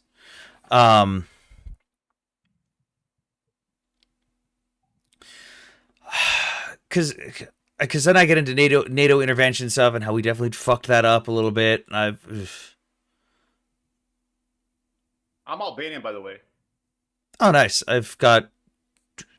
Well, he doesn't work there anymore. I had one Albanian friend at work, and then we both got laid off. And then I got a couple Serbian and Croatian friends that I also worked with. Like one of my closest friends from gaming, he's Serbian and he lived there during all the NATO bombing and had shit landing around his house. And we kind of had some disagreements on stuff, but at the same time. But let me ask you a different question now. Yeah, I'm gonna figure out how to be political with this answer because I'm gonna make it a bit easier. Mm-hmm. So Albanians are American allies, right? Or NATO members? Wait, is Albania NATO? Yes. Wait, are they? Yeah. I can't Albania, remember. not Kosovo, Albania. Oh yeah, 2009. Oh, it was right after the Bucharest summit. That's it. Yeah. Okay. Mm-hmm. So which side you'll take now? I do. I recognize their claim. Yeah, I recognize their claim to independence. I understand it. There's some validity to it. The problem is, I think that it's being handled improperly. Similar to how I complained about how the Palestinians do things, where it's like, hey, I understand you want to be independence, but you're going about this the whole fucking wrong way. But at the same time, like, I get the argument. I get that Albania is part of NATO, but at the same time, because of that limits how you can intervene with stuff. But the conflict was before Albania was in NATO. Yeah, no, I'm saying that, like, even now, though, we can't really do much about anything, like with claims of sovereignty and independence. It makes it really hard for at least NATO nations to come in and go, hey, you're fucked up, you're fucked up, you're not fucked up, you're fucked up. It makes it really hard to intervene properly. Like, in geopolitical law, because we are U.S. allies. Yeah. Serbians a Russian ally. And that's one thing is there's the Serbian government, or this for the most part, like. Even the people. Yeah. Yeah, that's what I was saying. Even the people, for the most part, support Russia, but like there's a lot of Serbs in Serbia. They are very pro-West. They support the United States. They understand the stuff from the genocide and everything. And it's very weird to hear their takes. Again, like my friend who I was saying was there when the bombing campaign was happening from NATO. He understands it. He's from a pro-Western perspective. But he also understands it wasn't handled properly. From even when NATO got involved, from before NATO got involved, and even after everything ended, he understands that it wasn't really handled properly, and he kind of keeps to himself on that. He says that a lot of the people around him would probably kick the shit out of him if he spoke his mind. It's very, very touchy when you're talking. Of all the regions to talk about in the world, it's very touchy when you talk about like Kosovo shit, and I think you know what I mean too. I know. I'm not like. I just wanted to see the view on.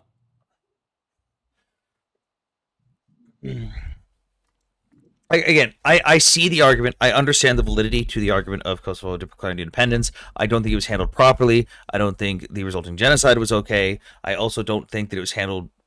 I don't think any side involved in this handled it properly, like at all. Like there are so many different avenues that could have gone properly. Like even before it got to Kosovo declaring independence. Before it even got to that, there could have been better handling by literally every other nation in that region. and everyone kind of just sat there. It was like they basically sat there in a circle around two monkeys and handed them both knives, and one of them had a shorter knife. Like that's kind of how I feel about how everything even started with that. It's like everyone kind of just egged that on and said, "Oh no, this is terrible." And then when it did start getting really terrible, they went, "Oh shit, we should probably step in." And then they fucked it up when they handled that. Like it's. I think the reason because NATO intervened, it was because to avoid another Bosnia, right? You want to avoid another incident like that. You also kind of want to stop Russian influence at the same time. There's a multitude of factors, and I think the way we did it, especially with how we went around selecting targets and all that stuff, we handled it very, very poorly. Yeah, I don't know. Militarily, I don't know. I'm not. Oh no, intel wise, we absolutely fucking failed in that. We absolutely failed. Okay. Yeah, like again, my friend who's pro-West talks about how his grandfather was putting cardboard boxes onto vehicles to make them the shape of other vehicles. And the United States, without verifying anything, we go, yeah, that looks something like a tank, but boom. Probably they had bad intelligence. But it was like unreliable or no intelligence. It was like, fly by, see what we see. And then picking and choosing the targets, how we handled diplomatically, negotiations. It was like, okay, to put it into comparison, how much do you know about like Afghanistan after the Soviets left? How much do you know about that? I know a little bit. I'm not saying I'm an expert. I feel like it's a good comparison between the end of the Soviet-Afghan war, where we had groups that we did kind of align with, not entirely, but then other groups we didn't align with, and we kind of picked and played each other's favorites behind the scenes, and then abandoned everyone. We really handled it poorly. Yeah. But I think U.S. didn't abandon Kosovo. There's still a U.S. base in there. It's called Blondsteel. What is the base called? Blondsteel. Doesn't US Trump want us base. to withdraw from that base? He wants us to withdraw from everything in that region. Yeah, Bondsteel. Yeah. Bondsteel. Wait, it's still active? I thought that shit got shut down years ago. I think they may have reduced, but it's still there. Anthony, I sent you a message. I gotta go do something. Just read my message. Have fun.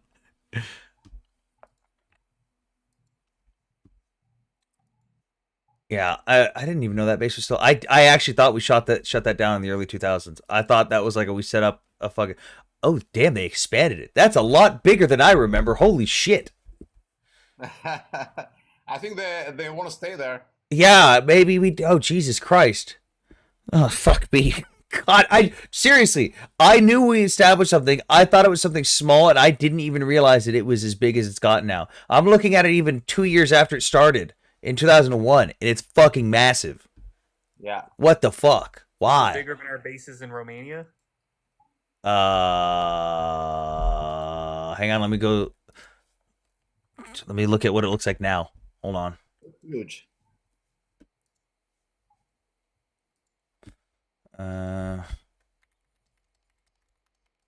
Let's look at square footage.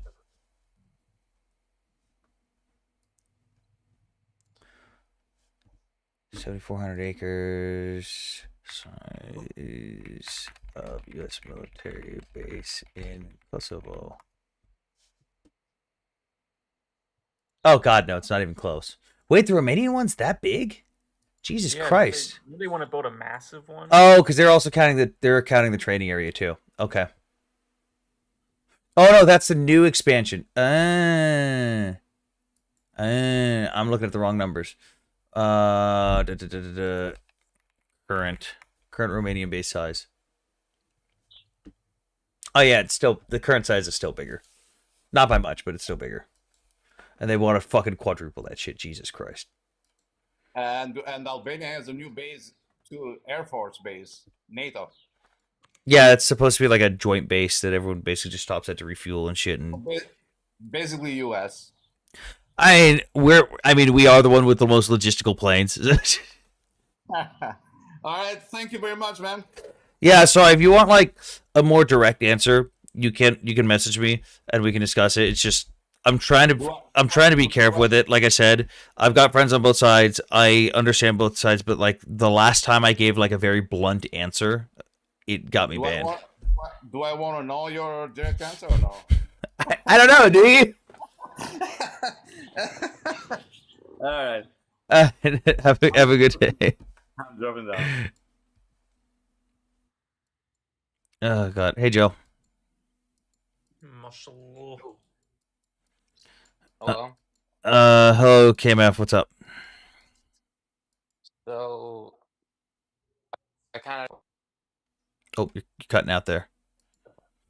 Oh, and he's paused. UK stands with Russia. No, it doesn't. KMF. What's up? so how big of an influence would you say is the sort of more extreme faction of Zionism, like the Greater Israel, the Palestinian expulsion, the just ultra expansive people, and Those are all kind of completely the different. religious Those are all people? completely different ideas. Like Greater Israel is a Well, different from thing than a Palestinian expulsion, which is a different thing from take everything. Those are three I think they completely go hand different. in hand. But they don't. They're three completely different things, and they're all Well, like they minority could have opinions. different motivations.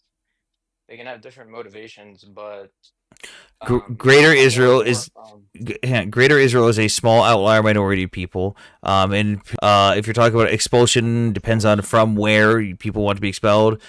It's higher than it used to be, but it's still not a majority of people. Depends on who's saying it, what group is saying it, who you're asking. Like it all depends. yeah, like I'm sure you saw the polls, I think it was Gallup polls Wait, are you the one that regarding brought that up like 2 days ago? And we went through the whole No, thing. I We was went in a here like circle for like an hour. no, I was here a week ago, and then we were talking about Israel, and then we were talking about China for a while. I was there for like an hour and a half. I wasn't here 2 days So ago though. yeah, so the polling from Gallup is from directly after the Second Intifada. So they compared it to polls from right before the Second Intifada, and they showed that a rise in numbers went up amongst people that said, "And maybe I don't want these people here, considering everything they keep fucking doing to us." And they even saw a rise in support from Arabs who went, "Yeah, there's probably not going to be a peace for two-state solution." So. Like they're polling people directly after people just walked into Israel and started blowing themselves up in bus stations. That's fine. Yeah, that's fine. I'm not saying it's like that they're crazy, but they kind of manifest in the ideology kind of manifests in ways that could be harmful to kind of everyone, including What Israel. ideology? I feel like if you didn't blow yourself up at a bus station or at a fucking pizza shop, you wouldn't have that problem in the first place, and you wouldn't Well, have to that's worry about yeah. that Well, that's ideology fine. existing. No, which ideology are you talking about? Zionism So, or Greater so Israel? my understanding is that you guys, this is what I gathered from my first live here, and then I've tuned in a couple times. You guys want the Palestinians to sort of become more reasonable, and then prosper alongside. I would like them to de-radicalize, similar to what happened with Japan after World War Yeah. II. Yeah, perfect. So, but you guys, that's sort of a goal that will obviously take time and effort, and probably a third party, hopefully, like not. It would probably have to be a U.S.-led coalition of some sort, but ideally not under Trump. But that's sort of kind of what you would like to see in, say, 25 years, where the Palestinians. I would say minimum of 50 years because 10-7 unalived any idea of That's a optimistic, right? 25 being optimistic. 25 is extremely optimistic. It's going I- to take 25 years to clear out Gaza. It takes on average 2 to 3 generations to de-radicalize a population. Well, it depends how things go, because the Japanese and Germans, I want to say, were a little bit like they were U.S. occupied, and then they were kind Oh of yeah, we pacified. occupied the fuck out of that ass. Yeah, and there was sort of like this rewiring of the culture, but I mean, by the '70s, we were big trading partners with Japan, and we integrated Germany pretty quickly. And then, I mean, we can Yeah, get but into. you're not accounting for the culture and the Yeah, that's true. ideology that like lives within like extremist fundamentalist Islam. Yes, but I mean, the culture of militarism in Germany was pretty No, it's ingrained, it's not quite I'd the say. same. The Germans wanted to live. When it comes to this culture, they're very death Decult, yeah, decult death is focused.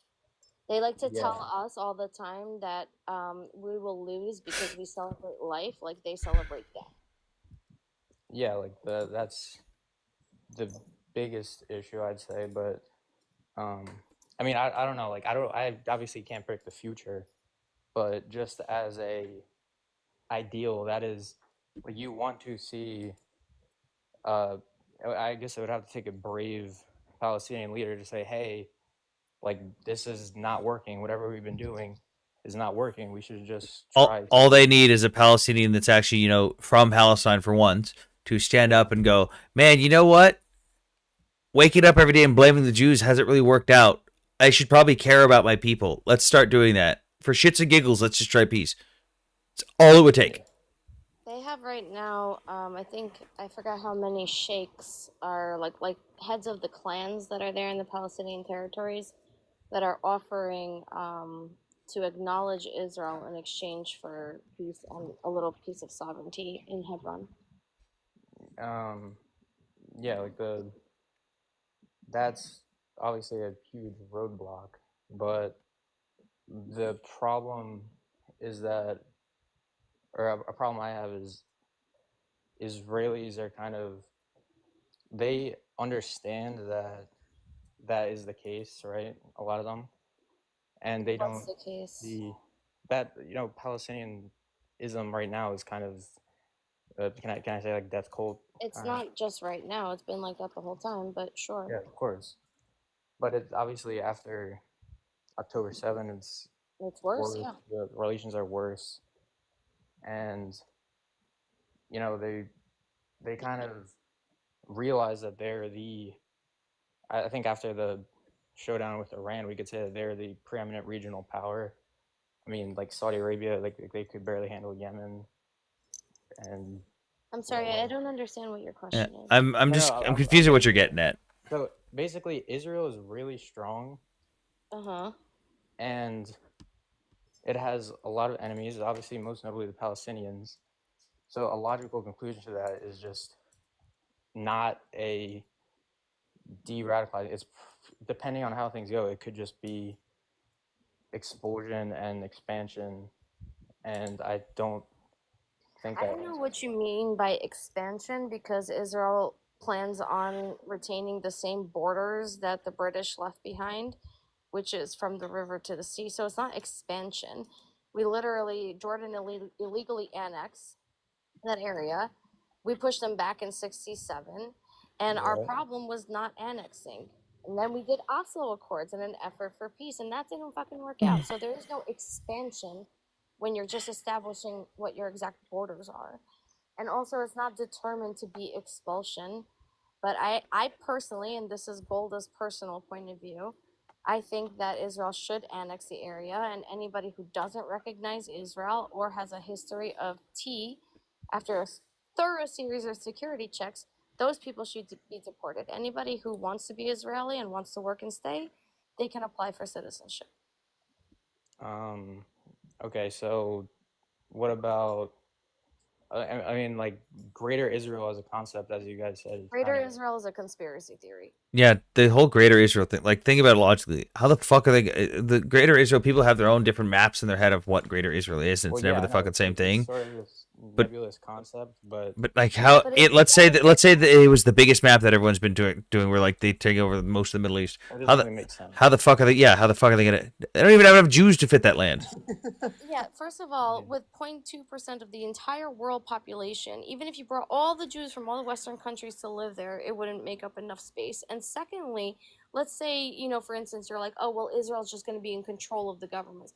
Can you imagine any world where Muslim Arabs are going to listen to a Jewish government? Well, Plus, they plus wouldn't. the IDF is a Wouldn't. defensive-only military. They've never been expeditionary. They're defensive in nature.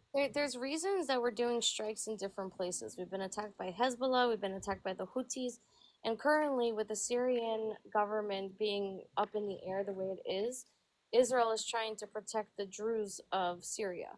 So there are very specific strikes on certain areas, warning people away from trying to genocide the Druze. So, you know, they use the idea of buffer zones, right? Like just Yeah, but they're not just one planning on more, staying there. just one more buffer zones. Okay, but all right, so you just don't think they will? If the Syrian government fell, okay, that means they no longer have relations with whatever government is in charge. They need to protect their borders. They need to protect the fact that they don't know which T organization is going to come out on top. So yeah, they're going to take out the airports and they're going to take out anything that can be used to hurt Israeli civilians from an unknown government. Okay, you can say it's for security reasons, but that's still Did the Syrian government fall? yeah, I'm aware of what happened, but Great, and you are aware that there's a whole bunch of different T organizations that were all okay, acting but on their own. there's a difference between saying it's not expansion versus just justifying the expansion and But saying there's that no it's security. expansion. Israel hasn't laid Okay, claim okay, to any not land. annexing aside, just Why do you think They're they not took even the Golan Heights? annexing. Yeah, that's what I Nothing is said. That's what I happening in said. Not annexation.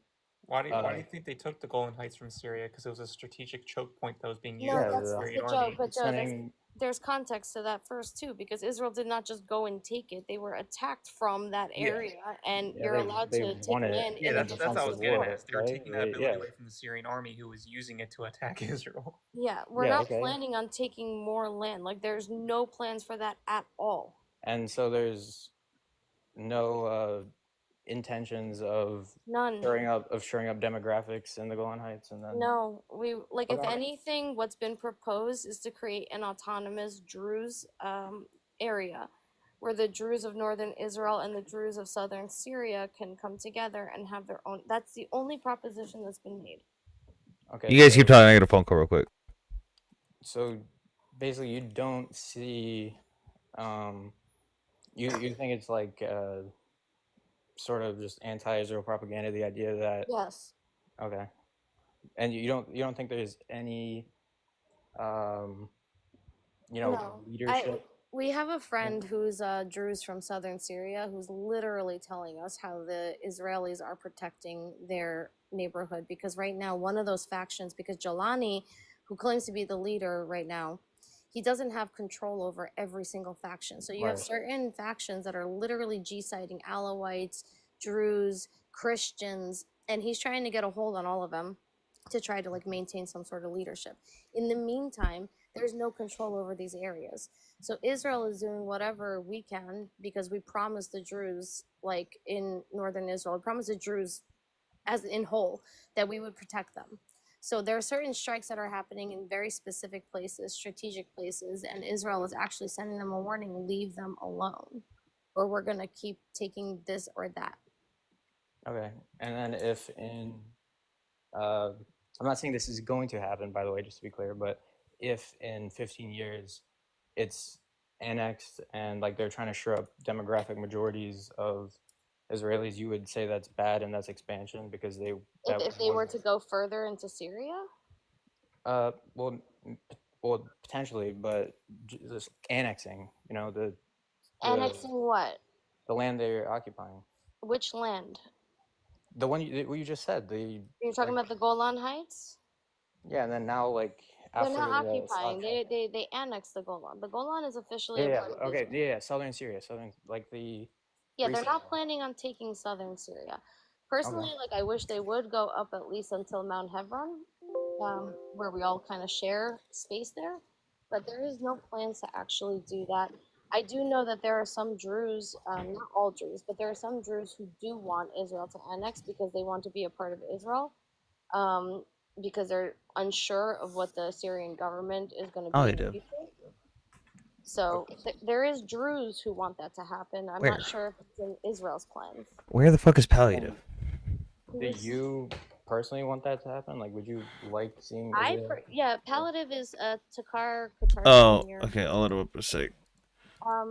Do I I personally think that we should, but I would like an autonomous Druze zone. I think that that would be the best, but I do think that the Druze are comfortable under Israeli protection because we have more stuff than they do. So you would say the first is a Druze autonomous zone. That's like your biggest hope. That's Second, what I would want for them. Yeah. second is for that land to eventually be Israel, and then third is Israel just like leaving. No, and no, then no.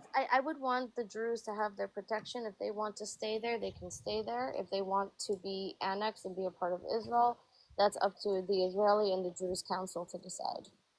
Okay, and then lower than that would be them leaving, and then sort of giving it The to best option Jelani. would be for Syria to establish their government officially and take control over these groups to make sure their civilians are not under attack. Okay, but so you don't think there's okay? That's kind of what I was. Right now, there's indications that Jolani wants to sign the Abraham Accords, which would essentially bring up some level of peace between Israel and Syria. So that wouldn't be necessary, but he needs to get control over the government and over all these factions first, because unless the Christians and Druze and other minorities in Syria are protected, he does not have full control. Right. So, all right, that's pretty much, that was my whole question. Just like how much of an influence do you think the people that do want, Jewish majorities in these occupied lands and then slowly expanding? I think for Jews in general, specifically the Jews that once lived in Syria, they want to be able to go back and forth with safety. All right, I gotta go soon, so I'll see you. All right. Bye. Thanks for Bye. coming up. Guys, remember, we've got the live goal. I know it's a large goal, but we're raising money to try and buy a vehicle for my interpreter from when I was in Ukraine. He's currently with his new unit, and he's trying to get a vehicle so that he can drive back and forth at the front, bring supplies and shit. Cash out for that? Yeah, there's the stuff's linked in my bio. Apparently, people in foreign countries it doesn't work for, but if you guys want it, send money that goes straight to that cause, you can put it in the link tree in my bio to the Cash App PayPal of him or whatever. Just say what it's going to. He's also said that if we were able to purchase the vehicle, we can, as a chat, collectively put whatever the fuck we want on that vehicle. Guys, if possible, please go that way so that TikTok doesn't take like 70%. Do you ever make like posters for that stuff? Like if there's a little poster thing, I'll put it in my story. I don't think so. But it's just because one of the things is this is people that I personally know that need stuff too, and I can't necessarily designate what unit they're in, so that kind of muddies the water with stuff. Say, like, to help Ukraine, maybe. Yeah, I could probably think of something like I just took out $700 from the account and we used it to buy some night vision goggle mounting equipment for some of my guys that are over there. We're also trying to get some workbenches for some guys that are setting up their own drone factory with their unit. And then this guy who is my interpreter, I was over there, needs his vehicle to be able to drive stuff around. So I gotta figure stuff out, but we're just trying to raise some money for him. I don't know how we got $700 the first time, but that was pretty dope. It's probably Z Justice. Karusha says, "Glory to Russia. Suck my dick."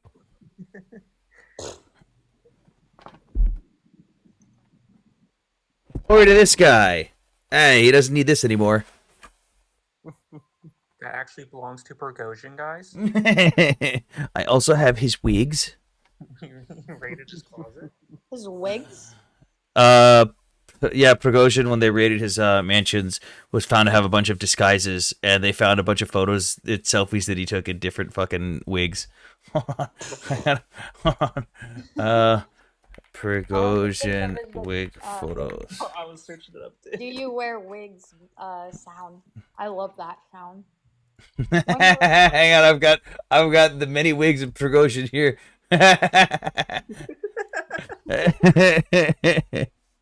So wait, who is that guy? Yevgeny Prigozhin, the former head of Wagner. Is that a polyscope or just a black and white scope? I don't know. It looks like a keffiyeh, yeah. Who fucking Cosplay knows? is a keffiyeh. This is what he normally looks like. Golem-looking individual. He's not using his wigs. Yeah, this is him when he's not using his wigs. Very angry, very Russian. This is him with his many wigs. Shoigu, No, honestly, the one with the hat and the glasses, he doesn't look. I like this one on the bottom right. Oh, you guys can't see it. Fuck. A cute grandpa. He's like a friendly grandpa. Oh my god. I like this one. What is this KGB style? Like what? He looks like Sam. the dictator dude from the Yeah. movie. Yeah, that's what I was Sasha thinking. Baron Cohen. There's Yeah. his wig stash. Who said my name? I feel like it's a bit offensive I to did. Sasha though. What's We up? have Make Democracy Great who's Uh, asking over and over if you saw Putin's speech. Oh, They're also in Putin's speech. Let's see. I can't spell speech right. I'm fucking stupid. It's where is it posted? Democracy. They're in the request. God damn it! Letting so many goddamn people up. Where? Hey, yeah, I was just curious. I know that you stay up on that stuff, so I was going to ask. I've been streaming for the last few hours. Where do you post it, or where is the speech? Yeah, but I'm seeing other people talking about this from today, and they're saying that Putin is telling the American people that he has proof Americans are eating each other without their knowledge. That's one thing, and he's going to release the proof on it, and Eating also each he has other? yes, and they're putting us in our food, and then the I'm other not gonna lie. There's too many trans facts. Oh my god! There's a fucking 12-hour video on this. Ugh, Wait, hold on. God. Like Hey, the eating other each thing other he like said- cannibals? Well, he's saying that they're doing it to us without our knowledge. Wait, who's saying that? Putin. Oh, Putin. like He always says like through propaganda that we're not Yeah, not well, yeah. literal. But he Okay. says Oh. so he claims he's going to release the proof, and he claims that he has satellite footage of 9/11 that's going to show what really happened. Who does? This is the same bullshit that they always do. We have proof. Can you show it? No. Yeah, it's funny. It's like when they claimed that. It's like when they went to the United Nations and they were like, "We have captured Ukrainian American bioweapons labs," and the UN went, "Oh my God, show us the proof. We'll take your side." And they went, "No." It's like, what? Yeah, it's man, Russians they're really eating it right now, dude, and they're bringing back the gulags. Hey, but hey, we're eating each other apparently. they're having yeah. Do you guys see that they're bringing back the gulag? They've always had fucking shit like that. It's never gone Well, away. The Duma just voted that they could open up the FSB prisons now. It's not the KGB prisons, but now. As if they were closed in the first place. Like, Oh. like let's be real. I mean, Question to ask Sam. huh? Have you heard of? I'm sure the answer is yes. Have you heard of Black Dolphin? What about it? Nothing. It's just freaky because you guys were talking about the prisons and stuff. There's a lot I've of. never heard of it. Oh, I've never heard of it. Well, I'm saying that what I'm saying about the gulag thing is just rough for them that they're going to be building more. Mhm. That's the part that I'm pointing out. Fuck them. I don't really care about them. Oh god, that was bright. I just flashbanged myself. Oh god, I gotta sit through 12 hours of this translated on Times of India. Oh dear god. No, probably not. They probably just repeat it over and over. Times in India do reloops of news stories just in By the case way- something comes out. Let's see. That's one source that I absolutely hate Times of India? Why? because of what They're you're actually saying. they're actually a really good source, though. The fact that they do that is when new information comes out, they're usually the first to talk about it. Yeah. Like that's actually really reliable. It might be a Well, pain I in the love ass. all sources because they bring up the subject and then you can go check it out. But I don't like go to them to sit there and watch the whole thing. I'll use No, it I as- don't either. They put timestamps in the comments. Yeah. Yeah. For those asking, Black Dolphin, what she's referring to is just it's one of the first official Russian prisons that was taking people with life sentences. Where was that at? Up in Siberia? It was in one of their fucking which penal colony was it in? They've got some fucked prisons. I know it was down south somewhere. Okay. I don't remember exactly where it was. They've got some. There's some fucking horrid stories that come out of that place though. I've seen one where they have those big ass fucking dogs in kennels. If you want to read about the gulags, there's plenty of people who've written about them. Like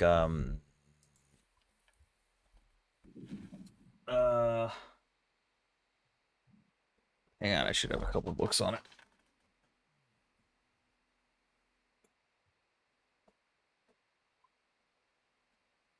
This is a couple-part series. I would recommend going to get these books.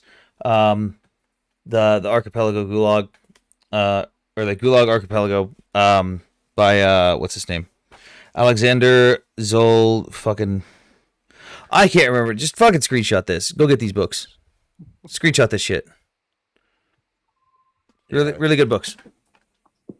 There we go. I didn't have chance to screenshot it. Motherfucker. I'll put that in. Just send it me later. If Audible has it, I can grab it for free. If not, I'll look for a PDF. I just went to a fucking Barnes and Noble and just grabbed it. Barnes Noble, let's go. I would do that if I had a job, but I went to the ICU and I'm with no income. Oh, I know that feeling. I just got laid off a couple weeks ago, so. Oh, that's fun. Gates of Europe, I have that. Yeah, I was a truck driver, so I had untreated COPD because Americans don't have insurance. And then I got C19 and a flu on top of it. So. Oof, sorry to hear. Yeah, I sat in the That's ICU brutal. for a couple weeks. And Jesus.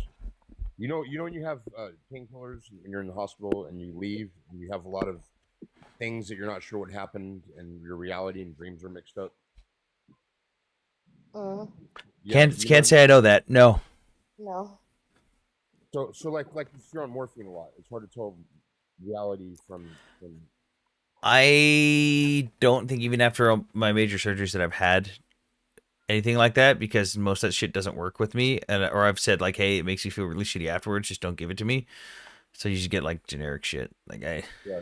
No, I hear you, but it's a thing that people, when they're on a lot of morphine, that they have some issues with reality. My friend was in, and he had a head injury. They had him on morphine, and after he went through all that, and after he went through the coma when he was in rehab, he thought that the nurse was trying to RAPE him. Oh my god. He thought that he was Oh. by being tortured, but it was because of the medications. Jesus Christ. What I'm saying with that is, I wasn't on medications in the ICU, but my CO2 levels were so high in my blood that I had the same effect. That's unfortunate. That's what I'm trying. It was not fun. But It does not sound fun at all. Well, glad you pulled through. Yeah. Hey, I That's just right, Sam, but thanks for having me. All right. See ya. Yeah, I'll probably watch the fucking speech after this. Yeah, watch the bullshit. I'm gonna have to do timestamps and shit and note down some of the stupid shit he said. They'll have timestamps in the comments. They always put the timestamps for useful I'm information. looking at it right now and they don't have it. Yeah. It's probably because it's too soon. Give it a couple of hours. It was posted a day ago. A day ago? Yeah. And they still don't have it? Hang on. It says it was supposed to be. Hold on. I got a phone call real quick. Hold on. Oh, it was yesterday. My bad. I thought today was the 13th. Tucker Carlson. Tucker.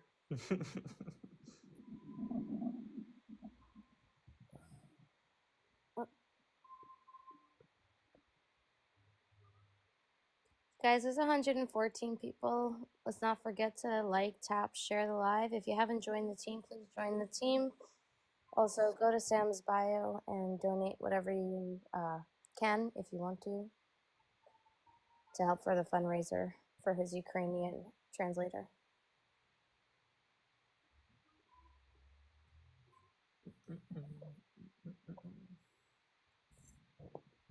Let's see if we can't get Sam up to at least 45, 50K.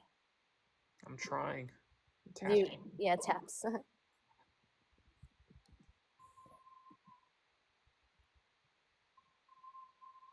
I still can't get used to calling him Anthony.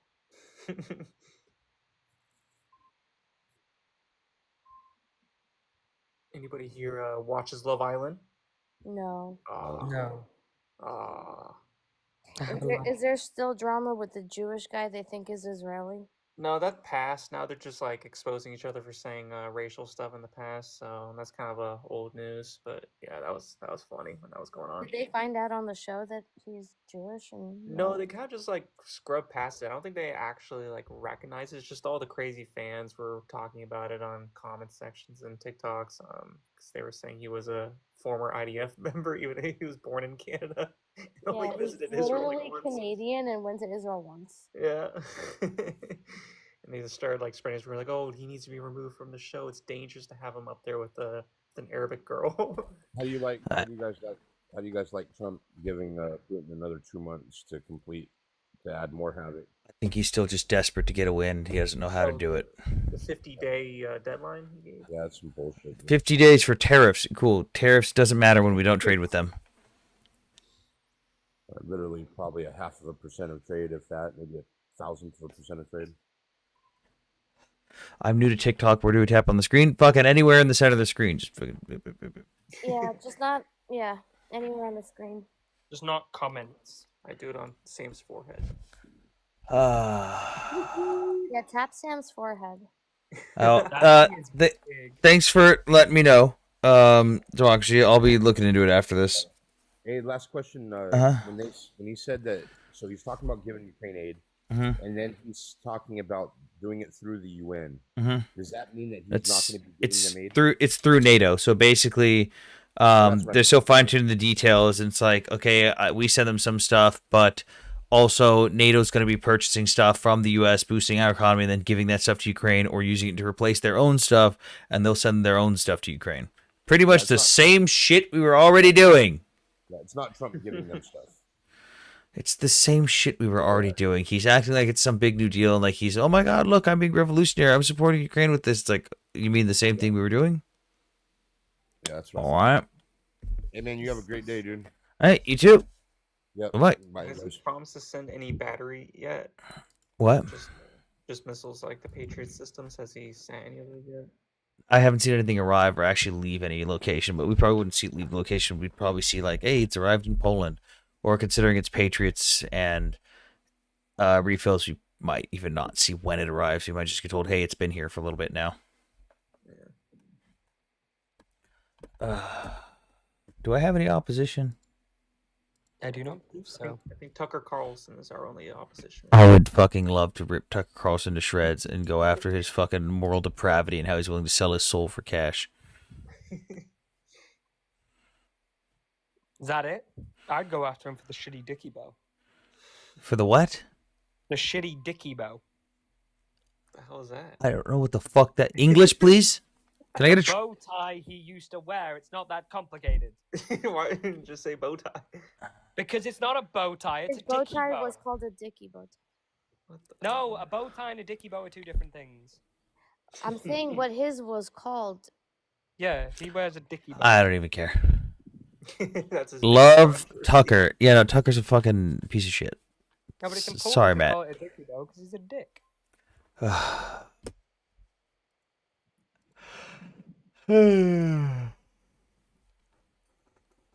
The amount of money I'd pay to have Jackson Hinkle up here. We've already had Jackson Hinkle up. He's not Yeah. a great debater. He- But it's entertaining. Yeah, but it's not though, because he ran away from me twice. He wouldn't even debate. He like, Maddie yeah, he ran away from me twice. Nick went up on his live and destroyed him, and I guess Maddie destroyed him too. Fucking Cam went after him. They had a one-on-one because he thought Cam was just going to be stuttering like on Fox when he wasn't prepared for anything and was nervous. And Cam fucking destroyed his ass and walked his ass all day long to the point where, and I shit you not, Jackson Hinkle's most commonly used comeback was nuh-uh. Like that was legitimately his most common comeback was nuh-uh. I've never Maddie seen him held debate his anybody. feet to the fire about something, and his response was, I had a FaceTime call with Netanyahu's son. Yeah, Cam did indeed dog walk Jackson Hinkle. God, I wish I was able to witness those. My absolute favorite, though, because we were watching Maddie do it from a different live. So I told Ryan, I said, text Maddie and ask him when Ralph's funeral was. So he did, and then she asked him like 5 times, and he kept dodging the question. Yeah, he was in attendance during that day too. Yes, he was. And complained about the planes flying over. Yeah. Yo, honestly, that was a missed opportunity for Israel. We're at 39,000 likes. I think we can get to 50,000, guys. Yeah. If everyone gives, well, I'm not really great at math, but let's do like 300 likes a piece. And again, guys, if you do want to donate to the causes for getting the vehicle for my boy in Ukraine to use for supplies and shit with his unit.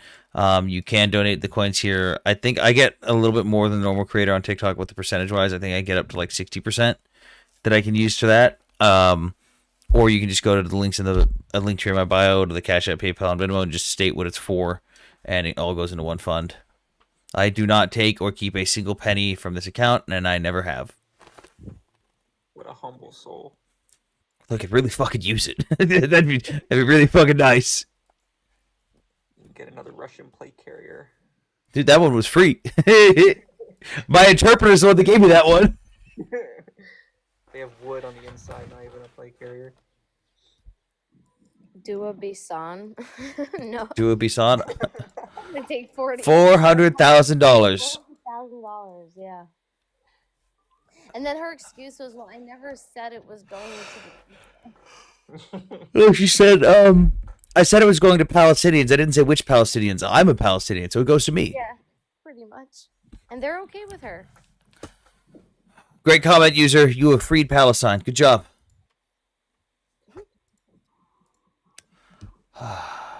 Maybe we'll do a sleep stream. Or set up like one of those loud speakers. No. No, those are the pain of my existence. I hate those streams. Which ones? Sleep stream where you set up like a giant speaker that plays the audios from the alerts out loud, and people's goal is to donate to wake you up. The only time I've ever been called a Karen in my life is when I literally made a video complaining about those streams, saying how fucking pathetic it is. I mean, I wouldn't say it's pathetic. I'd say it's easy money. No, but have you seen... Like, I'm going to be sleeping anyways. Sam, have you seen what they're doing on all of these lives now? So they have like a bunch of political lives, and they'll get a ringer to come in and either be racist or annoying or overtalk, and they have a thing saying like galaxy to drop and like this many coins to mute and whatever. Yeah, those have been going on for a while. Yeah, they've been going on for years. I remember those back like 2021. I only just, I don't know. I guess I've been doing this so much. It's the first time I'm seeing those. Believe it or not, like Israeli-Palestine TikTok is far more respectful than most debate talks. Like theology talk is fucking insane. Oh, I know. I see some of those videos. I just scroll past. I just like watching Dr. Blitz. I've legitimately seen theology talk debate whether like really racist shit, like whether black people can be Christian, and I'm like, what the actual hell? Y'all have come across the Free Europe panels. Oh my goodness, yeah. So those are next level. I came across a Yahtzee live. One second, I was just sitting in the comments once, and they were just going on about like how they hate Muslims, and then next minute all you hear is, but the Jews are even worse, and I'm like, what the heck? They sent them to us. Dude, I literally was watching a Yahtzee live where the whole live they were talking about how they need to clean up their image and get away from the skinhead image that was put out by American History X, that movie made by Jews. Oh my god. They gotta get media trained. No, literally, like the guy was like, I want like what's it called? What did he call himself? A white Christian nationalist or white socialist, whatever. He's like, I want the grandmother who wants her groceries being carried into her house to be like one of us doing it. I want them to see us as like, you know, the neighbor next door and be like cool with us instead of whatever image these Jews put out about us. Helping a little baby ducks across the street. That's actually the least offensive thing I've heard. In like recent days, Oh, that's scary. That means there's just going to be Nazis hiding amongst us. There already are. Oh, what are you talking, Golda? You live in New York. You're look, literally I know they do, and I know they've been doing this for a while. But the fact that they're like blatantly talking about it on a TikTok live, they've been blatantly talking about it for years. Now they could be doing good. Oh boy, Golda, don't ever go to 4chan for your I feel like you might die if you go to 4chan. No, it's not about 4chan. It's not about 4chan. Like, let's think about this, right? Because the argument always is that the Yahtzees that we see carrying the flags and wearing the shirts are like blatantly in our face. And I keep trying to make the argument that no, there are hidden Yahtzees with cleaned up images. No one's denied that. We know that. That's the thing we're saying. We know that. Worried that they're gonna like hold the door open for one day. But then why is the left more dangerous? Aren't they just as dangerous because they're all hiding in plain sight?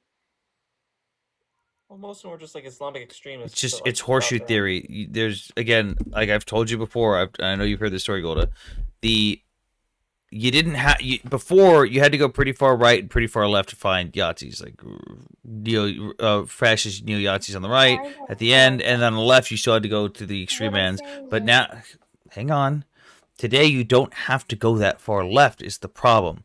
You don't have to go as far to one side as you used to find those extremists who will happily throw Jews under the bus and allow things to happen to them without realizing that they are being openly anti-Semitic and open Yahtzee. You've got one side that's very loud and proud of it, and then you've got the other side that's denying it because they don't believe what they're doing is actually anti-Semitic. They don't believe that they're doing something in the name of harming Jews. And you've got a horseshoe theory where both sides are lining for the same goal without even realizing it. That's why people say the left is more dangerous, because the right will do it, like the extreme right will do it in your face. The extreme left will say, no, I'm being a humanitarian, whilst actively loading Jews into a train car. No, 100%. Okay, I don't disagree with that. It's more insidious and it's under the guise of humanitarianism. I get that. My point is, though, that they're both insidious, they're both in government, they're both hiding in plain sight, they're both affecting policy, and they're both dangerous for Jews. We agree. You're just worried one day you're gonna be like going to the grocery store and you're gonna have a YT supremacist guy come up to you and be like, "Hey, do you need?" No, it's already happened. A friend of mine already got attacked. Golda, have you not heard about the Bromberg scandal? The what? It was a scandal in Germany. No, I didn't hear you. The Bromberg scandal. It's a scandal in Bromberg, Germany, like 20 years ago, where Schnazis openly married Jewish people in order to continue doing their Schnazi stuff. Ew. Crazy. Yeah. Like to breed out the Jew? Yeah. But weren't those same people like rounded up afterwards for marriage? No, this was like 20 years ago. Like the whole scandal came out because one of them like Xander in the comments, I want you to come up here. I want you to explain to me what you mean by de-Zionize Israel. I want you to come up and explain that to me, please. He wants the Arabs to take over. Well, just go to let him speak. I want to talk to him about it. Sam, I have like a theory that any man who has a cat picture is not to be trusted. Excuse you? Yes. Look, I'm sorry. Look at Joe above you. Yeah. I didn't even see it, Joe. I'm gonna change. I was focused on your flag. It's true though. It's not. I had a cat picture. What's wrong with cats? I have 5 cats. Nothing wrong with having cats. It's Golda, just like, you just have a prejudice against cat. You no, I love cats. It's just in my experience, every man who just has a cat as a profile picture is always a pro-pally and always just like kind of. Okay, I know what you mean. I know what you mean. I've seen a lot of. Look at Joe right above you. I know. Okay, Joe, you break the mold. You are the exception, not the rule. Thank you, because I know what you're talking about. You're talking about like the ones who have the profile picture of a cat with like an H group bandana. Somebody with a cat picture. On. Yeah, I know what you're talking about. I've seen those. Yeah, I'm not wrong. Yes, you are. No, I'm not. Yes, you are. There are good cats and there are bad cats, all right? There's good cats on both sides. General Prince in the comments. I'm propelling. Let me show you my cat. That was good. That was good, General Prince. That was funny. Paladin, when did you have a cat picture? Paladin. What? Joe, where's the cat? Let's see it. I was still into cultured controversy. I had a picture of me and my cat on there, and then you all went, Kitty. "You should take your picture down." I don't even remember that. You were literally the person being like, "You should take your picture down." Oh, probably because of my theory. You think this cat on my screen doesn't like Jewish people? No, he's ginger. He gets an excuse. Okay, Joe, it's not. I don't know, Joe. Cats, okay. I rescued a kitten. I named him Binks. Somebody on this app who's a friend adopted him. I love cats. It's just for whatever reason, this theory holds. Joe, what was that cat doing with his right arm right before this photo was taken? It's nothing, man. He was just waving to the audience. He wasn't doing anything. Sam, where's your He was giving his heart to the people. This cat, on the other hand, this cat believes in the Khazarian theory, so I understand what you mean. This cat is trouble. Sam, where's your kitty? No, listen, I love cats. It just so happens that all of these pro-pally dudes who just have a cat picture, they're always pro-pally. Yeah, well, they have like they Photoshop age group. It's just like a picture of a cat by itself. See, Joe, I didn't even see your picture of a cat. I was so focused on the flag. You know what I mean, though? I have to show my children just to prove. No, I'm gonna be canceling Golda after this. No, you're not. I love cats. I love cats, specifically when they belong to other people. As much as I loved Binksy, like I was, Everybody boycott Golda. I was so scared I would have to get rid of my plants. Justice for cats. It's a real life cat. Look. Great movie. Look. Oh, Kitty! That radicalized being. Sushi. Kitty, I hope- Sushi, say meow. I hope you scratch him for doing Say that. meow. Say meow. You little fuck. You always meow when I tell you to. Now you don't want to do it? Beauty. Stage fright. Say meow. Oh, there she is. It's a she, right? Yeah, her name is Sushi. Oh my god. You hear the wait? You can hear the purrs. Oh, Sam, Yes. they've updated Pokemon Let's Go as well. Yeah, look, Joe. This is the kitten that I rescued. It's so. By the way, me and Sam are probably the biggest Pokemon nerds ever. I'll find you on my backup account, which is which is my dog's account. But you can see all the videos of the kitty while I had him. Joe, why you just flip it through your camera roll? And then our friend What is, Reboot, my our friend boyfriend? Reboot adopted him because my mom and sister are allergic, and my mom was like freaking out. She All right, was that's enough of cats for now. Welcome back, Mideast. Now Scratch. Scratchy's here, and he's a cat. Fuck. God damn. He's a big pussy. God damn it. Scratch. What's up? So man. What's up? Are you going to yeah, attempt sorry, to do like a yeah, I'm profile? friends with I'm from with Takia. Sorry, how do you pronounce your name? I think friends is a strong term. Oh my god. Associates. He's pro pally. He's an interesting one. Though. All right. What- And then, so I'm associates of a Mossad agent who's currently working on my case and spying on me. Named Takia. Is his name Helicopter? Yeah, I was just Definitely gonna not a say. What's up? What's on your mind, Scratch? Generally, I'm pretty pro-Ukraine. I know a Mhm. decent amount about that. I'll admit I don't know a lot about like the Israel-Palestine situation. I have like very iffy opinions on it. I am a leftist. Fair I take enough. a leftist position, so I'm more here to like learn. And I kind of had like I've had like a partial conversation in the past with like Takir, but I kind of want to know like what your opinion is. Like my main criticism of Israel right now would be things like at least from my understanding, a lot of people, even like pro-Israelis, like contests like the settlements in the West Bank, and then some of the war crimes in Gaza. All right, so we'll do West Bank first, then we can go to alleged war crimes. If I were to, He's pro apartheid. if I were to ask you, if you knew what area A, B, and C were, would you know? No. Okay, so the West Bank is broken up into areas A, B, and C. This is agreed upon by the Palestinian Authority in what's known as the Oslo II Accords. It was supposed to be an interim deal that was supposed to last 5 years, and at the end of that, the Palestinian Authority was supposed to come back to the table with the Israeli government and negotiate for integration of the entirety of the West Bank to the Palestinian Authority and creating one state for the Palestinians, being Gaza and the West Bank, basically a path to statehood. The Israelis came to the negotiating table, the Palestinians did not, and they turned down every offer, which was everything they asked for plus more.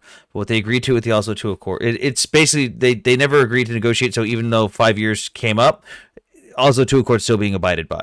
So the West Bank is divided into areas A, B, and C. Area A, the Palestinian Authority has full administrative control over, as well as security control. Area B is split. The Palestinian Authority has full administrative control, and they share security with the Israeli government and the Palestinian Authority. And Area C is fully administered and governed, and security-wise, by the Israeli government. And this is, again, they agreed to this. Most of the settlements you will hear of, by the way, which are they're just fucking villages, man. They're not settlements. It's just a buzzword term that's been created to try and come up with a way to villainize Israel and something that stands out from other conflicts. It's just villages. All of these areas are in Area C. Like all of these things that they keep complaining about, illegal settlement here, illegal settlement there, they're literally within Area C, which the Palestinian Authority agreed is entirely legal for Israel to do, because that is their land. Now, I will say there are sometimes people who go from Area C and they go into Areas A and Area B, and they will put up some little shanty shack and build some little bullshit hut. That is illegal according to Palestinian law and Israeli law. The IDF will go in and bulldoze that little shitty shanty shack because fuck them and arrest those people. But the IDF also deals with the Israeli settlers attacking IDF soldiers and Israeli police as well. So it's not like the IDF just stands there and does nothing. But most of the claims you're going to hear about illegal settlements, if you actually find out what settlement they're referring to, 99% of the time they don't know because they just hear the terminology. They don't know any of the facts on it, and they don't actually know where any of these settlements are or what their names are. And when they do, and you look up where those settlements are, they're in Area C, which means they're entirely legal, and people are bitching because they don't know what they're talking about. That was it doesn't even matter at this point, but it doesn't, because it's used as a buzzword today. It doesn't matter why they're called settlements. So anti-Golda right now. It's just it's a detail that doesn't matter in this grand scheme of things. It doesn't fucking matter why they do it, but it really doesn't. They're fucking villages. I don't care what they want to call them. It's just a fucking village in Area C that's entirely legal. I don't care why they call it a settlement. It doesn't matter. But it doesn't matter is what I'm saying. It doesn't matter what the actual point of what they call it is. It doesn't fucking matter because they're just going to use whatever word they want to come up with a catchy buzzword for it, regardless of what the actual meaning or intention behind it is. But Scratch, I know I gave you a little bit of info dump on this. Does that make sense for like at least the West Bank stuff yet? Yeah, that makes sense for the West Bank stuff. Okay. Yeah, and again, I'm not denying that there aren't indeed some settlers that just go out and cause violence. There absolutely are. But it's funny, what a lot of people also don't realize is there's an organization called B'Tselem. They're an anti-Zionist organization based in Israel, and they catalog all the violence that the settlers use against the Palestinians in the West Bank and stuff. They also happen to catalog the violence of Palestinians toward those Israelis. And it's funny because if you actually look at the data, even according to their own data, the Palestinians attack the Israelis and unalive the Israelis at 10 times the rate the Israelis do it the opposite way. But nobody talks about that, which is, I find, really funny. It's like, oh, look at all these people dying. It's like, yeah, well, what about when it goes the other direction? It's like, oh, we don't talk about that, even though it's fully available on their website. Now, when it comes to war crimes, yeah, there's absolutely been some war crimes that have been committed, but it's not like it's a systemic issue that is a continuous ongoing thing. That's where you would have a problem. We have the IDF who see someone commit a war crime and they punish them. Now, you can say you don't think the punishment is long enough or whatever, especially compared to like the U.S. military. That's a different argument, but the fact is they get punished. Like at the beginning of the war, I'll give you an example. There was IDF soldiers who filmed themselves dragging the unalived bodies of Hamas members behind their Humvee with a rope and having fun and doing donuts. That is desecration of an enemy combatant's body. That is a war crime. Don't care what side of any conflict you're on, that is a war crime. Those guys got punished for it, rightfully so. There was also some soldiers that were taking the flags of the unit that got ambushed at the border on October 7th, and as an act of revenge, they were planting the flagpoles of the butt cheeks of unalived Hamas combatants and taking photos. That is also desecration of an enemy combatant's body. That is a war crime. Those dudes got in trouble and went to military prison, rightfully so. Like, there's a rule we have in the military. If you're be smart about being stupid. If you're gonna do something stupid, don't take a photo of it. If you're gonna do something stupid and take a photo of it, don't fucking post it. But like, you still should have done it in the first place. But like the claim that a lot of people make that Israel's just committing war crime left and right, everything they do is a war crime, that's completely unfounded. In almost every instance that you can bring up that people talk about, there's either zero proof that it happened, and I'm basically just expected to take the word of a Hamas spokesperson or some random anonymous source, or there's videos and photos that show the exact opposite. For the most part, granted, there are some individual cases that, yeah, it did happen, those people were punished, but overall, I mean, and like we could. Do you have any examples? Like the recent convoy, those people were punished, right? Who were like shooting at the like humanitarian convoy. I'm pretty sure those people were punished, right? BBC retracted that article because it wasn't actually the IDF. Okay. The Gaza Humanitarian Foundation, which is run by Gazans, came out themselves and said, "Hey, this was Hamas. We've quite literally been telling you guys for months that they've been threatening us. And now they've attacked us, and even they didn't just unalive people; they straight up kidnapped Gazans who were working at that foundation, at that aid station, and kidnapped them. And unalive them. Yeah, and the big thing that came from the Palestinian side was, oh well, Israel opened fire on this group. It happened at this location at this time exactly, and the IDF went, oh, interesting. So they pulled up CCTV footage of that exact location at that exact time, and they went, weird. This location, that's weird. I thought if everyone's getting shot, they'd be running away. Then the Gaza Humanitarian Foundation was like, hey, by the way, a bunch of our people were kidnapped by Hamas. What the fuck, people? Why is no one ignoring this? Yesterday, Hamas put out a bounty on the heads of the Gaza Humanitarian Foundation workers, it's both Americans there and local Gazans that are helping to distribute. Yeah, BBC had like multiple articles on that exact incident and actually pulled all of them back. Which is again, basically, we have a claim that's being made. There's no photographic proof of it, but someone is saying something on behalf of Hamas because Hamas said it happened, and we're instantly expected to believe them because these random news organizations said so, and then it comes out that it's not true, and rather than covering the full story and going, oh yeah, this is what actually happened, they just go, oh shit, whoops, delete article. But also, Haaretz put out an article that they purposely mistranslated in English to say that they were pew-pewing into a crowd, and in Hebrew it says that they were pew-pewing into the air to disperse the crowd. And it wasn't even next to the civilians like they said it was. It was like a fucking kilometer away. Hello, Bob Vance. What's up? Hey everybody, how's it going? Thanks for having me. How old are you, Bob? 27. All right. What's up? What's on your mind? Yeah, I wanted to jump in when you were talking about how there's no systemic issues Mhm. in terms of these war crimes. Mhm. And I think one really good example that illustrates the systemic issue that does exist would be the right to grape protests that were happening last year. Are you familiar? Yeah, that's actually not true. That's not what happened, and that was thoroughly debunked when people found the actual poll of what people were talking about and what they were actually protesting for by interviewing the protesters. Now, there was a random Israeli former politician who was basically batshit fucking crazy. He was like, yeah, if you want to support grape, that's fine. That dude's a fucking moron. Fuck him. But that is not what people were protesting. What people were protesting was the fact that some people got accused of something and then immediately arrested without any evidence being presented. And they were protesting for the release of those people because no evidence had been presented.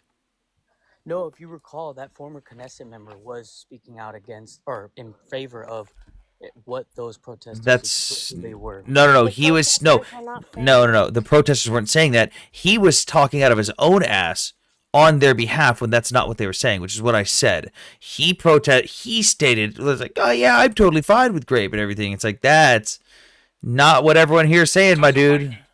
Right, they wanted the IDF members that were being punished. No, they didn't want No, they wanted people that got arrested without evidence to be released because they were arrested without evidence.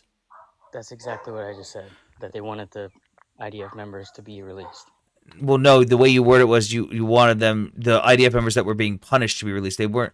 They wanted the court system to work the proper way, where evidence is presented, and if you have enough substantiating evidence to arrest someone, you arrest them. But again, they were arrested on literally just an accusation alone, and that's what people had a problem with. Well, yeah, they were arrested as part of the investigation. I mean, you don't get charged for No, crime. they literally got it. They got investigated, or they got arrested before the investigation. Like before the a bunch of them, and then a bunch of them were released. No, not before the investigation was complete. Before it even started, they were literally arrested the day after the claims were made. Before the investigation even started. That doesn't even make sense because as soon as you It doesn't. No, you're right. You're right. It doesn't make sense. Hang on. He's right. No, Palliative. He's right. He's right. It doesn't make sense because they shouldn't have been arrested like that. If there had been substantiating evidence, they should have been arrested. But they were arrested the day after the claims were made. There was no substantiating evidence. There was no investigation that had been started yet. They were immediately arrested. And that's why it makes sense. Israel takes these accusations seriously and understands the danger not only of the accusation but of the act. So Israel, rightly or wrongly, took the precaution and said, doesn't matter whether we've started an investigation now, we need to do action, we need to move, we need to make sure that these behaviors are immediately punished. So if they are guilty of this crime, they remain in jail. If they're not, then they get released and we make a formal apology, but at least we're doing something. That's Yeah. actually what you guys have been asking them to do. You guys Yeah. have been asking them to act quickly. And People this didn't like that. and here, so Scratch, this is kind of what I was talking about. An accusation is made. I'm expected to believe it, and then when the proof is shown, it actually shows the proof that is presented shows the exact opposite. So this video is so fucking tame that I can literally show this on TikTok. What they stated was that there was video that was unedited and it was showing a Palestinian prisoner being raped. But what it instead shows is someone using 3 days of footage that's spliced from 3 different time periods, and it shows them covering this man as they do a strip search, which is standard in a fucking prison, especially given the circumstances of what was found in the medical examination. So this is them blocking the area, and they're performing a strip search. It is so tame that I can show this on TikTok. Now, if we look at the actual medical report, recently became available. no, this was made available quite recently. At the time. Right, my man, recently, August 8th, 2024. That's not recent. When it happened, yeah. Immediately after the accusation was made, this video was released.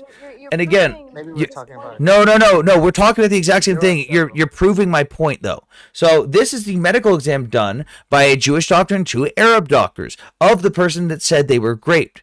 And if you actually read it, they go through the entire thing and provide evidence to show that this wasn't someone being raped because there was no physical evidence presented to show that.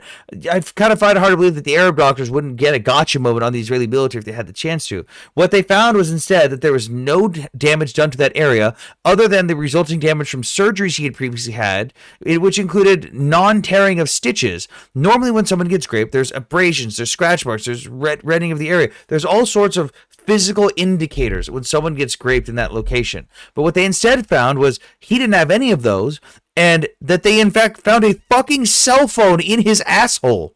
Because that's what people do when they smuggle shit in their prison pocket, like cell phones into prisons across the world. So the doctors themselves confirmed, yeah, no, he had a fucking cell phone in his asshole that he clearly put in there himself because there was no markings or indications that anyone put this up there by force or that anyone stuck anything up his ass. One of the claims was, yeah, they shoved a broom handle up his ass. There was nothing to support that claim whatsoever. And then as this came out, well, there's a bunch of people getting raped. It's like, okay, who are they? What are their names? Why aren't we seeing these why aren't we seeing any proof of these things? But Sam, that's the whole point, right? So originally, and this is where you debunked yourself, Bob. You're talking about how it doesn't make sense. Israel is already scrutinized on the world stage to such a crazy degree that as soon as these accusations were made, before there was any evidence, they arrested these people. And their families and the people were so upset that these people were arrested on the word of a Hamasnik, because this is a very special prison only for people that were involved in October 7th, that they wanted it done the proper way, not an improper way, because Israel is overcorrecting for the amount of scrutiny they're already receiving. That's why you're saying it doesn't make sense. That's what the people were saying too, that it doesn't make sense. No, that's not what I said. They wanted a proper investigation, and most of those people detained were released. Yeah, they got released and immediately put on house arrest because they went, oh shit, we actually haven't even done investigating at all. Like, dude, this shit happens in prisons across the globe on a fucking daily basis, and I don't see people in the American prison system claiming they've been raped because they got caught in a fucking strip search having a cell phone in their ass. Because you had a strip search, you got caught with a cell phone in your ass. That's not grape. Nobody was protesting for the right to grape or some nonsensical thing. Except for that one dude. That one former Knesset member. He absolutely did. He was batshit crazy. I'm talking about the people protesting. That's not what they were protesting for. That's ridiculous. Well, I'll grant you that it was a fringe minority of people protesting for that, but it wasn't. No. But again, it wasn't that. Period. That's not what the people. What you're failing to understand is, at this point, you're not even arguing the grape because you know that the evidence presented shows otherwise. You're still refusing to concede, though, that the people there weren't protesting for what you were saying they were protesting for. Absolutely, the former Knesset member was. He's batshit crazy. He was condemned by the fucking Israeli government, like, immediately. And the protesters wanted nothing to... Yeah, he got sued. The Israeli government wanted nothing to do with him, neither did the protesters. But the protesters themselves weren't saying what you're saying they were doing. Like, they weren't protesting for the right to grape. hold on. This is actually a great criticism of the Israeli system. Whenever somebody is asking what we can criticize about it, it's the fact that occasionally, because especially after the war, they detain people without due process occasionally. That's what the people were protesting against. Does that make sense? He's going to Google an instance that's not, like I said, is not going to have any proof. He's trying to find a different instance and say it wasn't this one now. Calling it now. Mm-hmm. Scratch, this is kind of what I'm talking about. Like, do you get where I'm going with this stuff, Scratch? No, I see. I've listened to plenty of these debates. Yeah. Yeah, like we Scratch is definitely more honest than most people. Yeah. He's honest enough to say that he doesn't know enough about the topic to make any real claims. Yeah, like if these doctors had come out and said, "Hey, there was actual evidence that something happened to his asshole that wasn't his own doing," then we'd have a different story on our hands. But we don't. Also, you were slightly wrong. One of those doctors was a Palestinian doctor from Judea and Samaria. That's why I said Arab. No, yeah, but that's going to be misleading because people assume that Israeli Arab. It's key to point out that this was a doctor from the There Palestinian was Authority. one Arab Israeli and one Palestinian and one And the Jewish doctor. Jewish Israeli. Yeah. Mm-hmm. All three of them examined separately as well, bearing in mind. So they did not do a joint examination together. They examined the individuals separately, and they did not share notes until the final report. And that was to make sure that there was no bias on any part of the doctors. History books will say that Netanyahu committed genocide with Trump's collaboration. I'm sure the ones in Arab countries will. Not actual history books by actual historians, because historians are politically motivated typically. Who's writing the history book? Fucking Constantine's right. He's dead. They'd still probably put his name on it.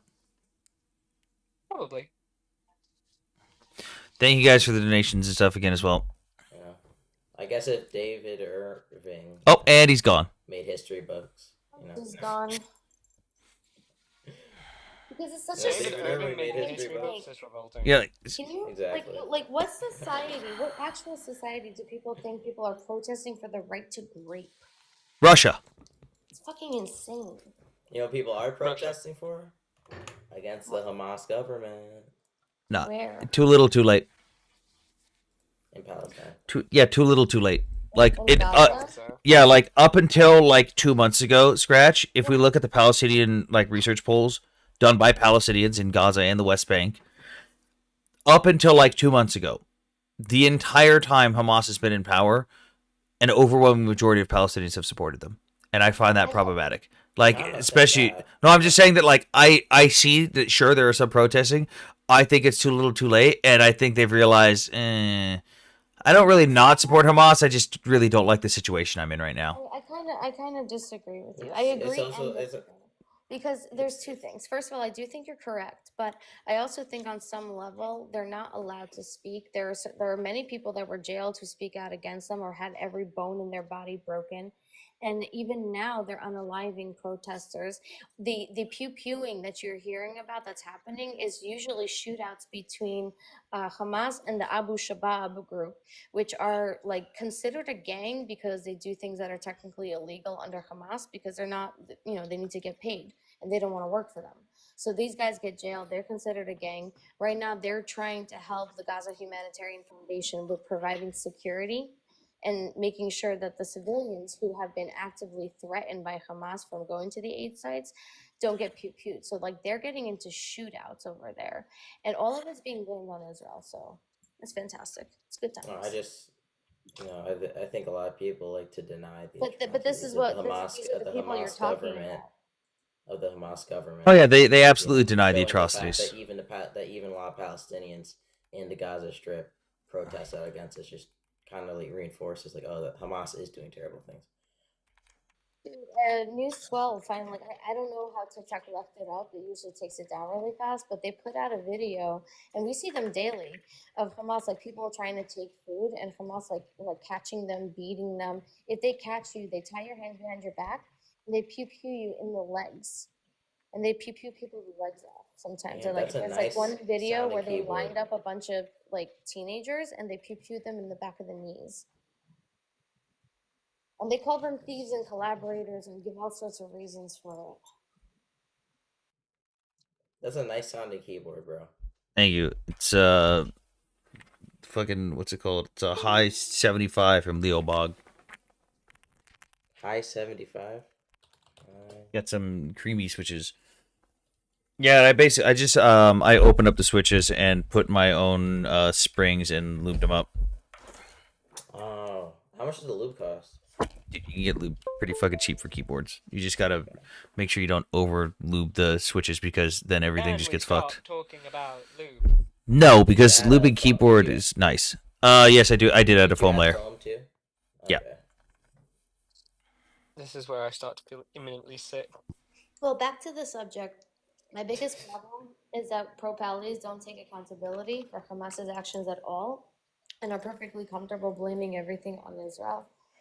And then, like, the news reports that come out, we have, like, journalists that are actively saying that they're threatened by Hamas to not put out the truth. And so you only get one-sided accusations.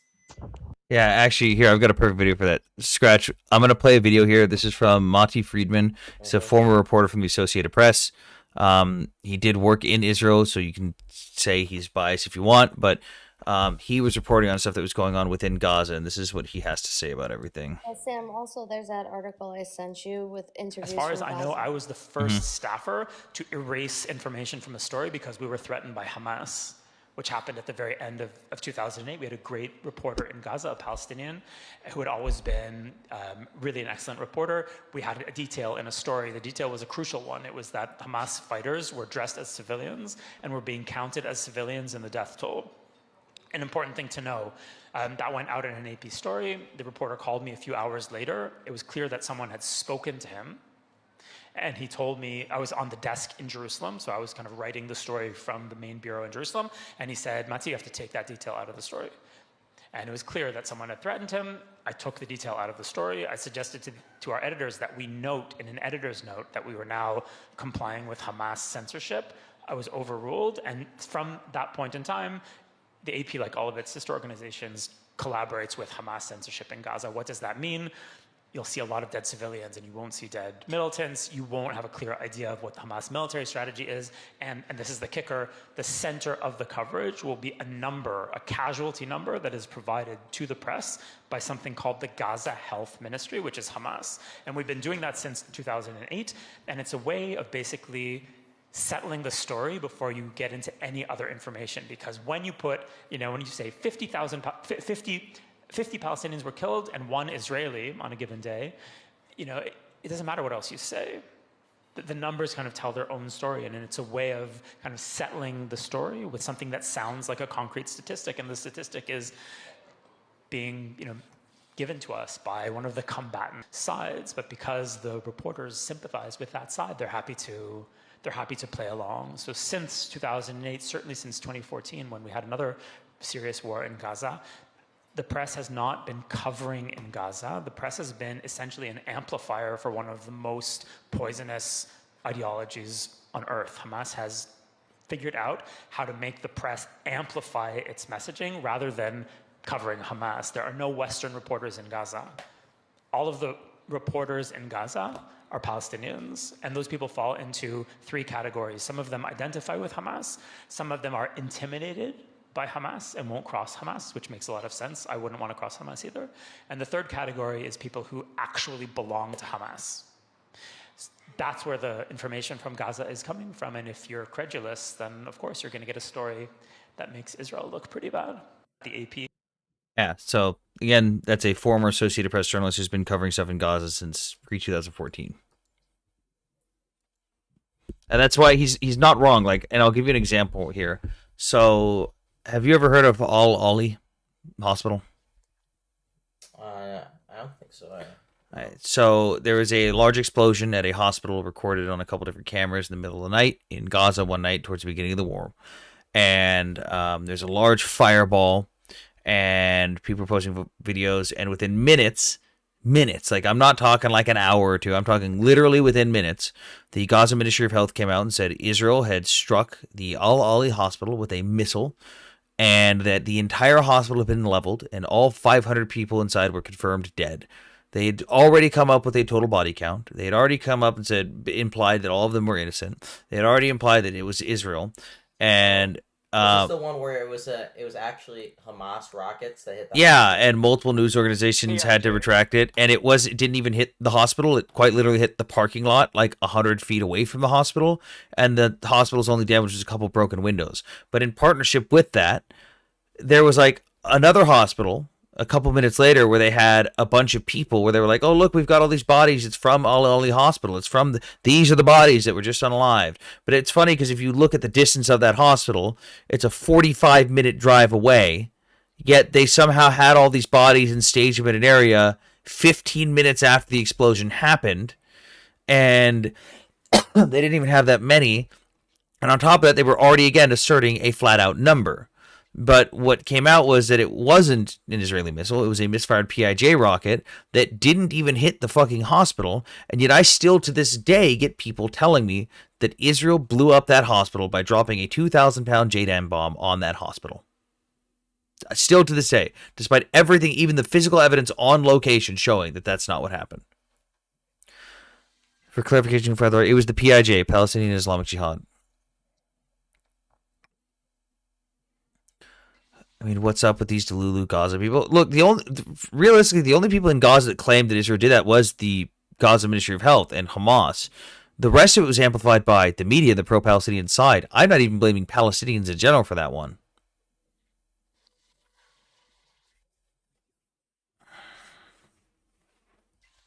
Do you have any more questions, Scratch? No, I'm good. I have to do my own research, but I'm kind of focused on the on the Epstein shit right now. There's no list. There is a list, but it was created by Obama. Okay, and I care why. What does it matter if it was created by Obama? The implications that it's falsified, it's fake, and it's gonna make Republicans look bad. It's like, bitch, why wouldn't they have released it then? If it was created by Obama and it was that bad, why wouldn't they have released it? Mm-hmm. There's no. I think the best cope to me is like the blackmail, fucking like, oh, he's being blackmailed and by the deep state. It's like, it was Israel. No, wait. So Trump had his entire first term to learn what the deep state would do, and yet he still promised us that he would release it, and then the deep state blackmailed him. There's a good chance. There's a good chance, like what someone in chat just said. I think it's forever gone. There's a good chance that something did exist and it's actually gone now. Damn. Yeah, they actually just somebody Control-Alt-Deleted. Or someone's got it, and someone has the real stuff on a sticky note inside their desk that they don't want to show anyone. Mm-hmm.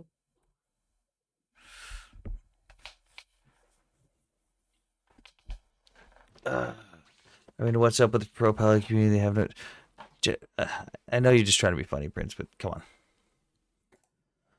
on. They don't know how to do sarcasm.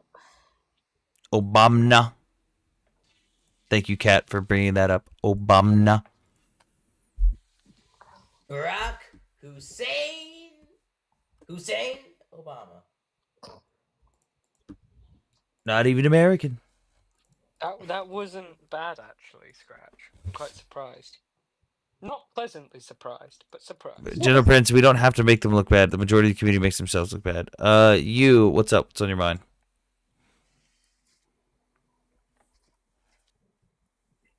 You, hello? You're on...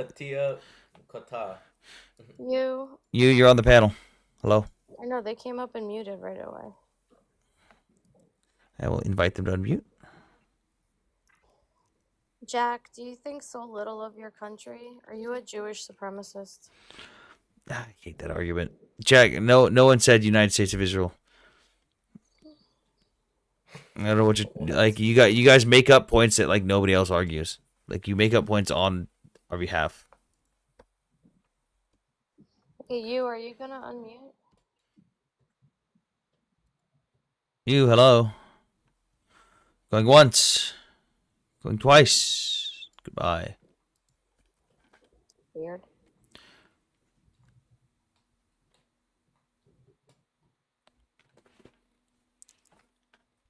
Okay, Jack, great argument. Good job. You really proved your point. Is Elon a Zionist? Yeah. I don't know. He went to fucking see everything that happened after October 7th and kind of was like, ooh, it was bad. I think Elon is pro Elon. Yeah, I mean, he'll do whatever it takes to get money. He doesn't care. Yeah.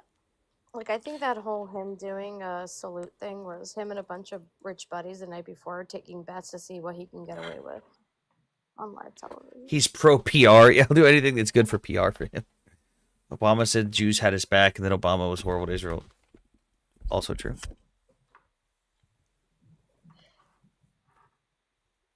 So, Jack, do you have any great whimsical things to drop in the chat for us?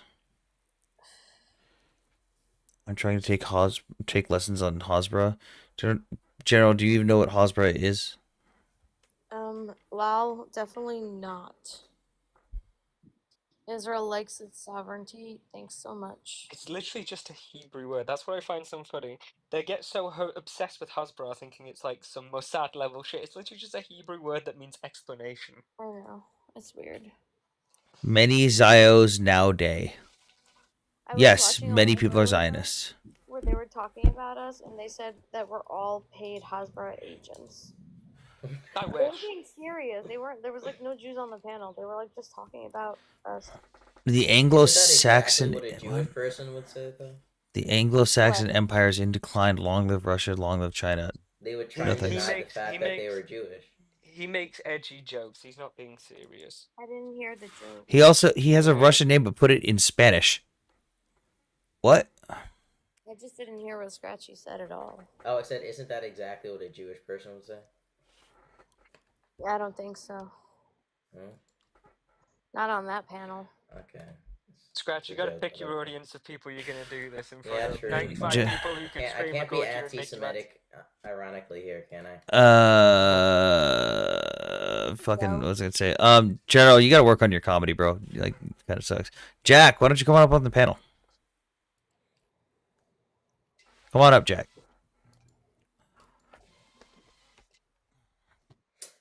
At B2 Princess, ask Scratch you can. Oh, I can't be anti-Semitic? No. Okay. He's not actually, he just does it to be edgy. I know. Still Good. no. I know, I agree, but... Scratch, you're gonna get clipped now, and you are gonna be an anti-Semite. Okay.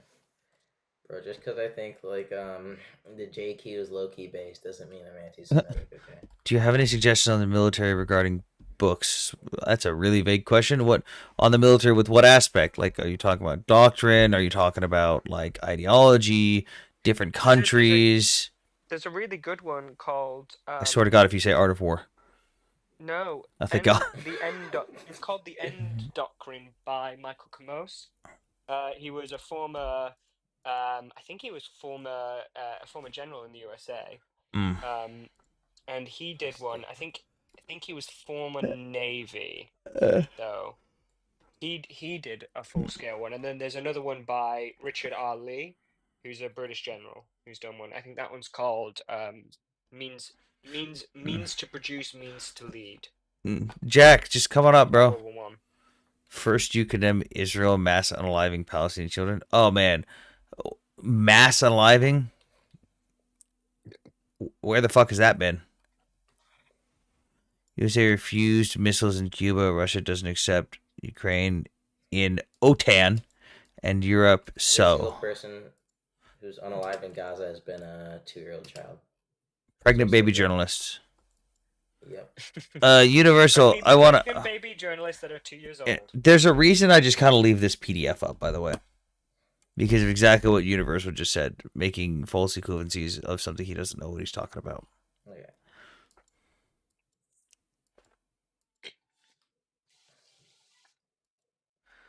Universal, come on up here. Wait, have you seen the series of story of the Jew on Jews? What? There's a thing on Jews on Amazon Prime? The only thing I can think of is House of David. What a typical Zaya who can't see mass unaliven. Why can't you spell, dude? What the fuck is wrong with you? Unaliven of children. I see a war, Jack, where civilian casualties and deaths is unfortunately something that's unavoidable. In his defense, Pakistanis don't really emphasize English language skills. I love It literally says his account. Thank you so much. No. He literally says his account was made in Ooh. Pakistan. By the way. Hang on. Someone says very controversial question, but what is your favorite type of cheese? There's one right answer. Swiss. 3. And you failed. Both of us. I like. Gouda. What? Fucking God. Or blue. Sorry, I don't like my mold. I don't like my cheese having extra mold.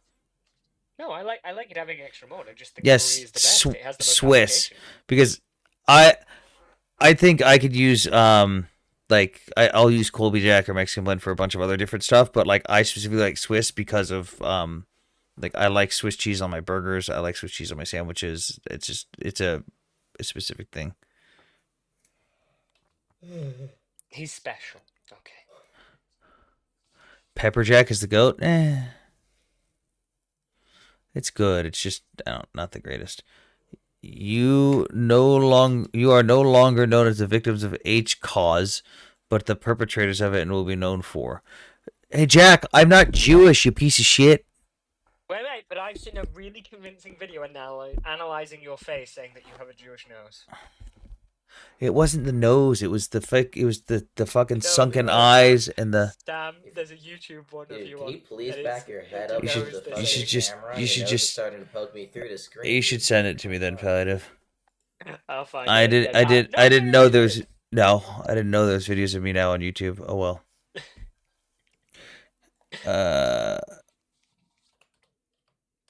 Wow. There's a weird one of somebody accusing Hammer and Nick being in a homoerotic relationship. I mean, probably are. Who knows? Why are you getting triggered?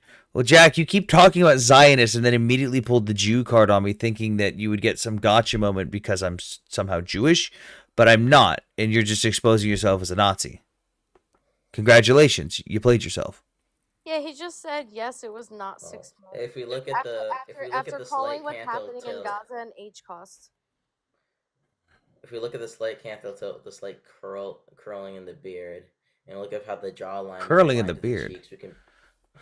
Yeah. So again, we can obviously we can deduce that this person is Ashkenazi. Yeah, Jack. How are you gonna say that the H cost it's an H cost in Gaza, and then say the H cost didn't happen?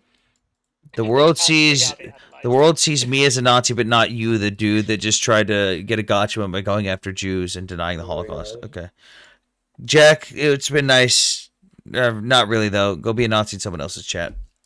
You need the Yahtzee counter. I had the funniest JQ debate against a fucking schmatzi like a year ago, and he like pulled up an entire like infographic slideshow with like how to analyze who's Ashkenazi or not, and it was like What the fuck is this profile picture? Forehead. What the fuck? He's come for you. He's come for you, Sam. He found the biggest forehead on TikTok. Why do you guys run honeypot operations with Jeffrey Epstein in the U.S.? Who is? Wait. Who is you guys? Who are you referring to? Jews. Hey, I'm not American, or I'm not Jewish. You little fucking Nazi boy. Don't lie. I'm American also. I'm not Israeli. That will be bar soap soon enough. What you're doing to Gaza, we're gonna do it to you 100 times. 100 times. You just want to take over the world. We won't let you take over the world. You will not take over this earth while I'm still alive. We I already will die did. defending this nation. You will die. Hey, wait. Everyone stop. Forehead. You said you'll defend this nation. Have you ever served in the military? No, I haven't, sir. Oh, so you're shut the fuck up, you fucking pussy. So you're too much of a pussy to defend this. Shut up. I didn't give you permission to speak, Dimmy. You're too much of a person to fucking defend this country any other time, but against the Jews, you'll sign up to defend this country. Eat shit. No one else wants to take over Eat the world. shit. I have a 0.2% controls the whole world. Woo! Can you bring the infidel Look, back up? I'm just asking questions, right? Isn't it kind of weird that like out of all the top Fortune 500 companies that which people are the most Ratch, I'm gonna drop you just for the fun of it. Okay. Come on. Yes, no, ma'am. he's not being facetious. He's actually being anti-Semitic. No, I know. Let me do my jokes, He's bro. generally doing It's not it in the jokes, monotone man. voice. There's 116 people here. Like, what the You fuck? really? Yeah, Dude, I spent my fucking 3 years arguing against fucking schmazis. Okay. Okay. No, Golden, 1 second. scratch. Time and place. This is just not the time and place. Not everybody's gonna get your humor. Okay. People are probably no. It's just a protectionist No, suit. Seriously, dude. Are No, you I'm not gonna do it. Jewish? No, he's not. So No. then stop. When someone asks you to stop, stop. No, it's okay.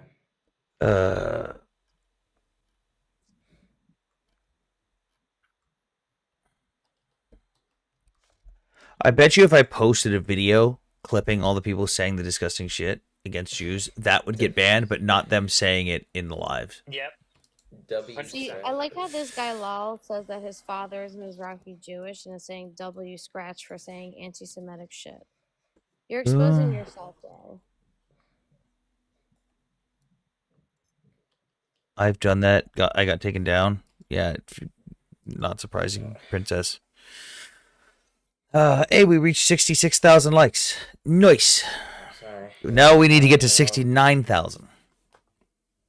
I'm black, so it takes me a little bit while to understand people and what they want sometimes. Oh, Jesus Christ. Why? See, I can make that joke. What the I'm black, fuck? too. Can't tell me to do that either. What the fuck? Scratch. Seriously, dude. And get around that one. I get being ironically controversial, but you need to learn to pick your battle, dude. I'm not picking. This is a battle I'm perfectly fine with. You guys like the nice life, that's a problem? What? Of course I like the nice life, as opposed to the hard fucking life. Yeah, General, why don't you go move to the West Bank, or do you want to stay in America and keep enjoying your nice life?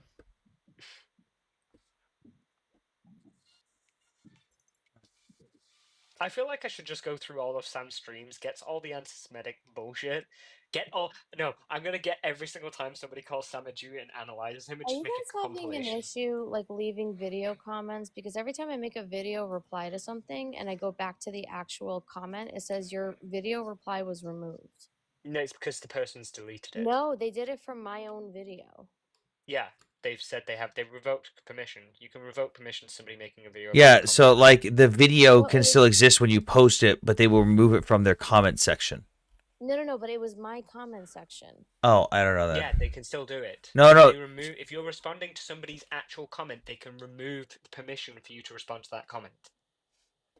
Seriously, you guys are reporting for inactivity? Are you fucking kidding me?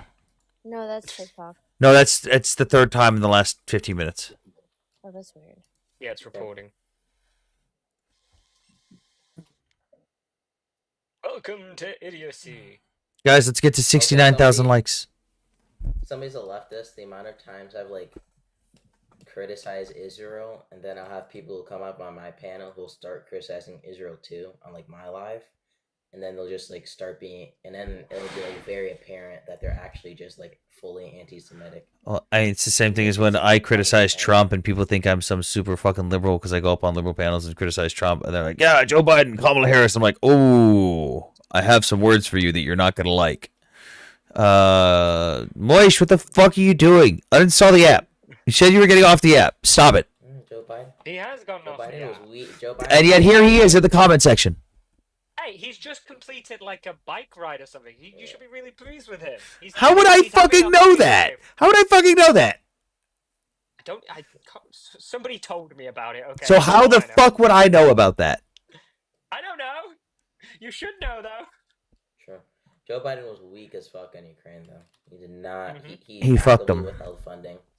No, it's not that he withheld funding. It's he drip fed them bullshit and didn't kick the Senate into action, and then also openly told the Ukrainians to dig in and stop advancing when they first had their first successful offensives, and fuck them. I support Trump in some things, but I realize when he drops the ball. Look, if you don't have the ability to criticize someone and then also hold them accountable when they do something wrong, something's wrong with you. Like, it pisses me off when there's always these MAGA people that are like, oh my God, Trump can do nothing wrong, and then refuse to acknowledge anything he's done wrong. Like, I don't like Trump. I also didn't like Biden. But at the same time, Biden was my president, just like Trump is my president. I want my president to succeed. I want my country to succeed. That means when they do something right, I'm going to praise them and give them props for it. When they do something wrong, I'm going to hold them fucking accountable. Because it's the right, fucking sane, normal person thing to do. Guys, 2,000 more likes. We're almost at 69. Wait, Nice. Sam, you think any of us are sane? Oh, here comes Moish.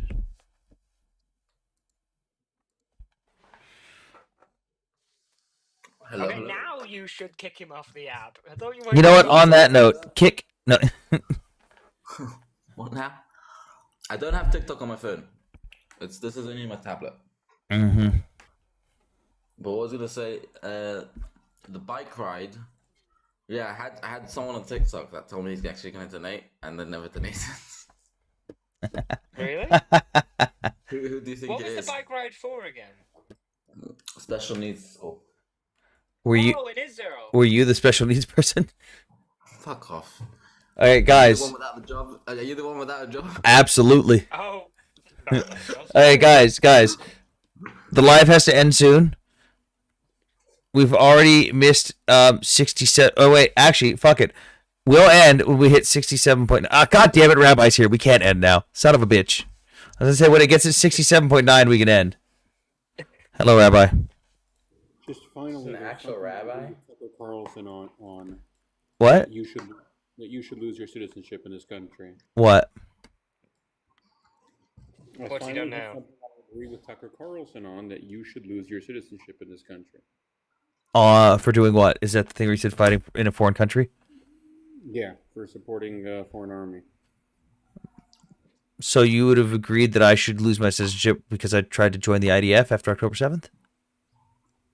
Either for that or for the Ukraine thing. As long as you lose your citizenship, I really don't care the reason. 67.9 screenshot. 67. Fuck. So wait. So just me, Rabbi? Just me? Yeah, I don't think Oh, it's okay. a universal thing across the board. I think it's Just me. We should have one test case and see how it goes. I think we should start with you. So where do I go? Where do I go from there? You can come to England. Go to Israel. Rabbi, I'll see you at Israel. You got two options. Sam, you got two options. Or it's New York or the UK. New York's Same still shit. part of America. Islamic country. You want me to go to an Islamic country? No, that's why I don't want you to go to England. Oh. Have you seen a picture of this guy running for mayor of Minneapolis? Oh my goodness. Yeah. He Bring looks up like his he picture. walked. Bring up his He looked picture. like he walked out of the Kiddie Fiddler's Barnet. Oh my god. No, I'll tell you exactly what he looks like. Bring up his picture. I'm bringing up his picture. It's pretty bad.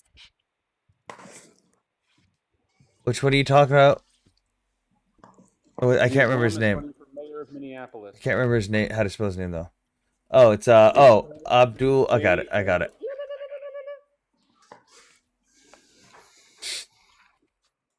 Was that an Abdul? Mm-hmm. Hey, Rabbi, what happened in your state the other day? There was a pew-pewing at a church. We had a wasn't there? Hamasnik who was going to jail, and he decided on the way out he would murder his mother-in-law. Went out like a G. Listen, if you're going to jail, sometimes you have to kill your mother-in-law first. Pretty based in jihadist build right there. I yeah. never in my life thought I'd ever hear you say that. No, he's an awful human being. He shot a cop. Thank God the cop's okay. I actually went to go visit him today. Oh, I'm glad. So was this an And, actual Hamasnik who was being imprisoned for Hamasnik I mean, behavior? he was a super white dude. He identified himself as a WIGGER. That's what he called himself. That's not Sam, term- wait, is this Sam Hyde? What? No, never mind. We can't keep getting away with this. Letting all the broad people in. So And he it's didn't show up in those court. fault. It was his 32nd time in court. He had just been let off probation in January. He didn't show up in court on Friday. So on Sunday, when a cop saw him, the license plate set off alarms. The trooper walked up to his car. He shot the trooper in the chest, then raced across town to the church where he thought his wife would be. She wasn't there, so he murdered his mother-in-law and sister-in-law, and then shot two other people, and then turned his gun at a cop, and the cop filled him full of lead, as he well should. Did you guys hear about the dude in England that tried to do the honor killing of his daughter? Yeah, I saw No, I didn't hear about that. What happened? Yeah, dude tried to honor kill his daughter, and some teenagers stepped in and stopped him. Send me that. No, that was in the U.S. There That was was in a, the No, UK. it's UK. That was UK. Yeah. The mother and the father, right? I think the mother. No, the mother supports the father and says No, that it the should mother happen. tried to do it afterwards. I don't know about that part. I literally have been staying away from the news for the last couple of days just because my head has been swimming with all They the both BS from got it. they both got arrested. They're gonna be tried now in Sharia court. They're gonna stone him for not completing the job. Did you hear the hit single by the new artist, the artist formerly known as Palestinian? Yeah, his hit single is called "Acid Rain." Oh my gosh. What? By the way, they definitely hate DJ Khaled. DJ Khaled, all he does is win. I know. They hate That's him why so he much doesn't. for it. 1 second, go back. Ah. That's why he doesn't identify with the Palestinian cause, because all he does is win. Oh, I thought he was a pro-Palestinian. No, No. Khaled has never Palestinian, said anything pro-Pally, because all he does is win, win, win. Yeah, I saw some post someone made about him, and the The Palestinians hate him. They hate him so much. They're like, And hey, that is why I love him. upset his Jewish masters, blah blah blah. I am the Maybe Jewish he just master he doesn't doesn't want to care. be upset by. Maybe he just wants to move on with his life and win. I love how there's not many stories on this, by the way. For the honor killing thing. UK? Of course No, not. period. There's not many stories, period. But they're actively going to trial. But there's not much coverage on it at all. With who? Yeah. The family. Parents to stand trial for daughter's attempted honor killing. Jury selection is underway for Ihsan and Zara Ali, who are accused of trying to unalive their daughter because she refused to marry an older man. Show it to me. Also, Moish, I think you should just come back once in a while to troll the pro-pallies instead of just trolling I Sam's don't forehead. have time for TikTok. That's a good. That's why I said once in a while. Just. We see you randomly on one panel, just make one joke and vanish for 6 months. Not 6 months, but yeah. I can't even show the video of it because they actually have the video of people intervening. You guys aren't going to see me much because I'm starting my new job next week, which is going to give me way more hours. It's going to give me way more goddamn hours, and I'll actually be in a situation where I can actually have disposable income for once in my life. Okay, so That's better than Sam. the incident unfolded. Hand. I need to speak. Rega, 1 second. I need to speak to you about that off the app as well, Moish. The incident occurred outside Timberline High School on October 18, 2024. Ihsan and Zara Ali were arrested following a confrontation where bystanders intervened to stop the father from allegedly strangling his 17-year-old daughter. Court records reveal that the teenager had been threatened with honor killing by her father after she refused to travel abroad to Iraq for an arranged marriage with an older man. Seeking help, she fled to her school, which led to the altercation outside where her parents tracked her down. Josh Wagner, a witness, described the scene. Quote, the dad was on his back and his daughter was on top of him, and he had her in a chokehold. Wagner, who had initially thought he was witnessing a fight among students, intervened upon realizing the gravity of the situation. A grown man violently attacking a girl. It was pretty angering. I didn't know what was going on, why it was happening. According to court documents, Ihsan Ali was choking his daughter, quote, to the point where she had lost consciousness, while other students, including her boyfriend, attempted to intervene. Wagner recounted, what I saw was the adult male had the teenager in a headlock, choking her from the back, so I removed his arm from her, and then she got up and ran with another kid who came to find out was her boyfriend.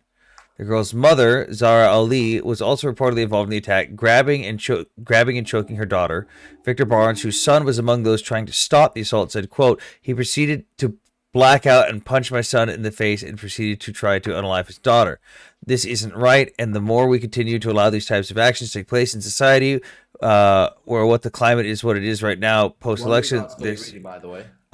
Como News. It's one of the. It's not. I just googled it like on Google. I saw it on Twitter, and I actually spoke about it to my workmates. But that's how I know about it. It happened a while ago, but it finally got released. But if you Google search honor killing London, honor killing UK, nothing comes up. Not surprised. Not surprised in the least.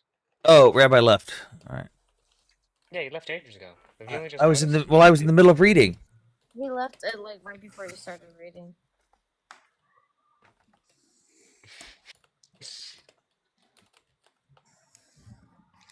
I'm so glad we don't have Babyface Sam anymore. I'm still haunted by those nightmarish Thanks. images. It grew back fast. Yeah. I told you. Oh, your beard? Yeah. Wait, Moist, did you see Babyface Sam? Because Babyface Sam was nightmare Look, fuel. I'm telling you, like Sam Hyder's Is that right. when you It's the, shaved your beard for the for your Yeah. funeral? For the funeral. I think it looked good.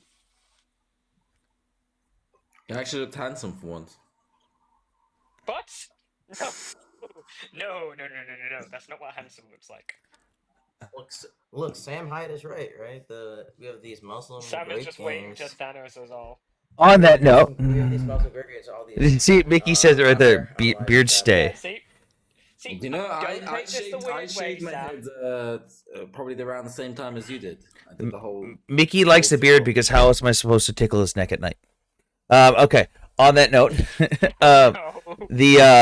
we're gonna end for tonight. We're probably gonna stream again midday tomorrow. Other than that, I might be I might literally just be driving around to businesses handing out job applications. I don't fucking know. Who goddamn knows? All right, I will see everyone tomorrow. Have a good day. Sam, I got a good job for you. You can go to Palestinian protests. Pay quite a lot, I heard. Get out of here. He's not wrong.